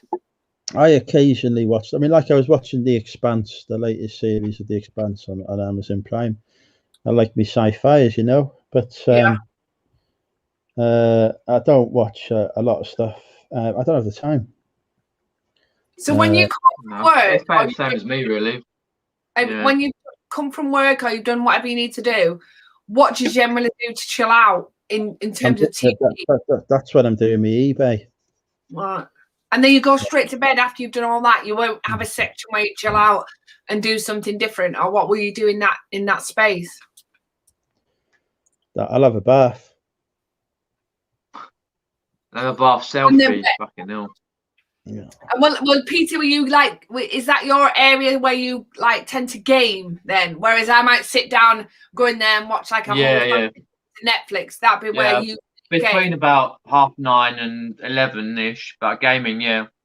With few of the YouTubers and stuff and people who are on there. Yeah, game, yeah. With the Vinegar Jar, Tom and Lucy and others. Yeah, we game a lot. About 3 or 4 times a week. Yeah, nice. That's where, like I was saying, that's why I tend to watch, or I have watched a lot of Netflix and a lot of Amazon Prime, or I know a lot about movies, is because that's where that's my downtime. You know, if I work till late on I will go in there and I will watch a series or a film on Netflix, you know, before I go to bed. It's not a case of I come straight from the computer and go to bed. It's a case of where I go in my area, living room, TV room, and I sit and watch a series before I go to bed. I usually pass out in front of the computer. Do you? Times I've woken up and I've been like, oh shit, I've passed out on the computer again. Listen to your job. Partially licking your face off. Yeah. There's a shitload of drool on this thing from when I've just like passed out and drooled away on it. Oh my god. Drool. No, just like that. No, That was my life. The worst times are when I pass out and I'm in paid employment and I fell asleep during a meeting. That's happened before.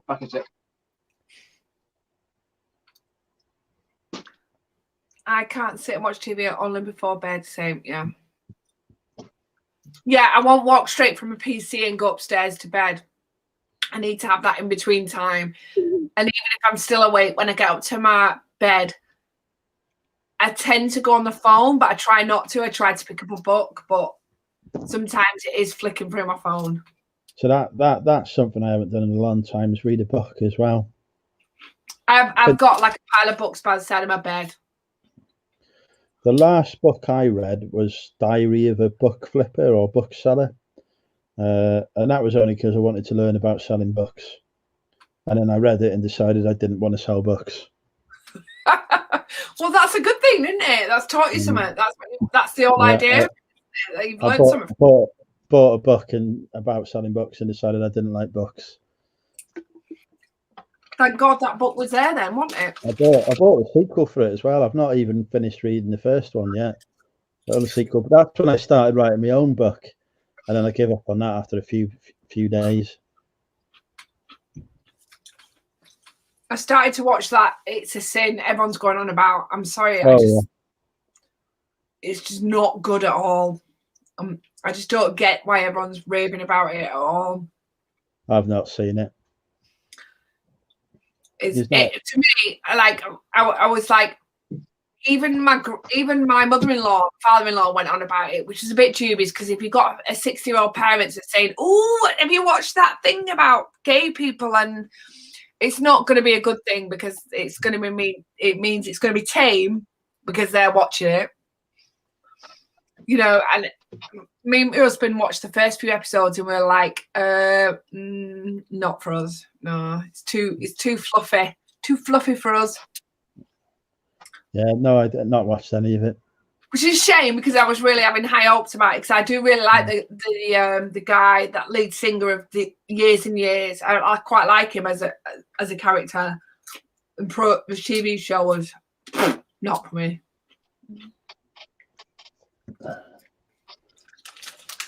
No, I still work my way through WandaVision at the minute. It is so good. And the thing is about WandaVision, it's like people said, oh, if you get past the first few episodes, you might like it. That was the best thing about it. Genius. The first few episodes, how it was set on a 1970s sitcom, then a 1980s sitcom, then a 1990s sitcom.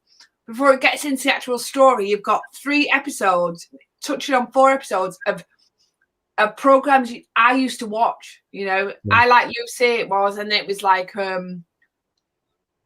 what was the 80s one? No, the 70s one was, what was it? Something Family. What was it? I know exactly what it is. I remember the TV show. And then the 80s and then the 90s was definitely Malcolm in the Middle. Have you got to that stage? Have you got to that episode yet? Where it's filmed like Malcolm in the Middle? Just that's the one I'm just watching now. I think that's Malcolm in the Middle. And the 80s one, what was the 80s one? I don't know because they're based on American sitcoms and we didn't have the 80s one was Cheers. Cheers. I thought that, yeah, but I was a bit dubious about it. Cheers. You said, you said cheers, Andrew. Yeah. Hey, Papa. But I thought the 90s one they'd have gone for Friends. That's what I would have thought. Yeah, that's what my husband said, but I think it was Malcolm in the Middle because I used to like Malcolm in the and Malcolm in the Middle did a lot of that fourth wall where he talked to the camera. That's true, yeah, I should watch that, yeah. It's just they've got the kids. That's what's made it. No, but it talked to the camera when the little kid talked to the camera. Malcolm in the Middle did that. That young kid used to talk to the camera, didn't he? Yeah, the kid did, yeah. Hello, boy. What are you doing? Come here. Come on, boy. Come on, up you come. We've lost Julie. Julie's dead. Come on, Barty. Up you come. Come up here. Come on. Come on, Randy. Come up here. Get up. I know myself, check. Groups. No. Everything. Yeah, YouTube. You're a YouTube star. Do you know who was recently voted as the most sexiest male reseller on YouTube? Go on. The dog. Andrew. No, Barty. No, Barty. By who? I saw that. By a landslide majority. Not by me. No, I forgot about it, to be honest. Landslide majority, you won by Barty. You don't even bloody resell, do you? The funny thing was, though, it was landslide majority for Barty, though. I put my name in there 4 days too late. I don't really check Facebook often these days. Oh, shit. Oh, it's too late. When was this voting taking place? I didn't know anything about this voting thing. The other week, I think. You only polled it, Andrew's not fixed yet. The only poll I haven't announced the results. I'm still waiting to win it. I know. Yeah, no, I saw that and I thought, shit, there's obviously a lot of beastophiliacs in the world. That's all I'm saying. No, yeah. Are there? Yeah. Talking about you. Yeah. Talking about Barty. Yeah. I think Julie might have gone to bed, might she, by now? Yeah, she's dead. Most of us, yeah. And who else has gone to bed? Mr. Sprout's gone to bed. So Derek, he went ages ago. Yeah.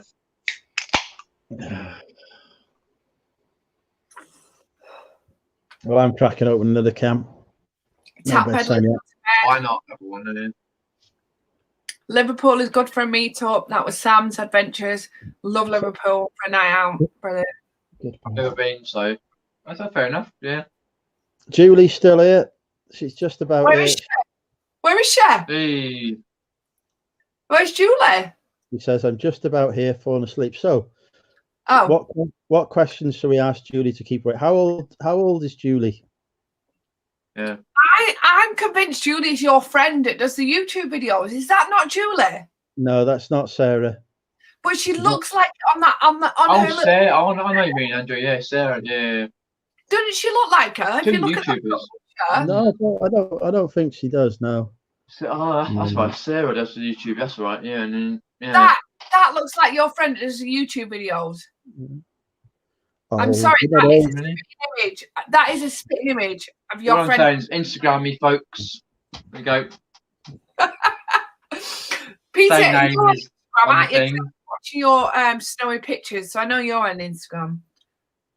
I'm Yeah. probably 5 years older. To be fair though, I only joined Instagram recently though, last few months, because I was dead against it. Well, I banned myself from it for years. I've But then I thought, fuck it, I'll go on it. You kind of like let it. You create an account and let it sit there, and they think, "Oh shit, I really need to do something with this. This is me." Yeah, I did a lot on it. I'm gonna yeah. And then, to be fair though, I've gained so many friends, people on it, and it's taken over from Facebook. Yeah, It's well, weird. I am on Instagram. Yeah, I enjoy it. Yeah, I enjoy seeing people do it. Not just resellers, but other people that I'm friends with, and family and stuff, and other people. I enjoy it. What's Abe referring to? She's going to tell you everything that happens now. Nolan. Talking about One Division. Oh, about the actual TV show and what's going to happen. I don't know. You know as much as me because we both haven't watched the latest episode, have we? No, not yet. Good boy. That one family. Yeah. But no, I say I do enjoy Instagram quite a lot, but I kind of get involved in Instagram too much. I spend an hour here, an hour there, occasionally just going, oh, so-and-so's do whatever on Instagram. Bloody hell. Julie says she's 51. There's no way. I can't believe that. Really? Jewelry sells new, or has she changed her name? Do we know her as something else? That is the best looking 51-year-old I've ever seen in my life. Jesus Christ. She looks like your friend. Wow. Honestly. Yeah. Seriously. Bloody hell, Julie, you've had a good life. Yeah, definitely. I'm 30 and I'm thinking, Jesus. God. I'm 21. One cat years.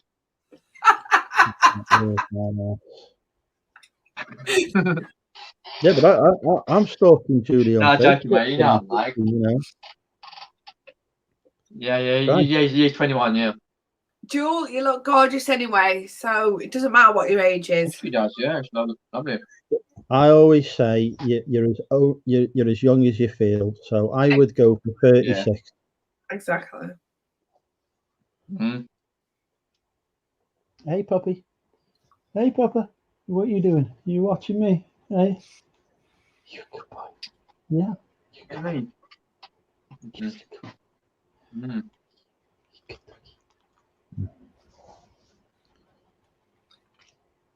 But he's jealous now because Julie's more interested in me than him. I think Jules sounds cool. We need to get to know Jules a bit more. Has she always been Jewel Resells, or do you know her as something else? This is the first time I've spoken to Julie. Yeah, I think the same. I thought that as well. So I need to know more. We're intrigued, Jewel. Tell us more about yourself. Pete's 42. Yeah, I think I've seen her before on other channels, but not. I haven't. That's why. Else.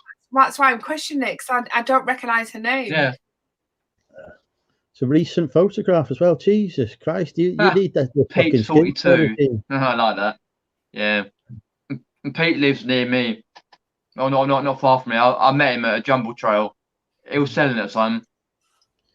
We're talking about Peter. Who are you talking about? Yeah, a guy in there. Who? Oh, a guy in the chat called Pete. Where? He's saying he's 42. I met him once at a jumble trail. He was selling at the time. And I bumped into him. I thought, oh, what? I know you are. As you do.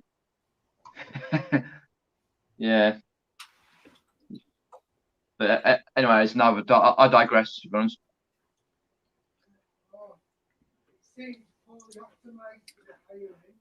Apparently, Andrew, you can have the pensioners. Where is Louise?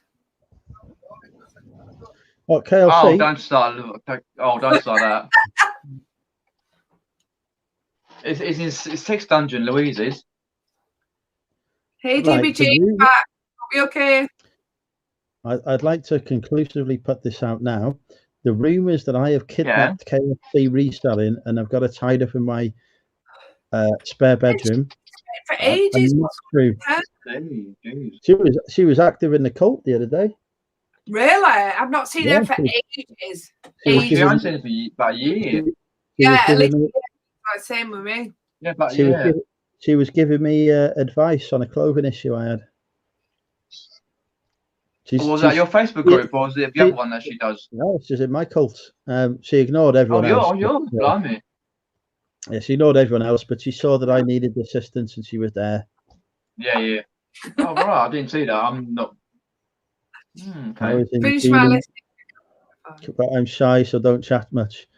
You can't be shy with me, Julie. Not when we start sexting. Nice. Interesting, Yeah, though. I'm finished her listing. LC. Yes. So Louise not active in her own group, but is active in mine, which No, that's right, because she's in a clothing group, isn't she? I hadn't seen her for so long, or heard of her for so long. Yeah. she's an Etsy seller now. Okay. She sells personalized giftware on Etsy. Right. Oh, okay. I think the last time I heard about KLC was when she moved house. That was about 2 years ago. It's been at least a year since I've heard of anything on mine. Yeah. There's only one YouTuber. Is that it's talking about who we're talking about? KLC reselling. KFC. Yeah, resales, yeah. It's not KFC, is it? It is, yeah. KFC. KFC is what you eat, Yeah, isn't we're it? talking about KFC, yeah. KFC reselling. Used to do a That's weekly right, yeah, 'cause live. she moved with house, and that was KFC it. I didn't speak to her after that. that. Yeah. Speaking of people who haven't been live for a while, where's my DBG? She's back. She's not been live with me for a while. She's back, yeah. She's a busy lady. She's got a lot of shit going on. She's got a kid to look after. She has the most smoking hot eyes in reselling, though. I know. When are we ever going to get to meet DBG at a meetup? That'd be brilliant, I would, yeah. She went into witness protection program. Because she's a fucking badass, that's why. Oh, she is, yeah, definitely.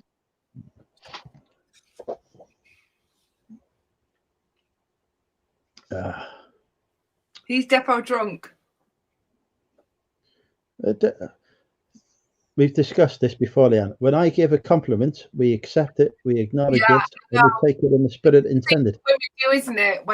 When you pass compliments on to each other. Yeah, you need to. You have to accept the compliment, DBG. We've discussed this. We've agreed we will do this.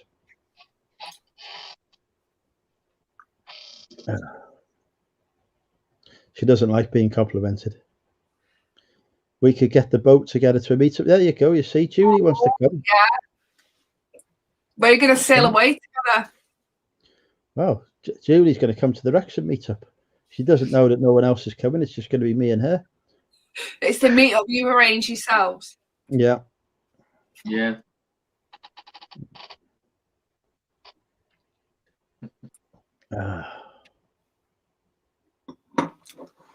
Yeah, meetups just like sound so good at the moment. Just meeting up with loads of people, having a drink, chatting.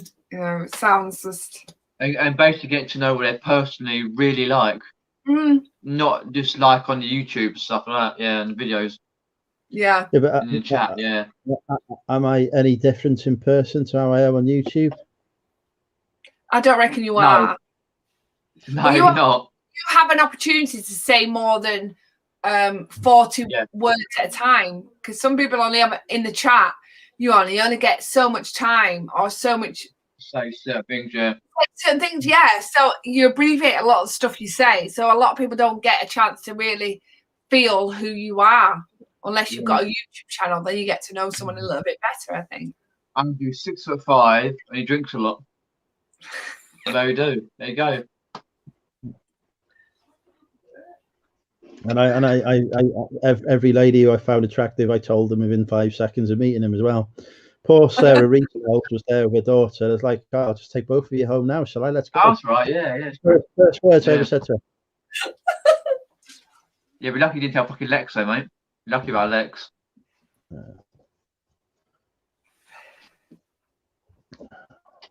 And you should play that clip. What clip? Oh. Plus, this is me. I don't know how to play fucking clips. Jesus Christ. Out as well.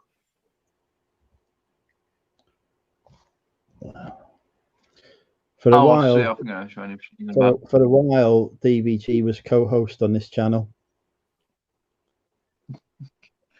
Oh, that's the one where you went, yeah. Back in the days when I used to get properly smashed on Drinking with Andrew. Absolute proper, yeah.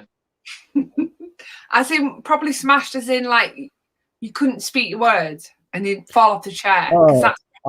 The other day, I found a pair of car keys that I'd lost on Drinking with Andrew over a year ago. Been using my spare keys in Land Rover for a year. That's how pissed I used to get. You found them where? Yeah, oh God. I found them in the bedroom downstairs, in the ground floor bedroom that I've never been in. Yeah, but to be fair though, Andrew, you used to get pissed a lot, and then Goimers would follow suit, Goimers, and then you like back and forth. Yeah.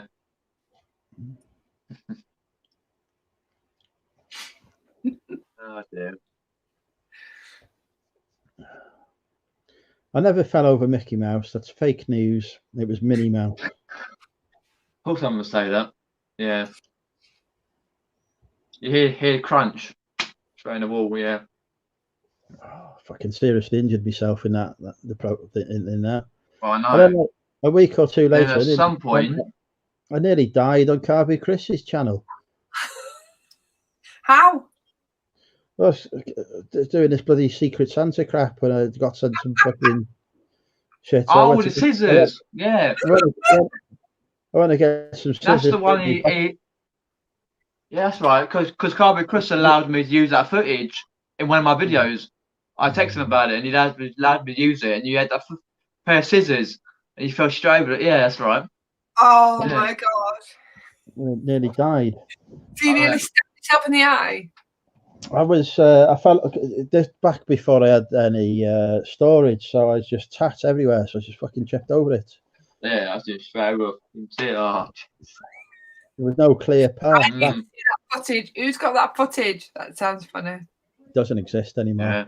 It's been deleted from the And internet. what about the time, Andrew, you forgot to put your webcam on silent or mute when you go to the toilet? That's never happened. Never, but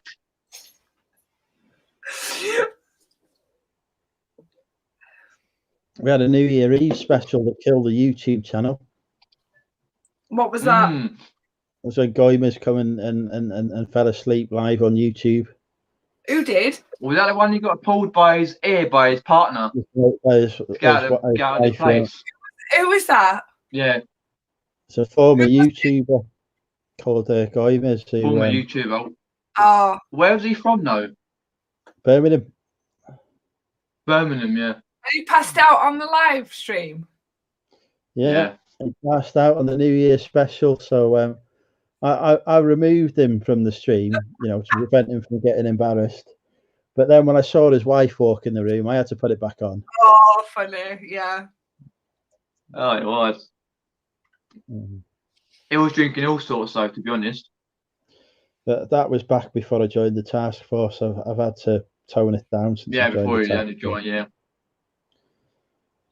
Because certain things. Wasn't that the stream where he was moaning with Jamie about some med or something? Oh, when Jamie was trying to say that Victorian crosses were worth about 20 quid. Yeah. Oh, Jamie boy, oh god. Still remember Yeah. Jamie humping a rocket launcher. Oh, don't start that. Yeah. Jamie, mate. Militaria. Yeah. So someone These are mentioned Dixon Sider mentioned what about Wolfcat? Oh Christ, yeah, another person who got herself banned from the channel after going nuts. Really? Who's Wolfcat? Tell us. She disappeared after getting banned, but yeah, How did she she went get back? nuts. She just went Right, nuts at the entire chat. She just started coming out with in this. the I chat don't know, or on like the live stream? Was she in the no, chat? on Or a just, live stream, she just came out with all Oh, this alive, like yeah. abuse and stuff, and I was like, what the fuck? who was she Peter's abusing? Americans, I think, at the time. So did you have to cut her off then while she was Yeah, talking? I had no choice. It's like half I me was right. subscribers are from America. It's like, for fuck's sake. That's right. You The just American, yeah. She was taking us out on the Americans, yeah. She was a German lady, and let's just say that she put back relations quite a few decades.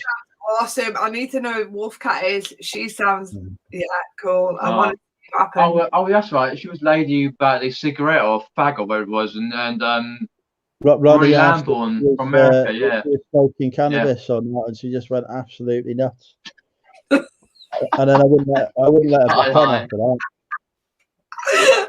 So then she went nuts at me, and I was like, that was hilarious, literally. Oh, that sounds hilarious. It really does. so I wouldn't let her back on. And then apparently I was bullying her by not letting her back on. I'm like, well, don't be fucking racist to half my subscribers, you know. Oh, There's shit. not really much I can do after that. You nearly got my fucking YouTube channel taken down. So Funny. Mm. She was scarier than me, DBG says. Sounds funny. I think Wolfcat was the only lady Andrew hasn't flirted with. That is correct, Jamie. I did not flirt with her at all. No, no, to be honest, no one. Oh, no. No. I think she wanted me to. She kept giving me the come on, but no. I think yeah, that's right. That's right. Because she was from Germany originally, then she moved to Newcastle, so she had a crossover accent. Mm. That's right. Yeah, she was an interesting character. Put it that way. She sounds like totally with the name Wolfcat, and then the fact you had to chuck her off. Yeah. She sounds very interesting. Yeah, no, I just went on this absolutely massive rant, and I was just like, for fuck's sake. Did you cut her off mid-rant then? Or did you Yeah, kind of... I had no, I was thinking, if somebody had reported that stream, YouTube would have taken me down. Was she like a Nazi? Yeah, definitely would have gone. Like on that wavelength? She just was nuts. Oh. Let's not talk about double karma. She got pissed off that didn't flirt.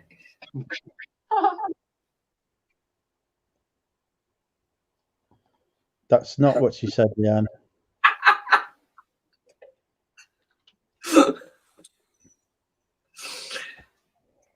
Or did she say that? I don't know. She may have said that, to be fair. I sort of wasn't really listening to her. Oh dear. Aid says let's talk about double karma, but double karma is still about though, isn't she? She. She's banned from this channel, but she still watches. All right, but she still rings a bell, and she's still in the chat or anything. She's not allowed in any chat that I'm part of. Why is that then? What's happened with her? Because she's a stalker. Oh, to who? Isn't a stalker a good thing for Andrew? No. Oh. No. She did she? Is that what she said? I don't know. I wasn't paying attention to it. I couldn't understand a fucking word she said, Leanne. Yeah, she's still few years, right? Yeah. Oh, double karma. I've seen her name about, so it must be quite recent. Yeah, no, we don't talk about double karma on this channel. Okay. No, I had to ban her as well for my channel. Well, So- varying the same sort of things. Yeah. Right. Yeah, say no more. Yeah, no, we don't mention that one. Okay. It wasn't me. It mentioned it. Aid mentioned it. I'm passing the blame on to Aid. Freaking police had to get involved in that one.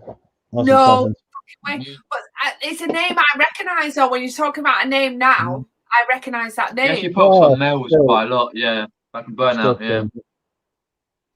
I'm seeing Georgina. Georgina blocked me a while ago. Georgina who? Oh, what, Jill? Yeah. Yeah. Blocked Yeah, you? yeah. Yeah. I thought you were mates with Georgina. Oh, what? So did I. Woo.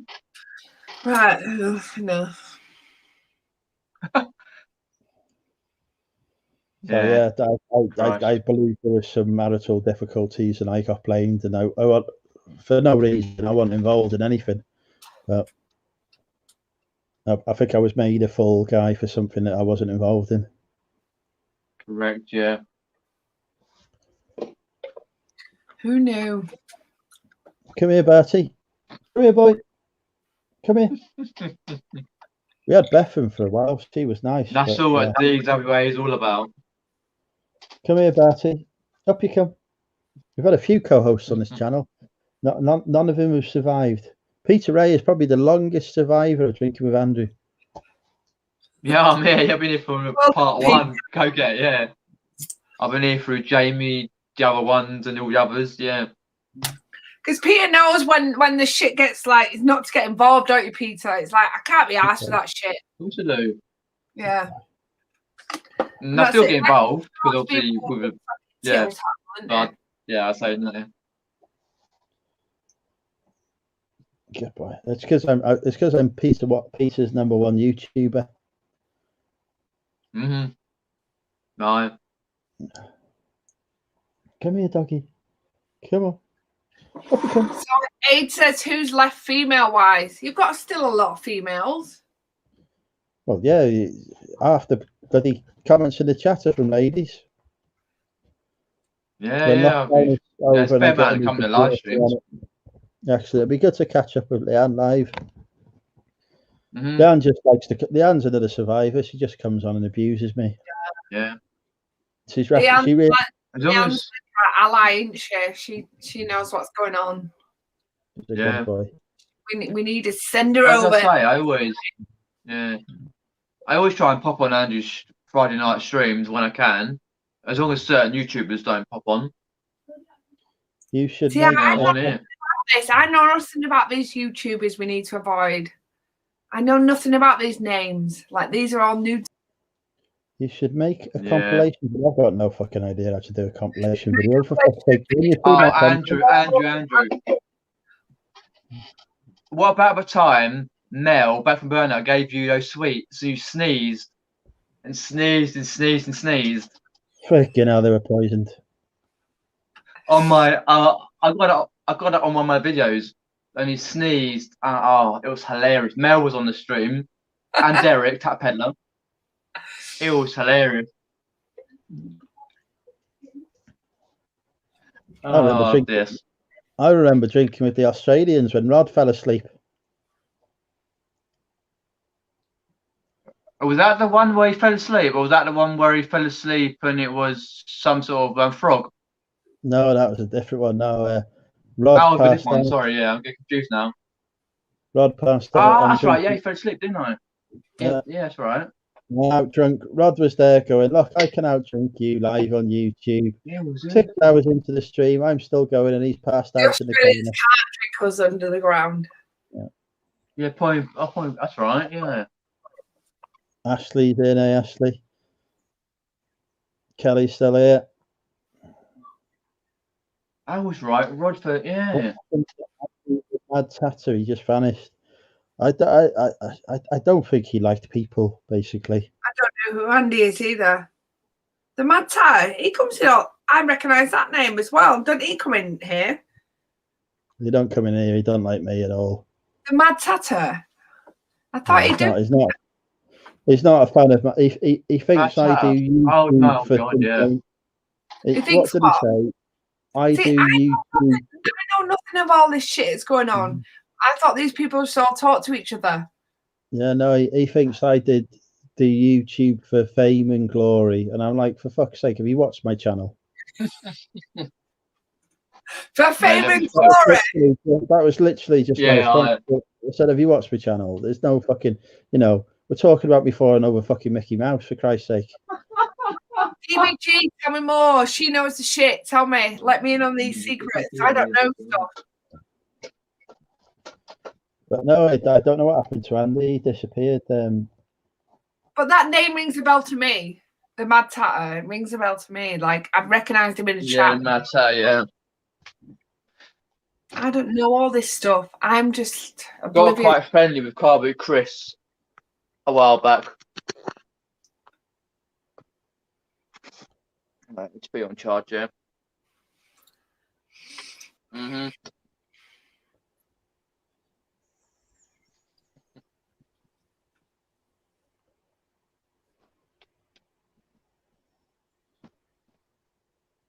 I avoid all the drama. I do as well, DBG. I didn't know all this shit went on. Fucking hell, does she bollocks Yeah, avoid I know, the but drama? you don't know the names, so you need to tell me all the names so I know what's going on. I feel like I know She doesn't nothing. fucking avoid the drama. I fucking message her to tell her what the drama is. She can't avoid it. You need to tell me and message me, DBG, because I don't know all this shit. I recognise people's names, but I didn't know all this stuff went on or who talks to who.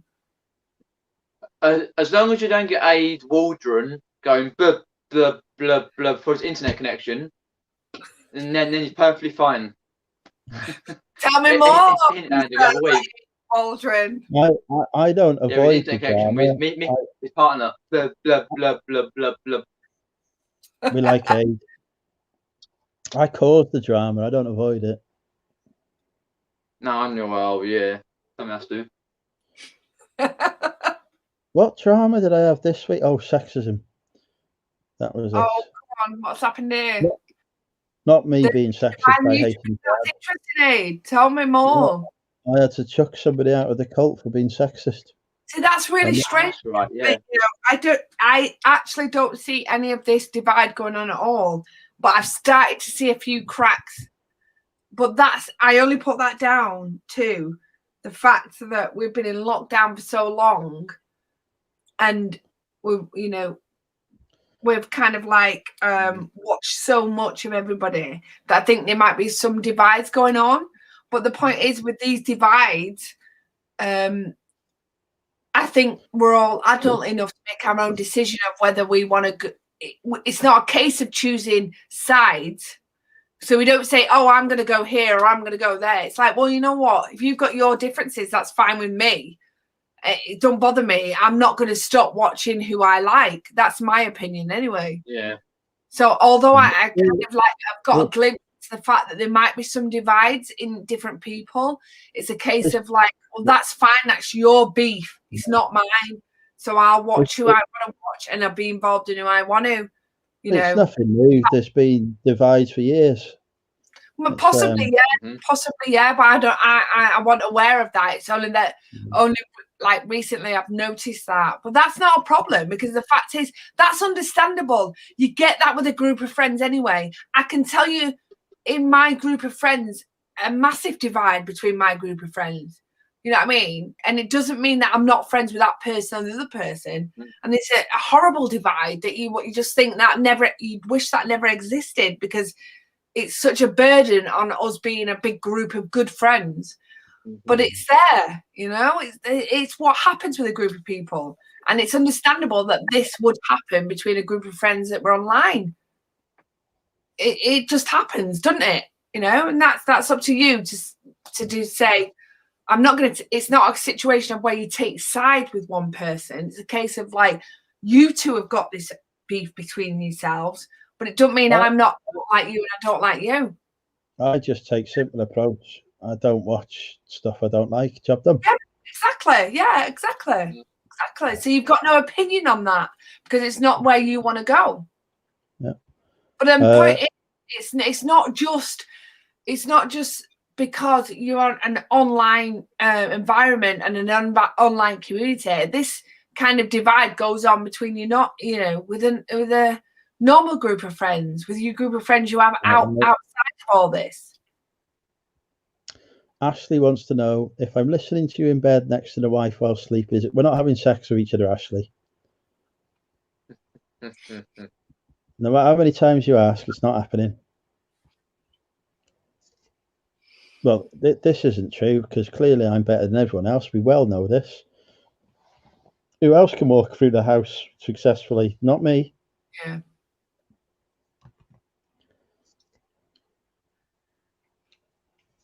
I don't know. Like, but yeah, it's like why you've got different reselling groups on Facebook because people don't get on, so they form their own group as a result. But the thing is people I actually like as a person.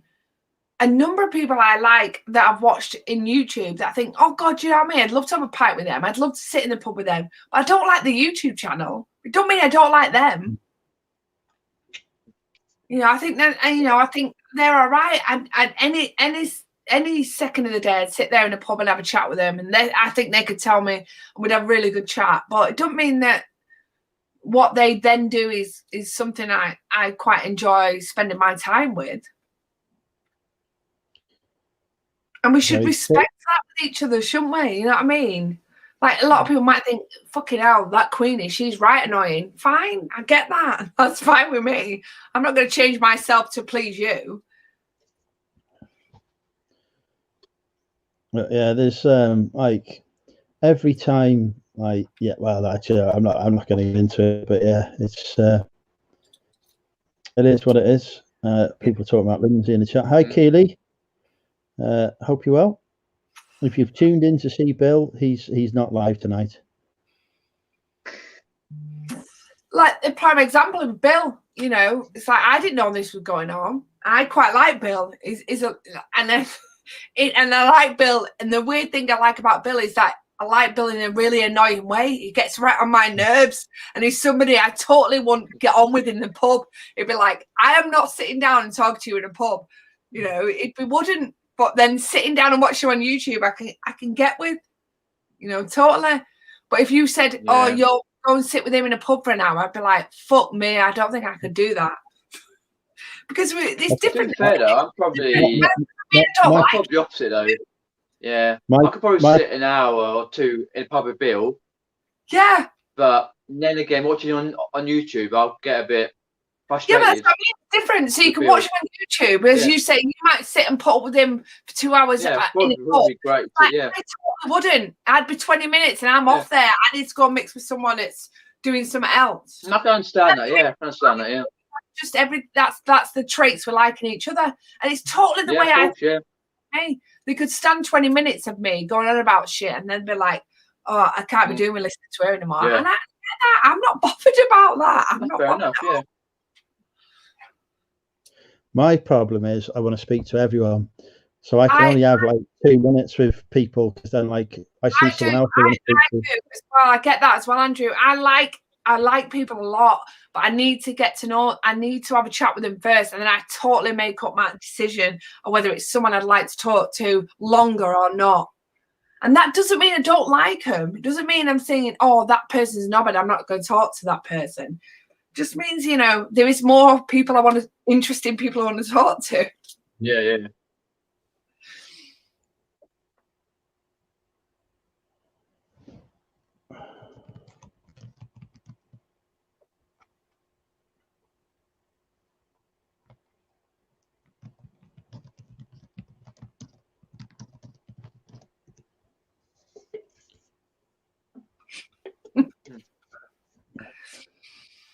What happened to the Brummy girl? I know, I don't know what. Have you not been following the whole fucking conversation for the last 20 minutes? We were talking about bloody KFC reselling. Have you fucking been asleep or something? Jesus, who's that? We've literally just been having that conversation. Bloody Kev's back. Like, what the fuck? Yeah. All right. Oh, here we go. Let's have a pint Sunday. What happened, Leanne? I'm not drinking. Yeah, absolutely. I would take a fucking ferry flight, whatever. Have a good pint with you. Seriously. Definitely. Queenie, she's full of shit. She doesn't drink pints. Well, whatever that's she drinks out there, I can drink whatever. I can mix Whatever with. drinks, don't mind me. Yeah. Fucking Coca-Cola at best. Bloody, let's have a pint together. Jesus Christ. Definitely buy DBG something or another. Whatever drinks she drinks. Yeah. Unbelievable. I've offered her like free use of my bed here many times. Yeah, but that Always might refused. not be inviting to DBG. DBG, I've got a bed here. If she wants to come over and stay here, she can come and stay here. And then we'll meet up with everybody else. Yeah, but I'm not there then, so that doesn't work for me. No, what it is, because we can come and meet you. I'm just saying she's got like, you know. Yeah, no, she's coming here. Yeah, right, you fucking can. Andrew, she can knock back a pint. Absolute bollocks. Like, listen, DBG, let's put to the test about drinking them. Andrew, you can probably drinking on the table, mate. She can probably drink it on the No, table. Saying, who wants to drink? She doesn't. She's more bloody teetotal than a nun, for fuck's sake. Unbelievable. I'll let her describe that then.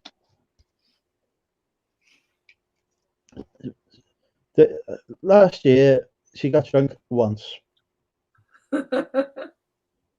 Right. Yeah, because not back. Got drunk once in public last year because nobody went out.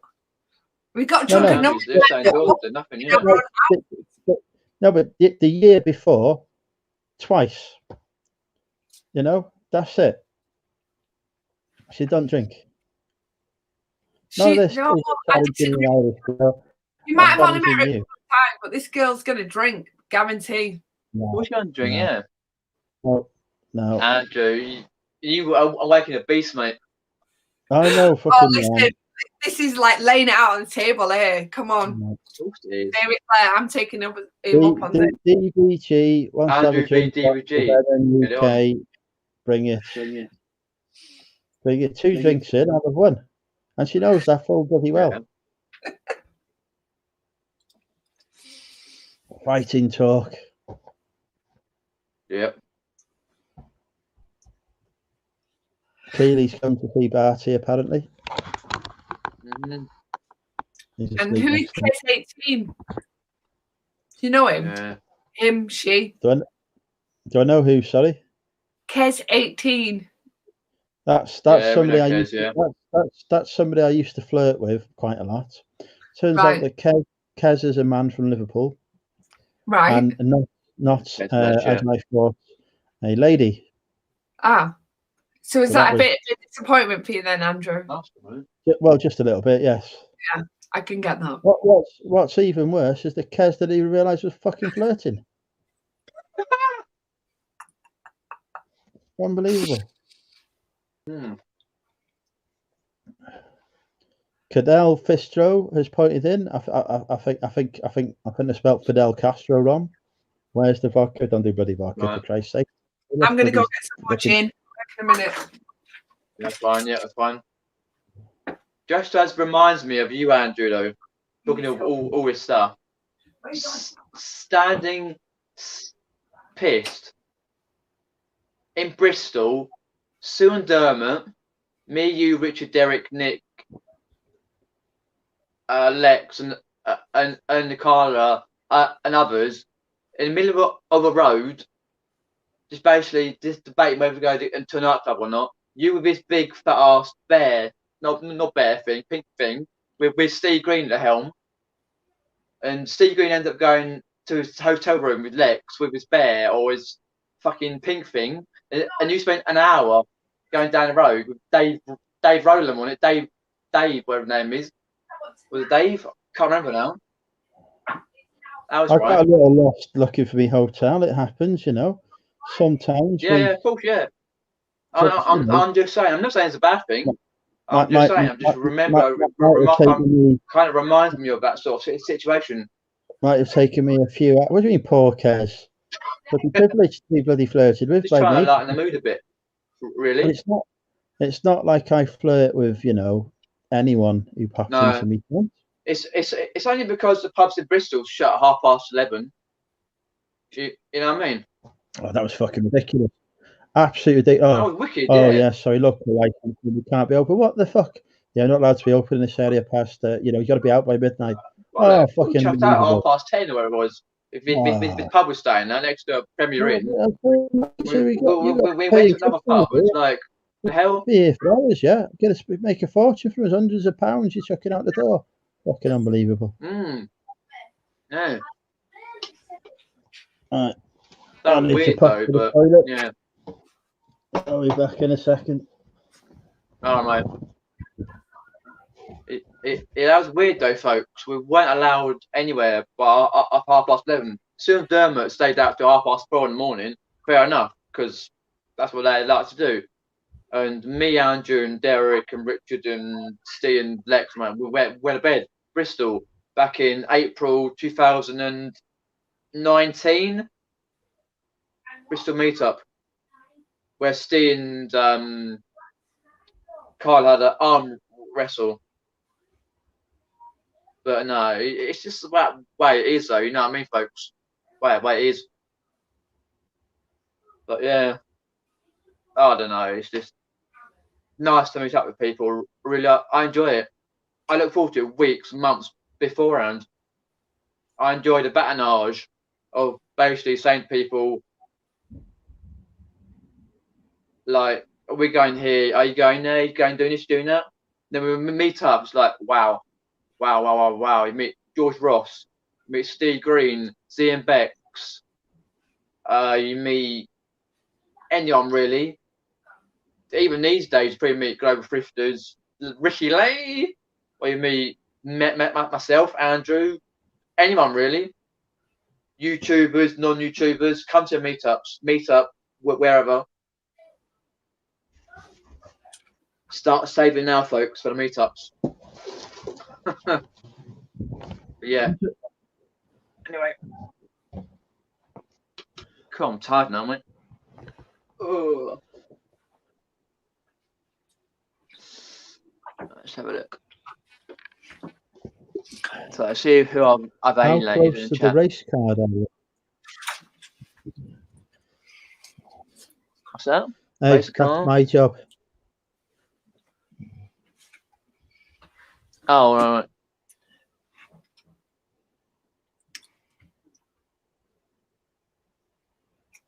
Oh, I see, fair enough. John. Alright. Yeah, but imagine though, John, Bill, Goimers, and bloody Jamie at meetup.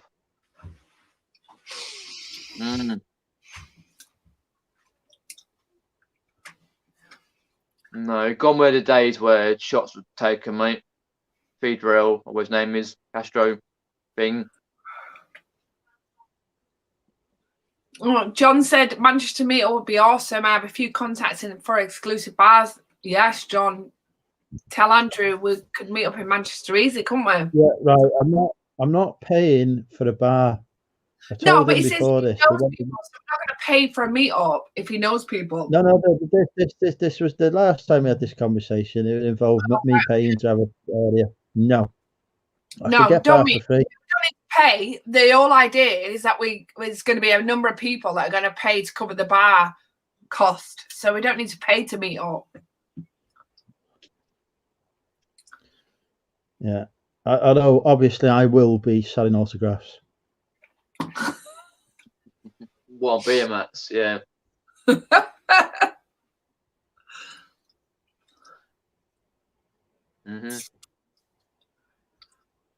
What about the time where you tried to when you had like you tried to auction yourself off, Andrew? When was that, Andrew? How much did I go for? I think I went for some money. I'm not sure. I'm not sure. I think one of them you didn't do it, or did you? I can't remember if you did it or not. Okay, so there was £100 date I had with Betham. We've never spoken to each other. Well, that's yeah. That's still emotional for me. That I meant one of the meetups. So didn't you do it or not? A meetup? No, I forgot. It didn't happen. No, that's right. Yeah.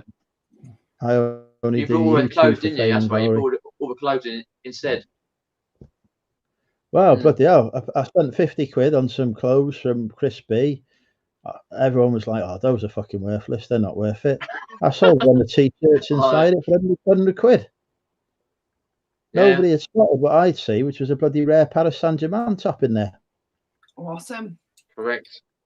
And there were two of them. 100 quid each. I haven't lifted anything else. I made my money back on those two sales. The rest of it might have been shite. It doesn't matter. I just couldn't afford it at the time. I got 200 quid, you know. Fair enough for those. They're all there. Oh, world's greatest clothing. So I just spent 50 quid on that. I said, yeah, £100 t-shirt there. Thank you very much. Alright. Yeah. Does John at YLM, is he from Manchester? Is that why he knows people in Manchester? Yeah, he's a Manchester boy. John, whereabouts are you from in Manchester then?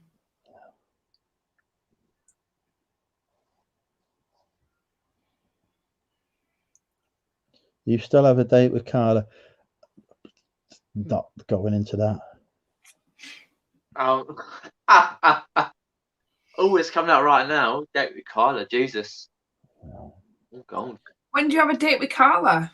Unfortunately, lockdown rules prevent me from being able to travel to Bristol.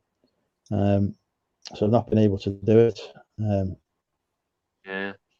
Regrettably, there's a bit of a pandemic going on. Is it not called epidemic now? You say pandemic, epidemic, fucking AIDS, whatever it is, it's all the same, isn't it? Pandemic, yeah, you couldn't do it, Carla. I know it's how Aid likes to stir things up, didn't he? Where is Aid? Critchlow. Last time me and Critchlow went out, he took me to a freaking gay bar. I want to take you to a gay bar. Gay bar. He tried to claim it was fucking Rainbow Week or something. It was fucking gay bar. Yeah, but why? But why Critchlow though? He's got kids though. He saw me, and obviously that's what he wanted. Okay, a bit weird, but from Critchlow. How the fuck is it weird? I'm an attractive man. Obviously, people are going to fancy me. Yeah, but I thought you. No, I'm saying nothing. No, I'm saying nothing. John, yeah, originally from Denton in Manchester, not far from Stockport. I went to Stockport College and I went to Tameside College before I went to Leeds University, which is how I ended up this end. I've been to Denton before. They got a KFC on the roundabout. Where? This must be a long. I don't remember any KFC in Denton. Yeah, it's a big KFC on the fucking motorway. Yeah, the big. Yeah, well, that's to me sounds like really modern. That's only recently that KFC's been there. It was on the telly. What's happened with Peter and Lucy then? Is that are you dating? Is he dating Lucy? Steve Brono, yeah. I was went to Tameside College in Ashton. I know Ashton very well. What's DBG saying? So what's happened with Peter and Lucy? There's nothing wrong with gay bars, Keely. But when you're two straight blokes out for a pint, you don't necessarily, you want to be going to a gay bar as such. You just want to be going to a pub. Because people start thinking you're a couple. I went from Manchester to Leeds University, and I lived in Leeds for a long time, and I freaking loved it.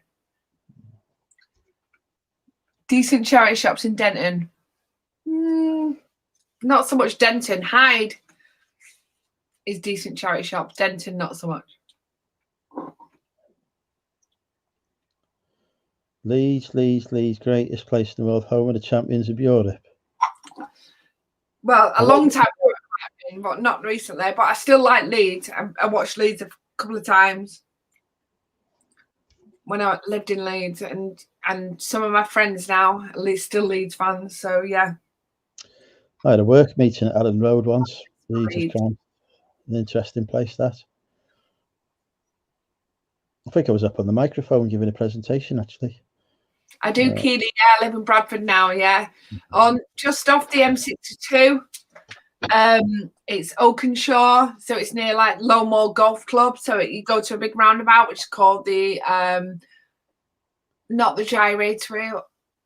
I can't remember what it's called anyway, because I've had too much to drink. But just at the roundabout there, not far off there in Bradford, on the borderline of Halifax and Huddersfield. Yes, here we go. We're going to have our drinking challenge. DPG's coming to see me. Me and you are in there with a drinking challenge with Andrew. Absolutely. Yeah, I'll smash it. Enough. I'll smash it, and then I'll smash We will both of you. smash it. No, I'll win. Smash it, Andrew. Yeah. Wolves beat 1-0 Wanker. I like how she refers to other teams. I like it. And this is the alleged champions of Europe. Can't even beat fucking Wolverhampton Wanderers, for Christ's sake. Beat them around Molyneux. There's a bloody Aldi around, or was it Asda around there? I went with the two of the Payne brothers.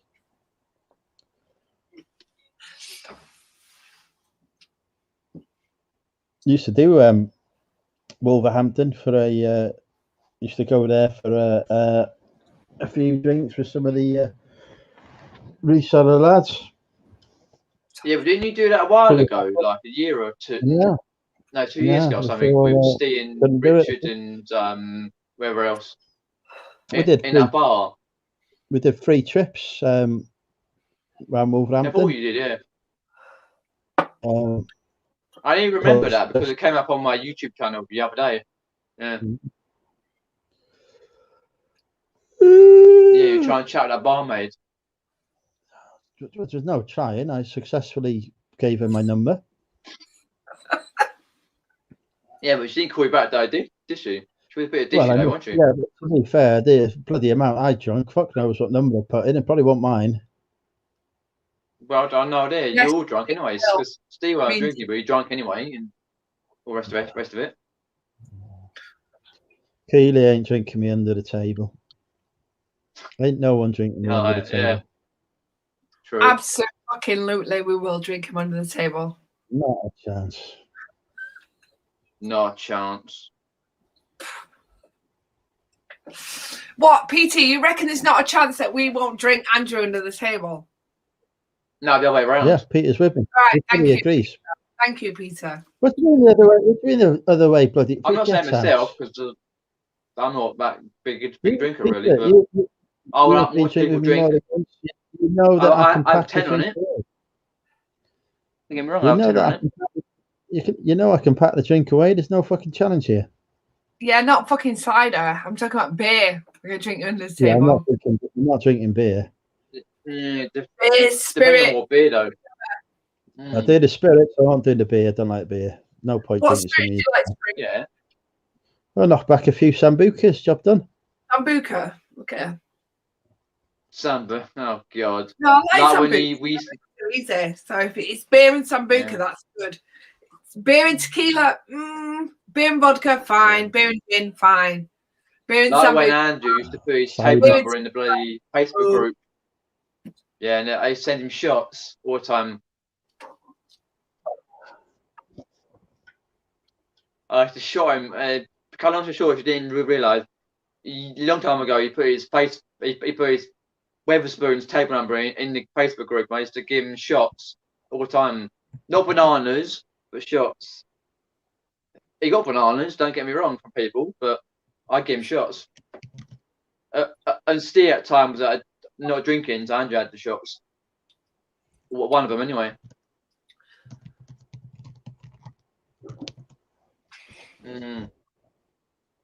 Yeah. Leanne says she's 5'9". So won't scare me. I'm 5'11". For fuck's sake! Why can't I get short women coming? So we are so there. So I've got 2 leggy blondes coming to see me. I'll be all right with that.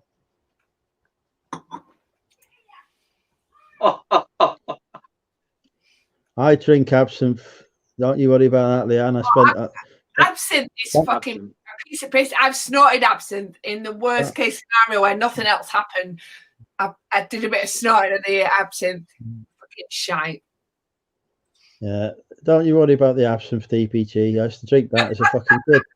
There's nothing in that. Jesus, Andrew, man. I've got me and DVG covered. She's staying at my house. We're going to drink at the table. I've got stuff that'll see us through. Don't worry, DVG.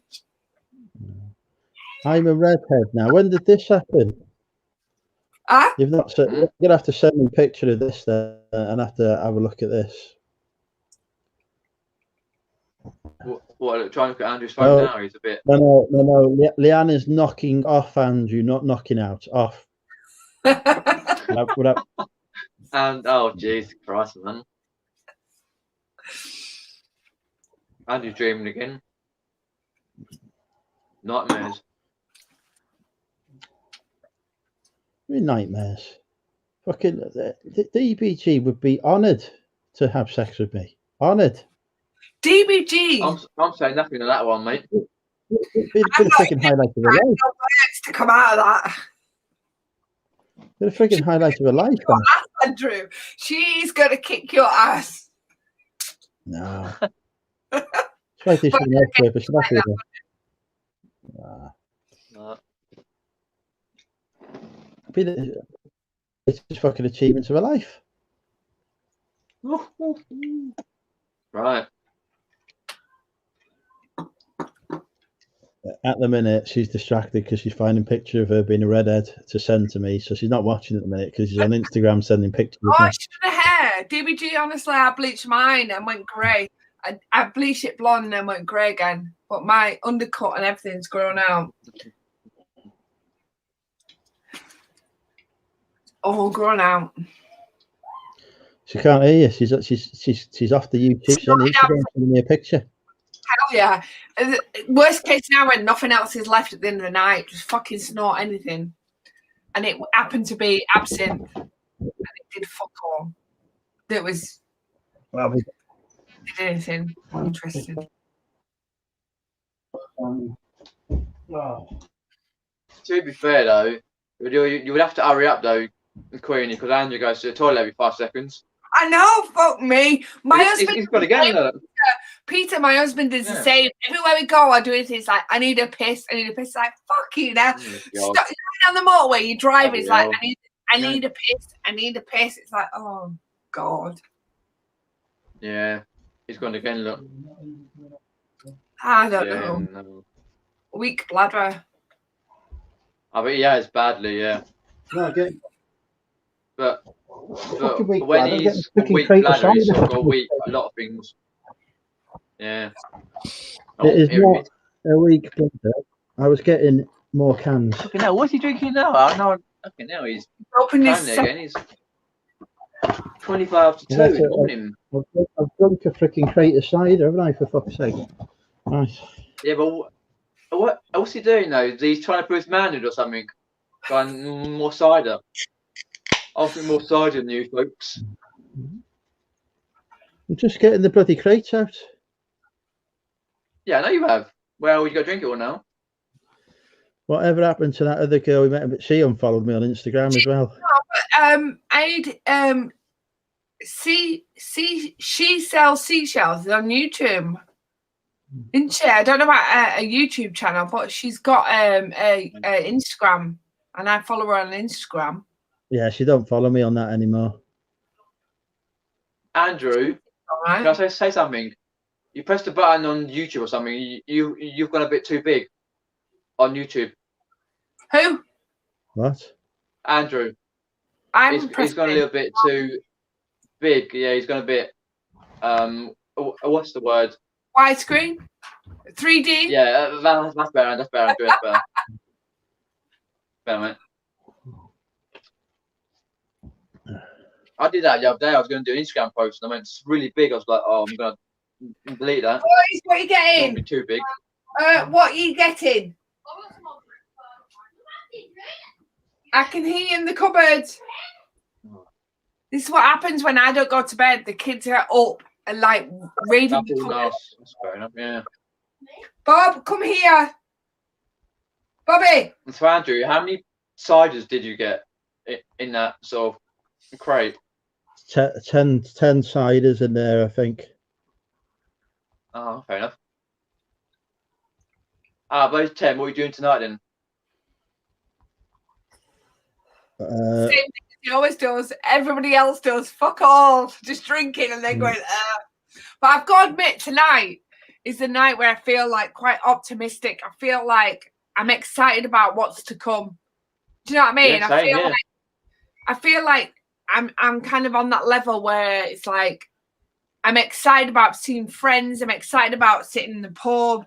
I'm excited about going back to football with Bobby. You know, I feel like, you know, it feels like there's light at the end of the tunnel today. You know, it's been a fucking January is okay. January I got on with, got my head down. February has been fucking like treading through mud. It's been like I am not a down fucking person. I am a person. It's like always like happy. I'm always like, yeah, I don't give a shit what's that thrown at me. I can get on with it. But February's been fucking hard. February, I felt like this is not like me to feel like this. You know, it's not like me to feel shit about fucking hell. Is this ever going to end? It's not like me to feel like that. And February's felt like that. But now we've come out of this school half term and there's rumours obviously about what's going to Boris is going to say and what's going to happen after half term or when the school's going to go back. And for the first time, I'm getting super hyped about seeing everybody. I'm getting excited about the fact that I might be able to go on holiday this year or go to meet up with friends in a bar or meet up with friends at a festival. It feels like there's a possibility that might happen. And you've got. I'm still awake now because usually I'm fast asleep by 10 o'clock. But I feel a little bit excited about all this shit that's going to happen. You know what I mean? And you've got trip to Wales to lose at a drinking contest as well. I will fucking go there wherever. Sign me up to anything that goes on. I feel like there is hope. That's what I feel like at the moment. Drinking you, Andrew, is fine. Even if I lose, I'm going to lose happily because I'm going to be pissed out my head under a table. And that's my happy place. Yeah.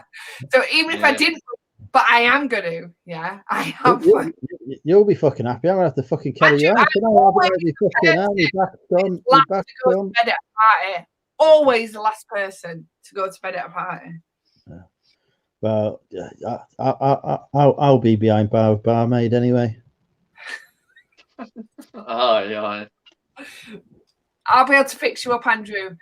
I will be able to fix you up with anybody.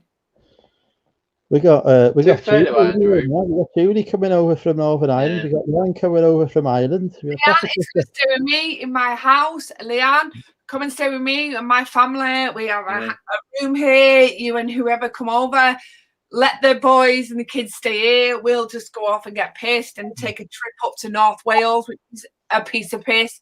Get to it in an hour and 10 minutes. No problem. Michelle's been out and got up. Has she been to bed? I won't show Lathan. No, she's like 6 hours behind. I thought she'd gone to bed and got up by this time. No, she's to America, yeah. Just had an amazing. Andrew, do you remember Go on. that bar, that lady behind the bar in Hitchin, the one who was there late at night?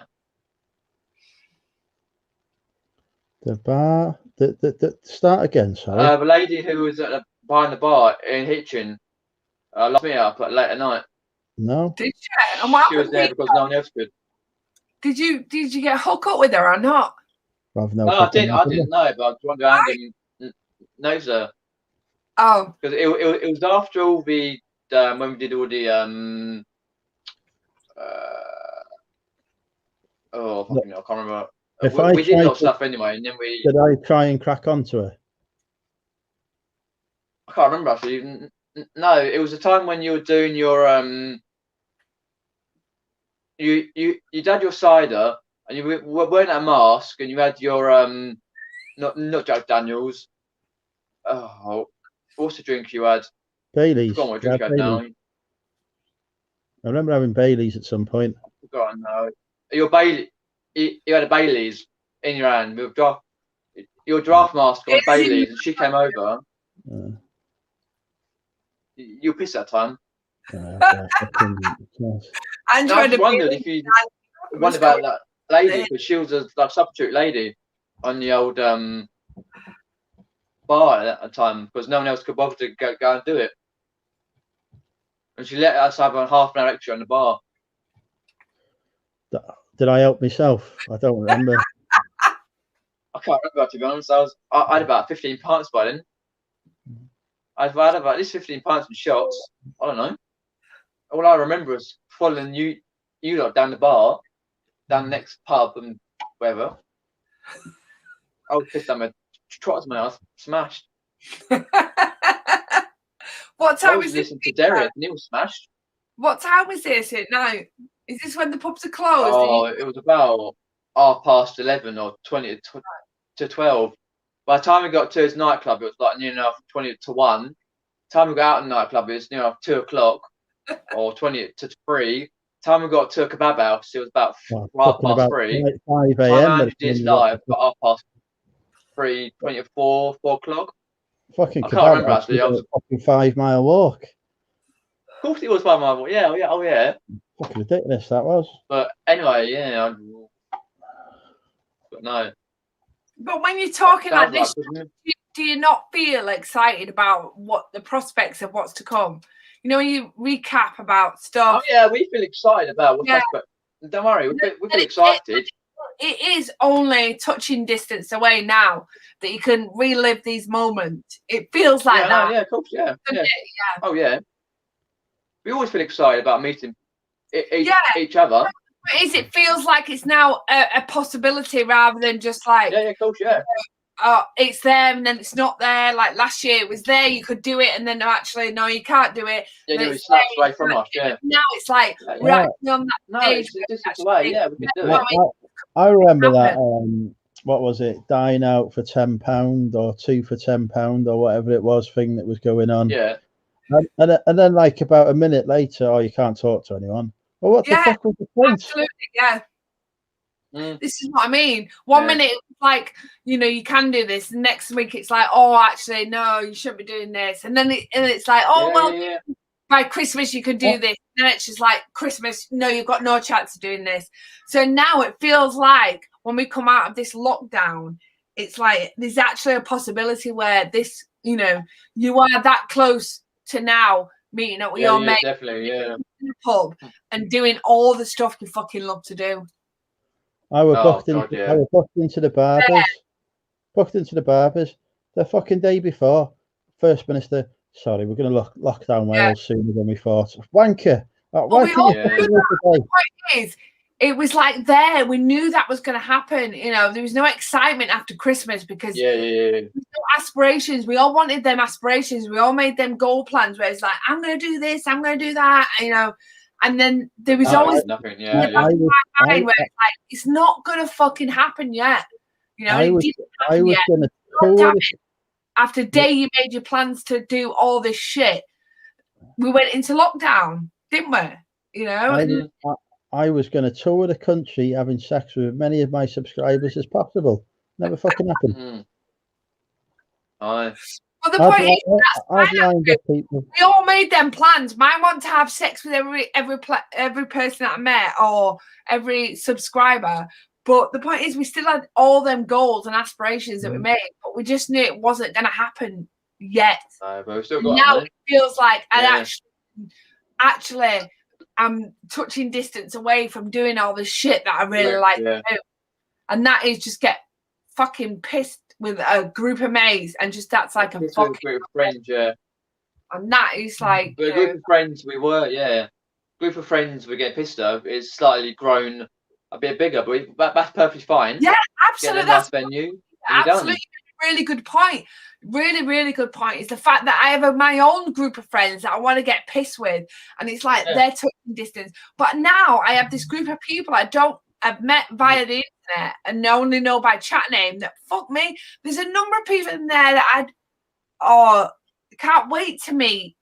So it has opened that possibility of meeting a number of people that wouldn't have been normally on my radar to meet when we came out this lockdown. It's like, definitely.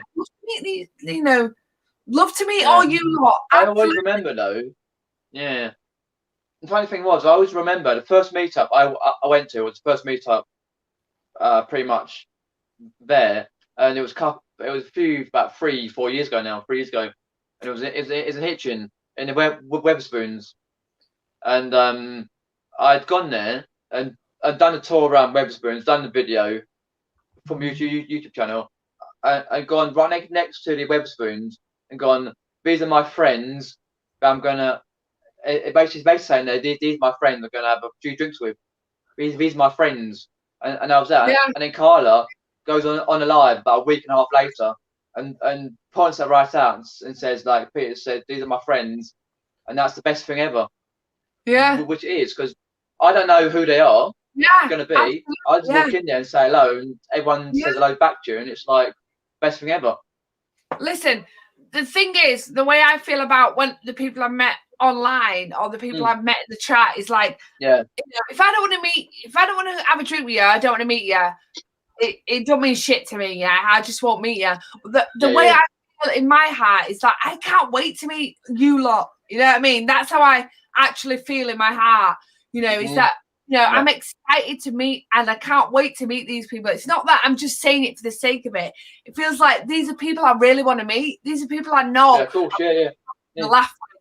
You know what I mean? These are people on the same wavelength of me that I want to talk to. I want to have a laugh with. It'd be the best thing ever. Just say to me, Boris said to me tomorrow, you can go next weekend and meet up with all them people you've chatted to on the internet. Yeah, I'd be that'd be great. Yeah. Awesome. I'm not saying this shit just for going out and meeting people, having a drink. I can do that any time of the day with my friends here. But, you know, it feels good to know that, doesn't it? Yeah. You know, that's the way it I definitely does, yeah.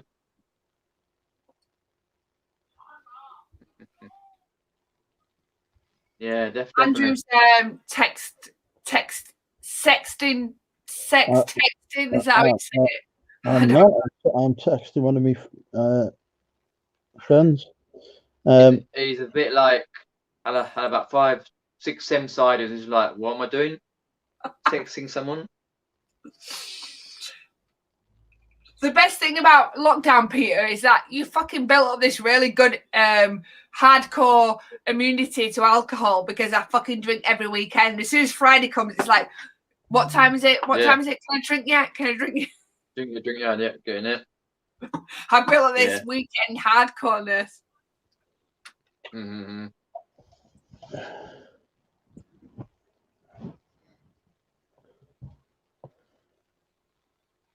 Most of your subscribers are men. They're not according to the analytics anyway. Keely says the government doesn't know what's going on. What a shocker. Keely, is the fucking government has been, for the first half of the year, it's been like, okay, we've all been behind each other. But it's like second half of the year, it's like, what the fuck are you doing? You know, what the fuck is going on? You fucks this up big time. Why the fuck are we the only country as it keeps our borders open? Why have we let every fucker in on a plane and a boat and a fucking on a fucking truck through our borders? You know, why are we fucking doing this? And you wonder why we've got all these strains of fucking COVID. Yeah. Get me started. Do you know what I mean? Kelly says you were the first person she spoke to. Do you remember when we spoke, Kelly? That'd be interesting. Oh, that's right, Sally Kelly, yeah, because I spoke to her, and later on during the night, cut long story short, Carboot Chris, he brought a load of these chub caps about a year ago, or more, 2 years ago, whatever it was, and I brought one. So did Andrew, got 2. And so did the guy from America. I forgot what his name is. Anyway, long story short, and I promised Chris, if he sends me one, I'll send it to the meetup for the auction. And we auctioned it. Sally Kelly and her partner won it, and I signed it. And I was chatting to Sally Kelly and her partner quite a lot of time. And I signed the chub cap and that, and it's like, wow, I think she was the one who donated the what was it called? I've forgotten. She donated something anyway, something really nice to the auction. I think Carver Chris won it. No, Carver Chris, sorry. George Ross won it. George Ross, that's right. I won it. It was one of those plushies or something. I forgot what it's called now. And I was chatting to Sally Kelly and her husband quite a lot, and it was just nice, really, to meet people and just talk to people, and yeah, just I enjoyed it really, because I always try and get here to his meetups really early. I have a habit of going on the train, because I try and get on the train like about 7, half 7, 8 o'clock in the morning. Yeah. When I Do you went like to be, pitching, like, really on time, Peter? Do you like to be prompt? You like the fact that you would be late would be really stressing you out? I would be, yeah, to a meetup, yeah, because I went to the meetup the first 2 times when I went to went to Bristol, because Bristol took me three hours to get to Bristol and an hour and a half to get to Hitchin, and I from Epsom I went from about 7:30, and for me I like to have a look around. Yeah. No, before I go anywhere, have a look around the chat, look around the area where it is, go and check out shops, look around somewhere else. Because I think last time it was when we went to Hitchin, it was around Christmas time, so it was all Christmassy, and I went round there and did all the bits and pieces and stuff. And then we went to the pub. I saw Darren Smart and his missus. I saw Derek and Andrew and stuff like that, and then I saw others. I said Sally Kelly and others and Lex and that. I was like, wow. It's because I'm like sat here on my own, only child, with parents. Don't get to meet many people as I should, so it's nice to meet people and well respected in the community and everything like that. And it's just, I really enjoy it. Just meet people and just wherever it may be. Because I remember chatting to Lee, who's Cola Flipper. Yeah. Cola Flipper on YouTube now. And I remember chatting to Lee about YouTube. He said, I'm going to start a YouTube channel in the new year, 2020. I'm going to do this, that, and the other part-time. I thought, fair enough. If you do this, that, and the other, that's cool. And then obviously, so at some point he did. And now he's got a really good channel. Yeah. And I thought, wow. I think the thing is, obviously, when you turn up to these meets, even though you might think people don't know you because you're just the persona people see on YouTube or the persona people see in the chat, people do know you, so you're not surprised when you turn up to people. You're not gonna be like anyone totally different. You go, hey, look, my name's Peter, I'm a total surprise to you. Do you like me? They know who I am to see. You know that, don't we? There's nothing that you reminds can't me though from these kind of scenarios, is there really? No. That reminds me though, when I went to Bristol, there was 2 ladies. Sorry, ladies, I forget your name if you're here in the chat. But there was 2 ladies who, it was just before Andrew got to the meetup and disguised himself as George Ross. That's another thing entirely. But anyway, there's 2 ladies who across the room who shouted my name and shouted my name and know what I did. I was like, wow. I didn't think like a couple of years ago that would happen. But it did. It's like it sort of got to me there, and it's like, wow. And then there was Dave Rowland, the postie. It was like I was chatting to, and I chatted to everyone else, and it was like, wow. Thing is, as well, Peter, you know, it must be so much more difficult for you to do the walk into that scenario than it is for me. For me to walk into that scenario is like, you know, I walk in as me, and there's no mental thought of whether you like me or not. I don't give a shit. I walk in there and that's me.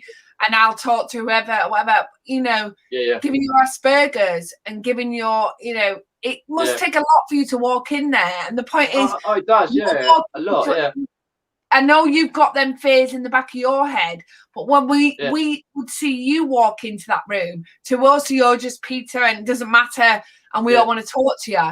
But I know for you walking in that scenario, it must be a fucking whole lot more trauma than me walking into that scenario or some other people. It does, it must be a lot of people that I think have the same worries that you do, and walk into that scenario of a meet-up and think, oh, I can't do this, or oh my God, what do you think, or whatever. And it's like, we all walk in, actually, it'd be awesome to talk to you, and we don't have them fears, do it the same as you.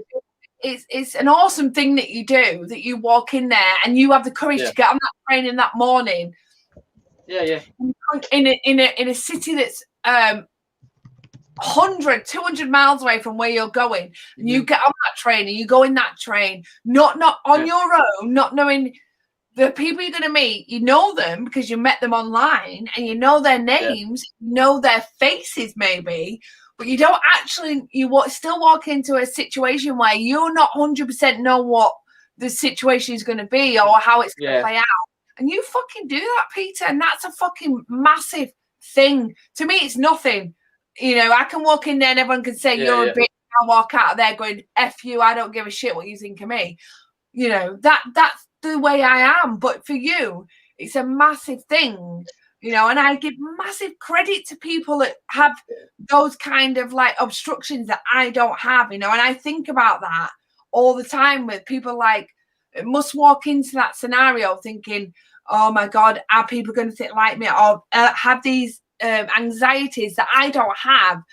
And it's like, I give massive respect and credit to people that walk into the scenarios and think, you know what, I'm just going to walk in that door and see, I'm just going to have to speak to the first person I see. And, you know, all these obstructions I don't even think about, you know, is, you know, I get, like I said, I give massive credit to people like that. Honestly, I really, really do. And I think about people like you all the time. And I feel grateful the fact that I don't have them anxieties.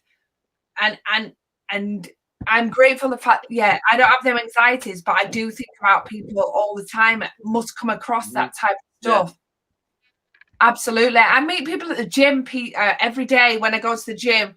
Not now, but obviously in other scenarios when I've been at the gym, and they say, oh, how do you go to that class when you don't know anybody? And I was like, well, I just walk in the class and I just do it. It's like, yeah, but you don't know anybody. It's like, no, I don't. And you know, I don't feel that, but I understand where your anxieties come from, you know, and to me, they're the people that I look up to. They're the people I want to give respect to, you know, they're the people I think about and think, fucking hell, that person is badass. The fact that they've got these obstructions and they just walk in there and do that, to me, is just fucking badass. More than drinking somebody on the table, more than fucking living through the 90s and doing endless amounts of drugs and meeting DJs. You know, I've been there, done that, but the fact that people can come across and do shit like, you know, come across minor obstacles like this that we see as minor, but is not minor to that person, is fucking phenomenal. It really, really, really is.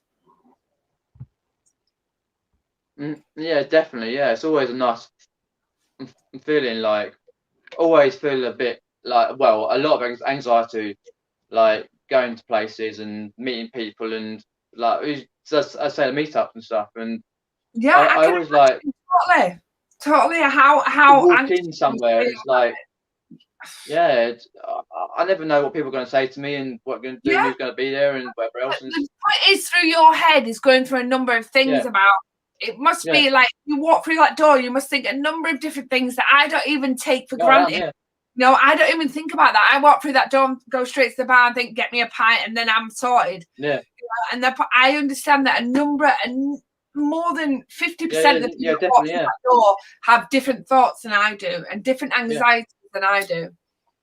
And I always walk in and resonate with, like, they are my. I walk in somewhere like meet up and go, right, someone else, like I don't know, for example, Tom who's picker, or Derek or Andrew or someone who's like, wow, I'm just there and that's it. And then I get sort of like go, right, I'm going to spend 10 minutes with them, and they're going to widen my horizons. It's so Peter, when you walk in there, have you already thought about how you're going to approach that situation? Do you already think, right, okay, I'm all right if I talk to X, Y, and Z? Have you already planned that in your head, or do you just think, I'm going to walk in there and see what happens? Do you think you've already planned it out in your head? Because to me, I hadn't even thought about that. I'd thought about, I'm going to get from the train station to the pub, and now I'm going to get from the door from the pub to the bar, and then anything else that happens in between that don't bother me at all. But I can understand that you plan that out of how you might have got to that door and thought about, right, who might I come across, who might I speak to. I thought to myself, I always think to myself, right, how I'm going to get to my house, to the train station, to the hotel to the pub. I think that over about 50 times. Yeah. Anyway, it's the same with like going to a car boot. What time am I going to get up here? What time I'm going to do it? And other. You're going to meet new people or different people. Yeah. And then when I get to that pub or that place, I'm going to go, right, who's here, who's there? Even if I'm on my own, I'm thinking, shit, is this the right place? Is this the right door? Is this the right area? Is this right here? Is this right there? And then someone walks up, because I think when I went to the last meetup, I bumped into Darren, and his missus. I've forgotten Darren's name on YouTube. It's been a while since he's done a video. Andrew might know. Who's that? I forgot his name now. But I was chatting to him, and then I was chatting to the missus, and then I did a little bit of filming. And then I met the vinegar jar, Peter Cummins, who lives near me, and I was chatting to him, going around the kitchen, and then I went into the bar. I saw Lex, and then I saw Derek and Richard, and then Andrew was there, and then I was like, wow, right, I know amongst friends, I know here and the other, and I know that I've had a couple of drinks, and I know where I am. I know this is the place. I know my hotel room, and I know that once I know where I am, I'm perfectly fine. You're like more relaxed. As long as I know where I am, that's perfect. Yeah. And who I'm with, that's good. Do you feel like you have to go, when you walk through that door, though, you have to go straight up to someone and start talking to them? Or would you go straight to the bar and wait for people to talk to you? Do you think? Do you feel like you have to go and say straight away? If I walk into a place, like, say, for a meetup, and there's 50 people or 20 people there already, I walk in, and it depends. Sometimes depends on what day I'm having. If I'm having a good day, then I walk up to someone and say hello, how are you, and stuff. But normally, with meetup, someone says hello to me first, because they know me from YouTube. They know roughly what I'm like and what I'm doing, and so and the other. It's the same when I go to a car boot.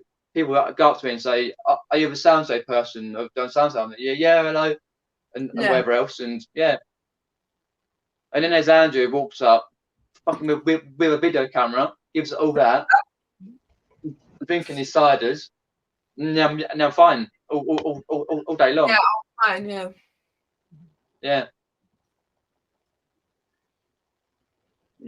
But no, I do know when I go to meetups, I need to broaden my horizons, because I know, as everyone does, like there was last meetup, there's at least like 70 people, and 60, 70 people, whatever it was, and then there was quite a lot you don't get to talk to. You talk to as many as you can, but you kind of get involved in people you sort of chat to, like whoever else. Because I remember chatting to the vinegar jar a lot, and then a guy called Craig, which is the Monocle, and then Josh, JD Network, and Carla and Lex, and some of the others. And then sometimes you sort of neglect people, which is sort of quite hard to think about. But then you go to yourself, right, I'm going to try and speak to someone else, go and speak to someone else, and then they come up to you and say hello and whatever else, and you're like, oh, hello, and then that first word, hello, is to you. That's like, that's the good thing that you have, is the fact that people know you from YouTube. But there must be a number of people in the YouTube community that have the same anxieties that you might have, but don't have a YouTube channel. Yeah. So they walk in that scenario and they know people, they recognize names, they recognize faces, but people aren't going to respond to them like they do to you because they think, oh, that's Peter Ray from YouTube. So they respond to you quicker. Yeah.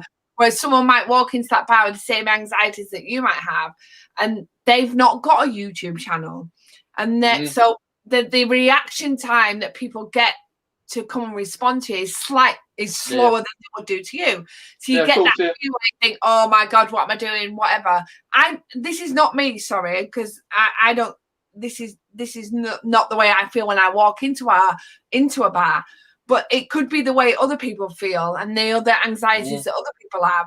But the point is, we're in a community where if somebody walked into a bar and no one spoke to you for 5 minutes or less than 5 minutes, someone would come up to you. I feel like confident in the community that I'm in, and in a meetup, that even if you weren't a YouTube seller and you had them anxieties, you walked into that bar by yourself, someone would come up to you and say, oh, hi, and welcome you into that place. That's the confidence I hopefully believe in my heart that we have, that someone, doesn't matter if you're not a YouTube person, doesn't matter if you're not as prominent as other people are, we're not going to make you feel left out. You're not going to make you feel like you've come into of course you're not. Be awkward hour, Keely wants to bring her sister to meet me. Definitely. DBG. It is probably way more difficult for non-YouTubers if you're in that place of mind, whereas at DBG, I totally think maybe me and you are the same wavelength, whereas to me, I could walk into the bar and it don't give a shit to me. I'd walk straight up to anybody in that bar area and talk to them. And I understand that. I'm grateful for that fact that I have that confidence. I'm grateful for that. I'm not being arsey. I'm not being a fucking, oh, look at me, I'm a fucking, this. I'm grateful for the fact that I would walk up to anybody in that bar and talk to anybody, because I know we're all on the same wavelength and we're all in the same community, and if you think I'm an orbit, then that's fine. I'll just move on to the next person, but there is a lot of people. This is why they choose to be resellers, is that they might have anxiety issues, they might have confidence issues, they might have number of reasons why they choose to work by themselves or choose to be resellers, and that's fine, absolutely. But this is a community where it's like, we would never want anybody to feel awkward when they turn up to a meetup. If someone turned up to that meetup and went away saying, oh, it was fucking awful, no one spoke to me, it was the worst thing ever happened in my life, I'm never going to do that again. How would you feel about that? I'd feel dreadful that someone went away from that feeling like that. I'd feel absolutely fucking awful that somebody didn't welcome that person into this community. I'd feel dreadful. That would play on my mind, that I'd fucking missed out on that. I'd let somebody down on that. The fact that, we maybe missed that opportunity where someone thought they built up all this courage to travel so many miles across to meet all these people in this meetup, and nobody fucking spoke to them or nobody made them feel welcome. I don't know about you, but I'd feel like that weight was on my shoulders. I'd feel pretty bad about that. Do you reckon? You know what I mean? I'd feel that that we'd missed out on an opportunity to say, you know what, fuck off. It don't matter what you are, what you look like, what you wear, what you do, what you whatever. If we not made you feel welcome in a community like this, I'd feel pretty let down by the whole fucking community. I really would. Sorry, am I gonna rant here because I've been pissed? But it's the way I feel. You know what I mean? It's the way I fucking feel.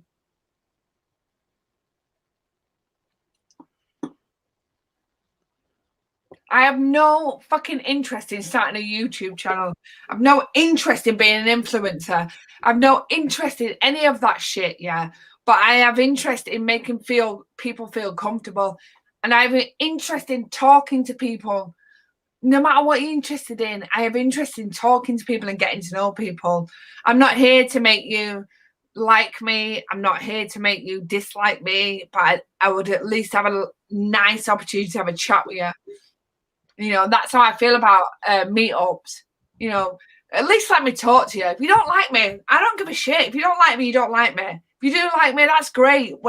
I like you and we can have a chat. If you don't like me, it don't matter. I'm not going to lose sleep over it. I don't lose sleep over anything. Let's get this right, Peter. I fucking love to sleep. Yeah. I sleep over anything. Yeah.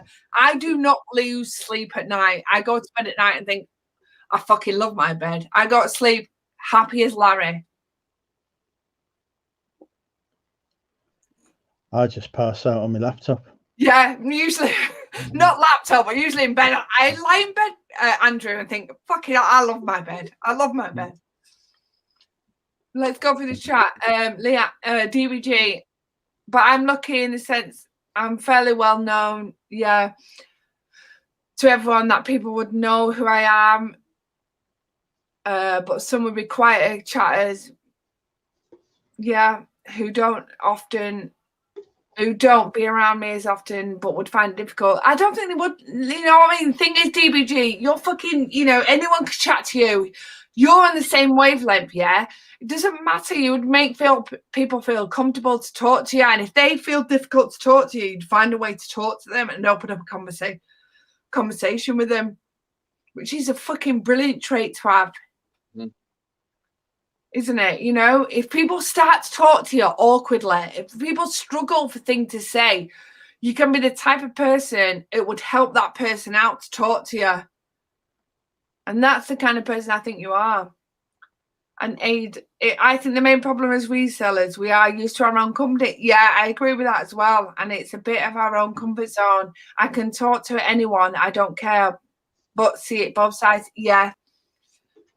Aid, yeah, some people you have to work at talking to. Aid, you know, some people are easy to talk to because they're on the same wavelength as you, and it's not classed as work to talk to him. So you talk to him and it's like, yeah, this is easy talk. And some people it's like there might be a bit of silence in between your conversation and you have to work at talking to him. But the point is, what are you there for? To talk to him for, you know, either you think, oh, this, I can't be asked with this, you know, this is too much hard work. I think, you know, I mean, I want to talk to this person. They're all right, but I know they're struggling to talk to me. So it's wherever your where your kind of ethics lie. And there's not a problem with that. If you can't be asked talking to people because it's too much hard work, that's fine. I won't grudge anybody that does that either. Because I get that. I have friends like that where it's like, when I talk to him, it's a constant like, oh my God, this is too depressing. Talk to him. It's fucking too depressing. My kids are asking me for food. My kids are asking me for this. You got to understand where your ethics lie. It's like, is it worth talking to him or is it just not worth it? You know, and don't feel bad about that because that's just your life as well. I also have an awful habit of doing the bar. For fuck's sake, stop bringing glasses to the bar. It's like I used to date a girl who like would clear the table in a restaurant when we finish, and I'd say to her, what? Clear the table as in lift up the plates and move the table? Yeah, no, take all the plates away, scrape everything's off. I'd do that. I put it at the end. If it's too long, I'd fucking move it. I was like, move this shit. I'd lay the plates up, I'd lay the knives and forks on top of the top plate, and I'd be asking the staff to move the plate. No, this isn't because she's asking to do it. She's doing it so that they don't have to. And I'm saying, but literally, you know, this is why we're here, reaching out so that we don't have to do stuff. I can't be asked with them waiting for them to do their job. This is This isn't about waiting for somebody to do the job. This is literally, we finished. She's clearing the plates. Oh, this right. Isn't about, you know, point is like, I need doing it. Plate. So I will move them plates and I will move it and I'll let you know that I've tidied this plate up to move it. Yeah. I just need okay. I just need people to appreciate that seller junk makes me money. Yeah, it does. Reselling in general is a lovely lifestyle unless you're a couple like Z and Beck or Nick and Andrea, but this community has helped keeping me sane during crazy times. It does. I do consider myself a conversation starter. Yes, some situation I also get uncomfortable. Yeah, but this is where other people's we're all in the same scenario. So where you're confident in talking about, say the conversation comes up about PCs, or the conversation comes up about vintage toys, and that might not be in your area, but it's somebody else in that conversation, it's fine, because it's going to work its way around. You know, it's going to work its way around to you. In this scenario of us reselling, it's going to work its way around to you. So just sit back, be quiet, and wait for that area where it's your moment to shine, and you will fucking shine. You know what I mean? Does it? Just sit back and be quiet about it, and then it'll be your moment to say, yeah, I know this bit. It doesn't matter that you don't know everything about reselling or everything about being confident about talking about fucking politics, or confident talking about what, you know, the coronavirus or whatever. If you don't know shit about that and that doesn't interest you, then it just doesn't matter. Just sit back and be quiet until it's your moment to shine. Is it worth paying somebody for hypnotherapy? I've never tried it, Sean. Who says that? Well, it's funny you should say that. Who talks about hypnotherapy? Where is that conversation? Sean said, is it worth paying somebody for hypnotherapy for anxiety? Honestly, never tried it, so I don't know. Same. Oh, and Sean, Andrew, you should know it's worth paying someone for hypnotherapy, anxiety. Okay, I'm going to touch on this very briefly, but me and my brother, 5 years difference, yeah? So my brother is 100% different from me, yeah? Like, I am the knobhead, confident, outspoken person. My brother is the quiet, unconfident person who's has dreaded going to school, who's dreaded conversation, who is what you would call a total geek.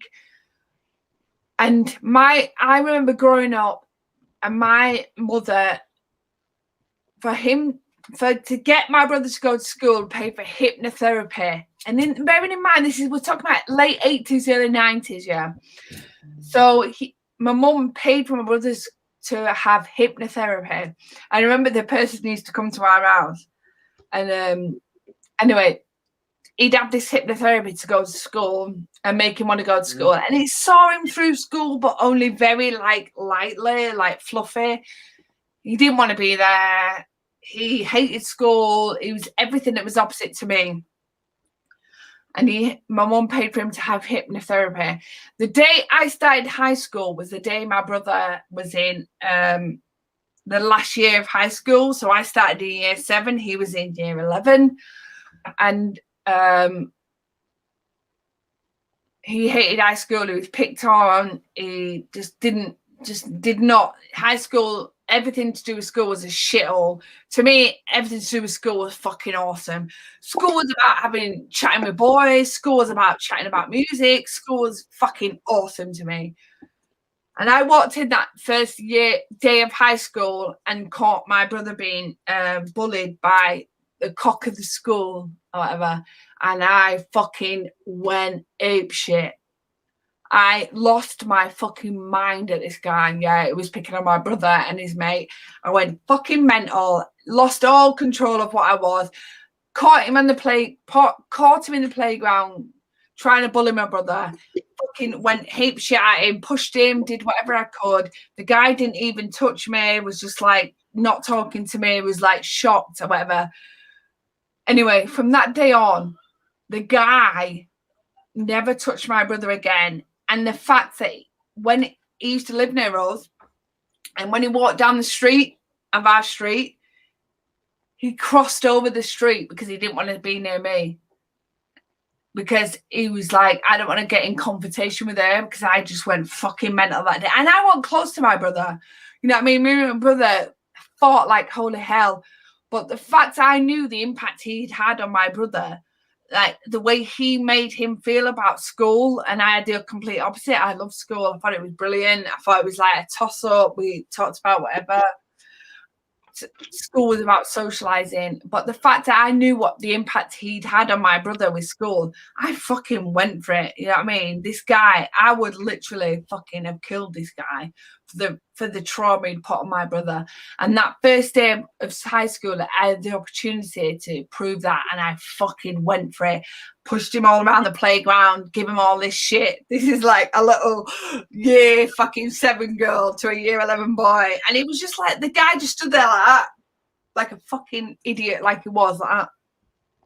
Oh, whatever, yeah. And he never fucking touched my brother again. But I know that hypnotherapy was one of the things that my mum tried to do to get my brother to go to school. And it didn't work. It didn't work because my brother is, you know, people were fucking mean, aren't they? Sorry, did I go off on a rant there? So I don't know what the summation of that was, but Summation Sean, was, yeah, possibly. I don't know about, but my brother did have hypnotherapy. Yeah, he did, and the outcome of that maybe have been quite positive. But the point was, I took that matter into my own hands, Andrew. And maybe it wasn't just me, but the point was that I was like, there's no way, like, you're fucking having this impact on my brother.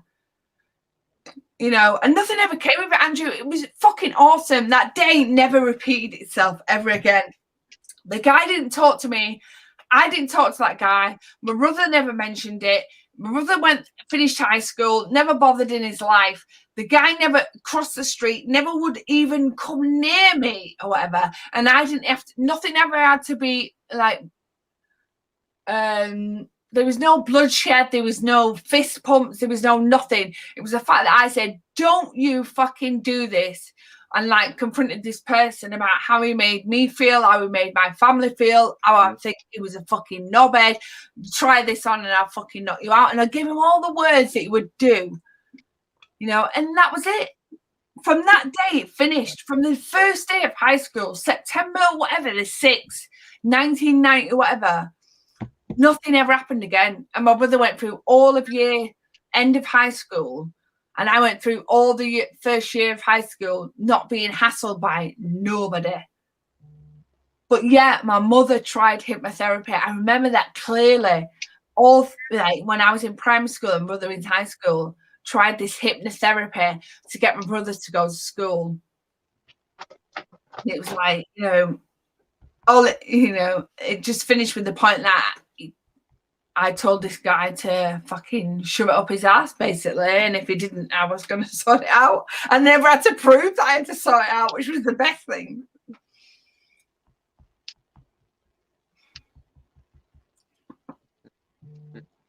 I don't know, Andrew. Maybe I might off on one, but that I remember clearly when you mentioned hypnotherapy and mentioned the impact it has. All I remember is that very, very vividly. My mum went through years of trying to get my brother through hypnotherapy to get him to go to school. And all I did was turn up that day and think, you fucking mess with my brother, I'm going to fucking kill you. And that sorted the whole fucking thing out.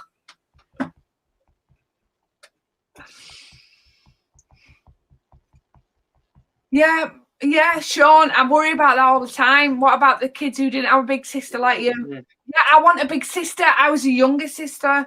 I was 4 years younger than my brother. 4 fucking years younger than him. And yeah, I feel about that all the time. I really do.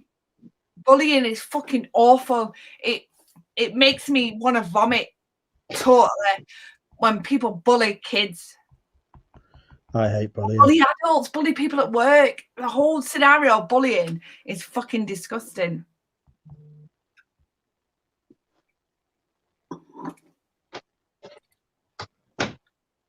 Peter Queen chat just woke up, Sofa. Queen is the bully terminator. I fucking hated bullies. I really, really did. My mum used to sit. My mum lived about a mile away as the bird flies from school. And she used to say to me, all I can hear in school is your voice. I was like, yeah, I bet you can. But the point is, every voice you heard of mine was I was calling people out or being knobheads. Bullying makes me feel sick. Bullying is I can't, even to this day, it winds my fucking guts out, and I will knock people out for bullying. It's horrendous. Kids definitely have it harder. They do because of social media. I'm in the day, yeah. We were tougher in the day, though. We were. Back in the day in the playground, that was the type of bullying. You could handle that type of bullying in the playground. Now it's that social media kind of bullying, and it fucking spreads. Social media bullying spread, and sometimes you can't stop it, can you? You know, there's no stopping that social media bullying. In the playground, you can go to someone and say, "What? You know, don't bully me. You're a knobhead," and do whatever. But with social media, it spreads and spreads and spreads. It's like a fucking, you know, it goes like that, doesn't it? Yep.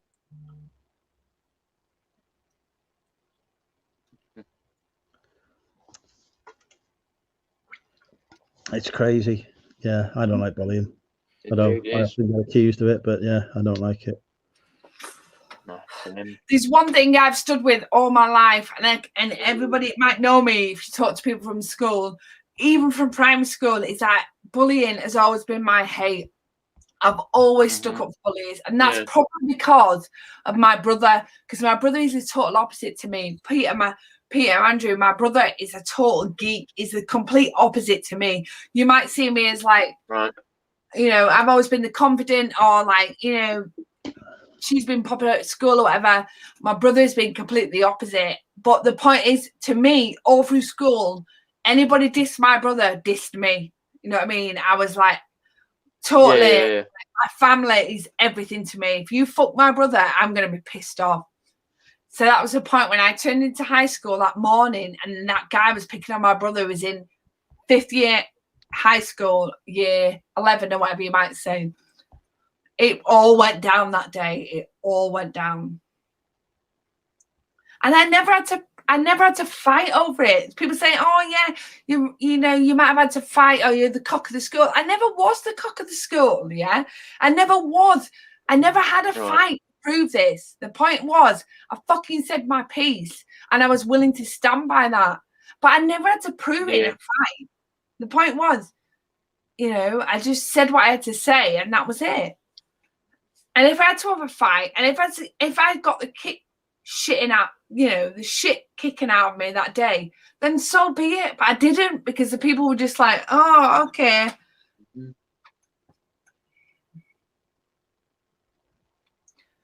Bullying used to stop when you left the playground. Now it's social media. It is deep fried deals. This is the sad thing.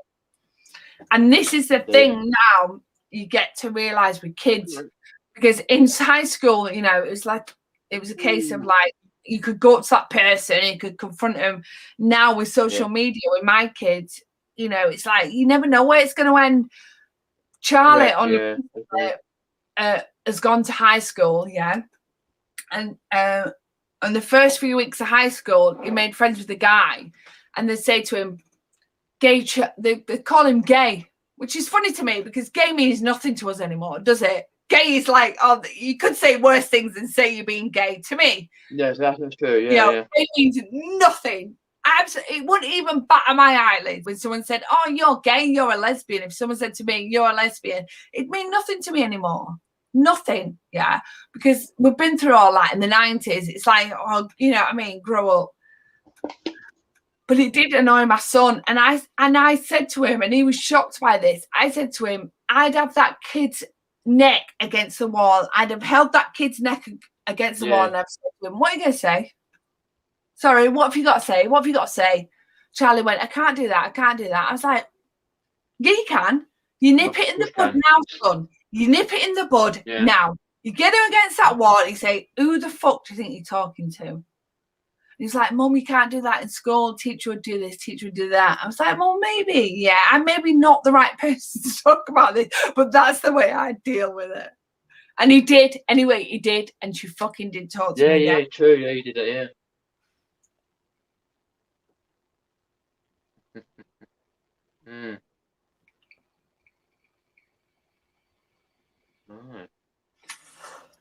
I'm fortunate. I was fine at school, but if I was anxious, the max I would have them.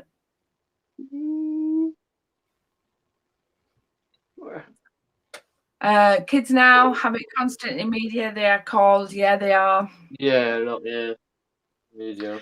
You know, what do you think about the situation today? Things have changed so much. They have absolutely, Sean. And I mentioned before with my son, he's just going into high school. They called him gay for a number of times. It was only when he got home one day and he said to me, I'm fucking sick of people calling me gay. And I was like, what are you on about? And he was like, Mum, they say I'm gay. To me, it was like, so what? There's worse things that can happen in your life than people call you gay. But it bothered him. To me, it wasn't a bother, but it bothered him. I can understand that. Really bother you that much, Charlie? He went, yeah, it does bother me, Mum. I'm really upset about that people call me gay all the time. It's like, I tell you what, son, I'd have had that guy's head against the wall and I ripped his head against the wall and I've said, who the fuck are you calling gay? Who the fuck are you calling gay? Yeah. And he's not like me. He wouldn't have done that. You know, he's not like me. So I had to give him a different times, don't it? Yeah. And he was like, Charlie, nip it in the bud now. Nip it in the bud now and say, you know, ask them what they're talking about. It doesn't really matter that someone's calling you gay. This is the fucking 2021. Someone calling you gay is not a big deal anymore to me. Anyway, we've been through all that in the 90s. It's not a big deal. The fact that you're gay makes you a little bit more interesting, actually, in my eyes. And nipped it in the bud. Anyway, he threw this chair, Peter. He threw this chair across the floor in the classroom, which is a total shock to me because my child is not like that. He threw the chair across the floor and said, what the fuck are you saying? This was in the middle of the class. He went, what the fuck are you saying to me? Oh, yeah. Girl couldn't answer him. And the teacher, he looked at the teacher and he said the teacher didn't say nothing. It looked like the teacher had a smile on his face. Well, it can't these days, yeah. She's a cocky little horrible bitch, and she was. And nothing came of it. And she never spoke to him again. Good. Girl never spoke to him again. So I said, nip it in the bud. Yeah, that's all you got to do, really, yeah. Nip it in the bud. Correct, yeah. Definitely, yeah.